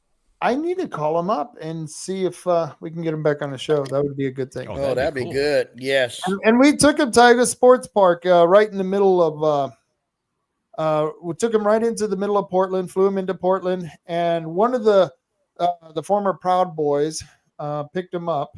One of the most wanted men in the state. I won't mention his name. No. Yeah. And one of the, not wanted as in the police wanted him, but Antifa and Black Lives Matter wanted him. Black Lives from mansions, they don't matter. They don't matter. And so domestic terrorist organizations. Domestic terrorist organization. And Antifa, yes. Blue-haired freaks. Oh God, Karens from hell. Yes. Oh my God. Woo. Wow. I had a deal with one at Merkley's town hall at Parish Middle School in Salem about a month ago. Oh, and she like this. I said, "You don't even know your history, baby. You need to get your head out of your cornhole and put some butter on your biscuit and get some common sense." Put your butter on your biscuit. I ain't no lukewarm catfish. Now that one I remember. That was something my cousin would always ask me. Did you butter her biscuit? Did I butter her what? Did you butter her biscuit? Oh, yeah, I did that. I buttered her biscuit. Well, you could be like, there's a song out there by Marvin Cease from the 70s. Yeah. I mean, it's a little thing. He said he's your candy. You can always be a candy licker. Okay. You listen, go on YouTube and download it. You'll understand. Oh boy, I think Tioga Sports Park was appreciative of the Kyle Rittenhouse story, but we went downhill real quick. I don't know what happened there. Yeah, I lost my mind. Yeah. Hey Marty, are you a member of the Coos County Neighborhood Watch? Well, oddly enough, no, I'm not. But as soon as I get back to Coos County, I will be. You will be, and this is a really cool group that we have on Facebook. Mm-hmm. And if you get anything stolen in Coos County, this group, if you put a picture of whatever it is on this group, I can almost guarantee you within a couple hours, if not a day at the latest, they will find whatever you're looking for. These guys are incredible, man. And when I say these guys, I don't even know who these people are. There's like 7,000 of them, I think it says on the screen. I think they're badass. It's a generic term. These guys. You're not these talking guys. about. You're not being gender. We don't have to be gender neutral. We're on the Rant show. These guys, meaning the people that are involved in this operation. Mm-hmm. So anyway, are you my legalese advisor? I like that. And Matt Wilbank started this, and and it was a very good thing at the time because it was during the COVID the Wuhan breakout, and we had all the zombies walking around the streets. You guys remember the zombies? Oh yeah, the Walking Dead. Yeah, the Walking Dead, and so Matt Wilbanks tried to clean some of them out. He made some headway, but it always goes back the way it is because of the fact that it's just lawlessness. They have it's a good income through the NGOs. Yeah, it's a totally good income. And that's what, we were talking about the Devereaux Center and how much money they have made. It's just absolutely ridiculous how these nonprofits, they sure make a lot of freaking money for being nonprofits. Jeff B says, early morning for me, great show. Sleep well. Thank you, Jeff. God bless you. And God bless you. And he's one of the people in the Coos County Neighborhood Watch. And some of those people in the watch actually are out on patrol taking pictures of criminals because they don't let us have their mugshots anymore. So we want to get identified criminals right away. So businesses will make sure that people's faces are put up on this website. And if you want to join them, if you're one of these bleeding hearts who want to whine about how we're mistreating the homeless, you're mistreating the homeless. No, these are criminals. These are derelicts. These are drug users. These are people you wouldn't want in your living room. Guaranteed. Shoplifters, messing with my dollar store. Get the hell out. Yep. Yeah. Yep. And so, Neighborhood Watch. They're anything that's going on in the county, they're on top of it. What else do I got here? All right. Oh, Chris Castleman was on. Yes, sir. I don't know if you know much about Chris Castleman, but he's like this. He's like a super badass here. He got here. I met him at the boardwalk, but I didn't meet him quite on the boardwalk in Coos Bay. But I met him down the street, south of the boardwalk on the sidewalk. We were about a football field's length away from the boardwalk, and I was arguing with this Antifa person who was trying to disrupt the rally. And this hippie-looking dude with his hippie-looking girlfriend pulls up. Oh, God. And they have this, I think it was a Volvo. I think it was a Volvo. And I thought, oh, my God, it's another Antifa. Oh, no. You're going to get into fighting More this Antifa, folks. And so Chris gets out, and he comes around the corner, and he says, so what's up? And I go, well, I'm thinking in my head, oh, great. I'm thinking this is going to go wrong. You know how you get that feeling. You're never sure. Yeah. But I told him the story about the guy who was interrupting the rally. And he's gonna throw a crock at me. I swear. I know he's gonna throw a crock. I know he was going to throw a crock at me, And so I sent Chris after him because he wanted to go talk to the guy. And I thought, this is so cool. Yeah, go talk to the guy. Get it on film, because I always hated being the guy that confronts the people, because you don't always want to be the one doing that, because, if it's just one person, it's a psychotic going wrong in the crowd. But if it's the crowd, it's more like, well, they were all into it and there might have been a reason. You know what I mean? I don't know. Yeah. It's you disperse the guilt. I don't know. It's but distribute the guilt. So this guy is doing the Coos County City Council. That's a Facebook page. Citizen Council. Citizen Council. Coos County Citizen Council. I couldn't say that 3 times in a row. No way. No. And he has done some fabulous shit over there. His videos have been excellent. They have been. You got to check them out. They're on Wednesdays at 6:00. He usually does a live stream, and he is kicking ass. I mean, I am so proud that we have a person here in Coos County who's stepping in to do this work, because me and Marty are getting old. I mean, seasoned. We're seasoned. We're getting old, man. No, you ain't old yet. You ain't 90. We're well seasoned. Well seasoned. Well seasoned. And roll me over. Stick a fork in me. I think I'm done. Yeah. Well, nevertheless, what you basically saying is what Curtis Sliwa did in New York on the subways and stuff. This is what we're going to have to do, is be proactive like this and help our law enforcement, give them the confidence and say, hey, now we got cameras and stuff on our little phones. That's even helps our causes. Just be peaceful. Stay with the consent. If they get rueful and threatened and you feel you're fearing life, then you subdue them accordingly. And that's how you stay within the constitutional mindset of law and order and equally applied justice. Because the devil always his job is to steal, kill, discourage, divide, and destroy from within. Yeah. And our job is to breathe light and just send them back where he belongs. And I'm going to try to continue to do that.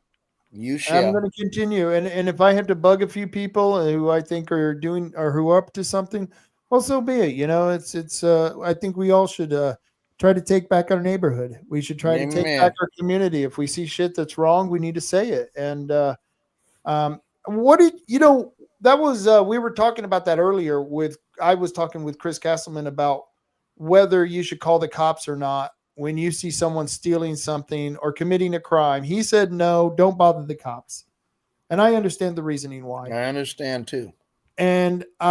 But then again, I want them to be aware of who's coming into town, especially in Bandon, because we don't have a lot of crime here. And I want them to know who's coming into town, where they're going, what activity they've done, because usually there's a pattern when they come into town if we're going to have trouble with them.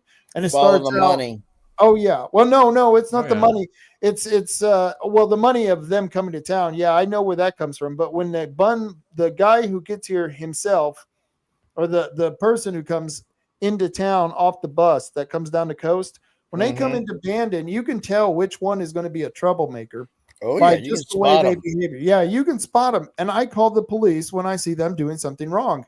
And Chris had the whole opposite thing. Don't call the cops. So what do you think? Do you think you should call the cops? Do you think that you shouldn't call the cops?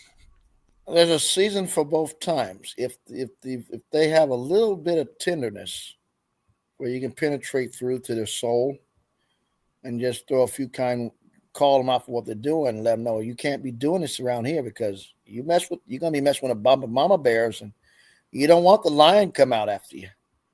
You give them a little suggestion of that nature. But sometimes that at the doesn't same work. time, it doesn't work. But if you're going to call them, you make sure you have everything. And like I said, since we got technology and I can use my iFlip and just have it right there on the screen. I love your iFlip, man. That's and so it's not funny. Chinese. It's a Kyocera, mofo. Of course. I don't deal with no Chinese because that Sonam XP3 is stole identification, cost me some money on the jobs in 2021 during the Wuhan time, and I don't trust electronics too much anymore. But more than anything else, utilize the tools we got, and make sure you have witnesses with you. Always have witnesses around you when you do anything. That way they cannot. You know what Lenny Ketchum says? He says, I'm pro buttered biscuit. Yeah. Yeah. He's also pro fucking you in the neck. Yeah, isn't that what? Yeah, well, there we go. Yeah. So my take on the do I call the police or not is the whole, like, I would basically I would call the police mostly because I would like a record of what happened. Not that the police are going to be able to do anything about it. They're going to go, why you here? What are you doing? Blah, blah, blah. But now they have it in their logbooks so that if it happens again, it's like, okay, now we are keeping stats on this. And then it's like, if the police can't do anything about it, the third time we interact with them, it's like, by the way, we warned you twice. We're not calling the police this time. We're going to solve this on our own. So maybe your best bet is to get back on the bus and get the F out of here. You don't know. Don't come back. Don't let the door hit you with the Lord split you. I warned you twice with the police. The third time, we're not going to use the police, and we're not going to warn you. Okay, thank you. I like that. I'm in totally with what you're saying. 3 strikes rule. Yeah, I like to give everyone a chance. 3 and strikes, so I'll call you're the out. cops on you, but the third, fourth time you're doing it, I might be doing something to you. You need to get out of my neighborhood. You need to stop polluting my area. And I don't know if it's just because I came from a really bad area in Albuquerque where everything was shitty, man. It was it was just a shitty neighborhood, and I always wish that we could have done something, or they could have done something before it got to become a shitty neighborhood, because it doesn't start out to be crappy. Yeah. It just at some point becomes crappy, and I just wish that that we can keep our little Bandon, because you live here, Marty. I live here, and it's like Mayberry RFD. It's like, you can almost hear the Andy Griffith song. Okay,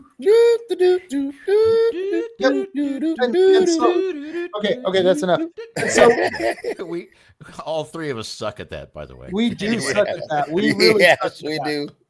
But that's what I'm saying. We're trying to protect our neighborhood. We're trying to protect our area. We're trying to keep these bastards from coming into our home and doing things to our family. And it gets to that point, and people don't understand. I have seen neighborhoods within 5 years go from a somewhat lower income family neighborhood into a den of inequity, just full of gangs, gangbangers, thugs.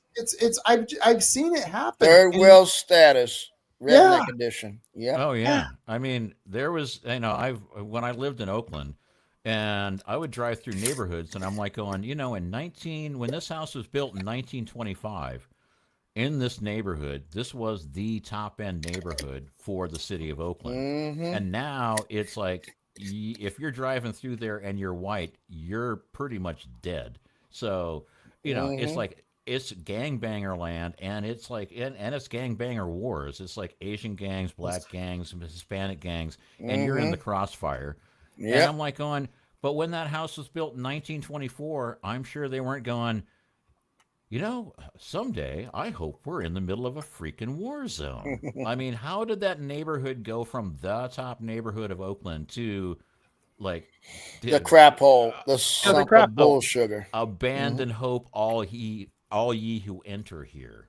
So nobody should begrudge me because I'm aggressive about keeping these people out of here when they come through during the summer, and I call the cops. And I think it's the appropriate thing to do, because if I have to fix the situation, it's not going to be good. It's not going to be good at all. So I don't want to escalate it. So I just want to get my tax dollars worth and have them retrieve this stolen property so my groceries don't go up. You know what I mean? Yeah. I mean, hey, dollar store at the end of 2021 became $1.25 store. The $3 to $5 items where you used to get everything for $1. The reason is when your shoplifting rate is over 10% per store, and now their deliveries is taking over a week and a half to deliver the same goods he's delivering in 3 days. And 70% of our drivers up and down I-5 corridor is not even of our country. They're either Punjabs, Sikhs. We don't see no black or white Americans driving these semis anymore, even delivering Christmas trees. I go back to 2021 where it was mixed American. By 2024, 6 Punjabs and one white guy, and one he's a Hindu, a good American in sense. He told me his family story. And the thing is this, the rest of them, they turn their nose up at you. And like I told them, stay the hell out of my trailer while I count the trees, because you ain't looking up for the owner's interest on this when you take them to the stores. You can't serve two masters. I don't want no lukewarm catfish, and I don't want no matter how many times a snake shed us in, it's still a damn snake. Cut the head off the snake. Be done with the I drive up and down the I-5 corridor quite a bit, and I noticed it was a lot of Sikhs and a lot of Indian type folks that were driving the trucks. Yes. And then all of a sudden I noticed it went from get to a truck stop, and normally the truck stops were like a 7-Eleven or maybe a burger diner or something like that. Pilot, and now it's like Indian food or, Nepalese food or Pakistani food. Yeah, you noticed that? And I'm like going, hold on the I-5 corridor in Central California? Oh, well, okay. Maybe I'm not paying attention to who's driving these trucks anymore. So. Well, shit, gentlemen, my butt is gone numb. I don't know if I can sit in this conversation. If we were gambling, if we were playing any card games, I'd be all in. But man, I'd need a pillow. I think we hit on all the good subjects. I think we did too. My thing is this: I feel 3 things. God has given us, just like Pastor Miller said in 2021, he had enough in 2022, and we start seeing the flip. And when that Jesus person moved that head a few millimeters so they didn't get the JFK shot on Trump, then you seen the devil, all these hyenas, the Schumers, the Fugly Waters, and you got that Jocelyn Crockett, that Jezebel and 3-ass monkey. She looked just like Stacey Abrams. I mean, Ghetto J, but not so fat. Yeah, she just fugly hearted, guided blindly for the love of money. And I don't want to see it. I wish everybody get to Jesus, because everybody's going to see the toll master when you get done here. So Lenny agrees with you. Lenny says, I can attest to this. I work at the Rice Valley Pilot on I-5. Would say I've been there. 80% foreign-born truck drivers. 80% foreign-born. Yes, and the thing is this, what he was talking about, I had to put somebody in check on that. Thank you, Lenny. Yeah. I had to put somebody in check there because I went, my last day of hunting, I went on a friend of mine's got a big spread up in that area to east of the freeway there. And it's like, you don't get a big spread by sitting on your haunches. You get it by earning it. Their daddy came from Carson, Alberta, Canada. His name was Martin Thompson. He welded all the overpasses from Seattle all the way down to Frisco as a welder and achieved that American dream, which is now in Yoncalla, Oregon, and there. They call it Pantera. But make a long story short, the American dream ain't dead. The Oregon dream sure in hell ain't dead unless you're going to sit by and become like the Pharisees and appease Caesar and Jezebels in the kid litter box on Court Street. We cannot give up. We cannot weaken. But that's my voting location, damn you. That's where I stand in the summer. Just give me a break, damn. Yeah. I gotta go. I gotta go. What the hell, man? Yeah, like I tell some of my friends in California, I says, y'all crying about 50 degrees. That's my suntan weather. Shut the hell up. Yeah, I know. So, we only got Marty, 2 inches of rain today. I'm working on my tan. Marty, before we get out of here, because I really got to go. Marty, tell us anything that you want to say before we go. Yes, sir. Okay, a couple of things that I wanted to cover today that we didn't cover. First off, the whole Signal scam with Hegseth. You know, it's like, oh, you know, the Atlantic reporter got added to the Signal call.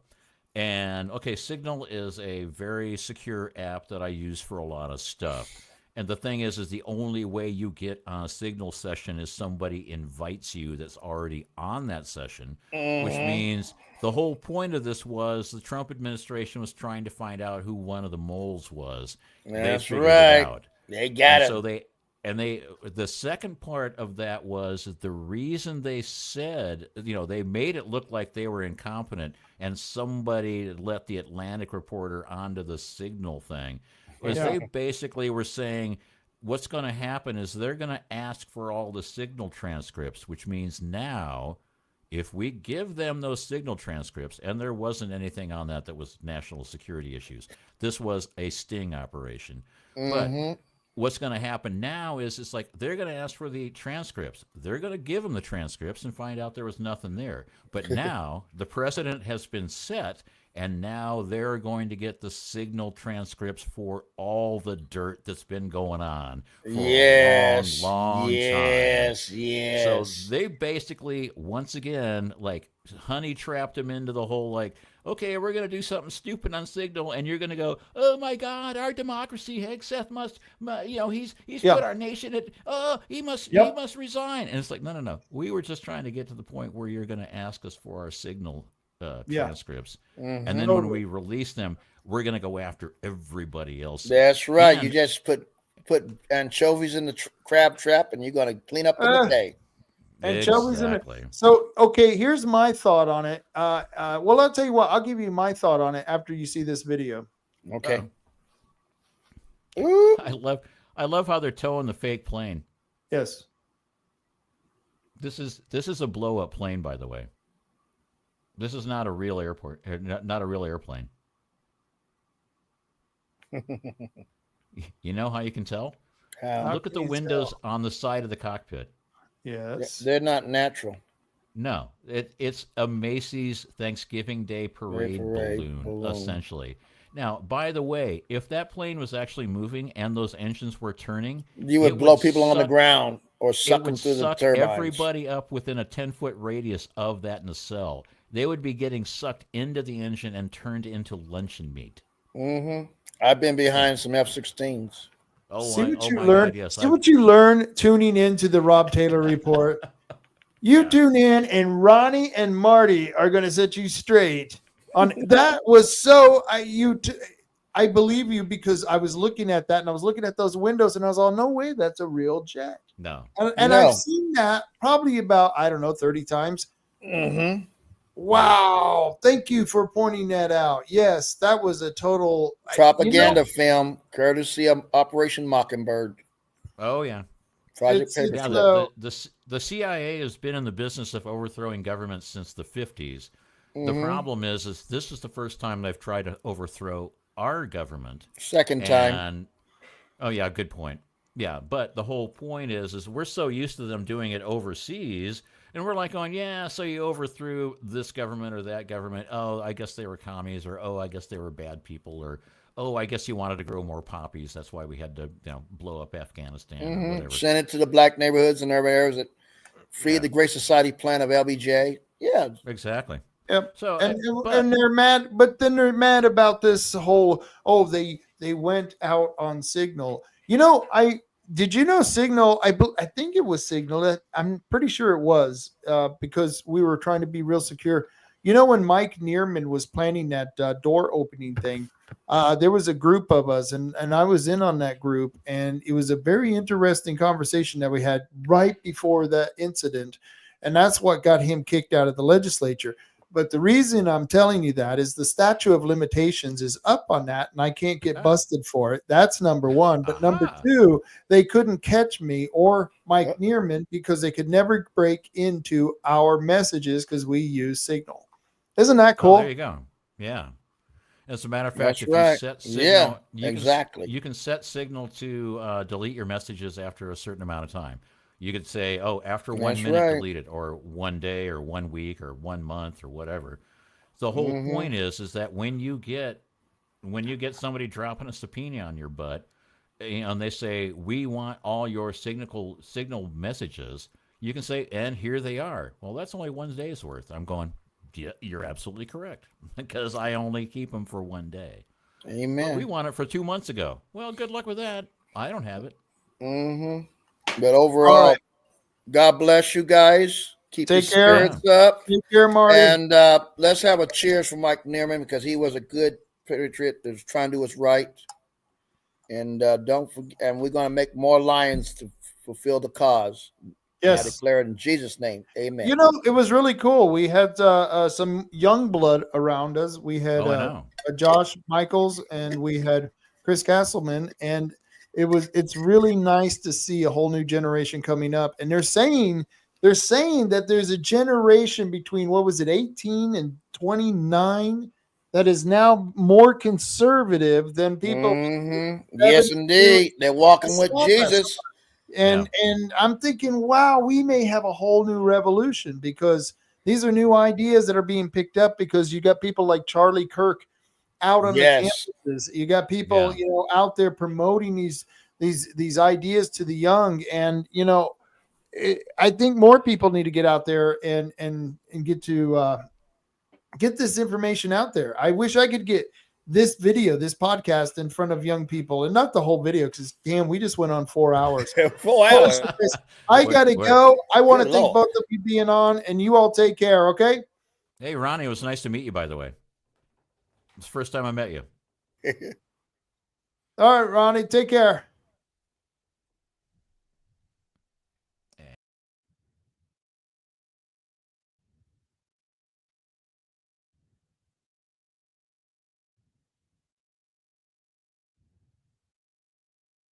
So, wow, it was almost like I froze there for a moment.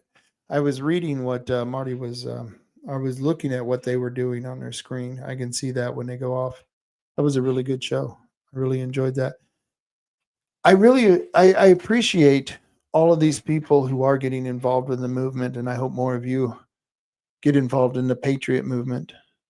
It's going to have to continue in Oregon, to continue to push the state government between those of us who are beneath the state government and the federal government, aka Donald Trump and the Donald Trump administration. And you have to say that because he's so badass. You just don't say it's the Donald Trump administration. No, you say it's Donald Trump and the Donald Trump administration. It's wow, that was a bad impersonation. That sucked. And so we got to keep this up. We got to continue. So I want to thank Lenny. I want to thank Michaela. I want to thank Jeff Pete. I want to thank Amber Richardson. I love you joining us. Phil Taylor, Jeff Pete, Samantha Frost. Once again, you rock. Thank you very much. Going through here, Nicole Taylor, that was really cool. I'm glad you, Paylene Grout. I appreciate you guys so much for watching. And if you don't remember, there was a friend of mine who passed away not too long ago. And I just want to leave the show in dedication to him because he was a patriot. His name was Tom McCurgan, and Tom McCurgan was this really cool dude. He was a former cop, and I met him, 2016, maybe it was earlier than that. Yeah, 2016, that was the Obama administration, and they passed the AUMF, the Authorization Use of Military Force, which had Section 21 and 22, where the federal government could hold citizens, American citizens, indefinitely for any damn reason or no reason at all. That was in there. And we went to the commissioners, and I didn't know Tom McCurgan was part of this, but we were wanting the commissioners to write an NDAA resolution. And we asked the commissioners to write this resolution, and they did, but they wouldn't pass it because, well, actually, they didn't write it. We wrote it up and we submitted it to them, and they didn't want to pass it. And we were pretty pissed off because we thought this was some really bad legislation that, and it wasn't legislation. It was really bad stuff that they were imposing on us. And it was legislation out of the federal government, the AUMF, the Authorization Use of Military Force. And I think that only the Congress can declare war.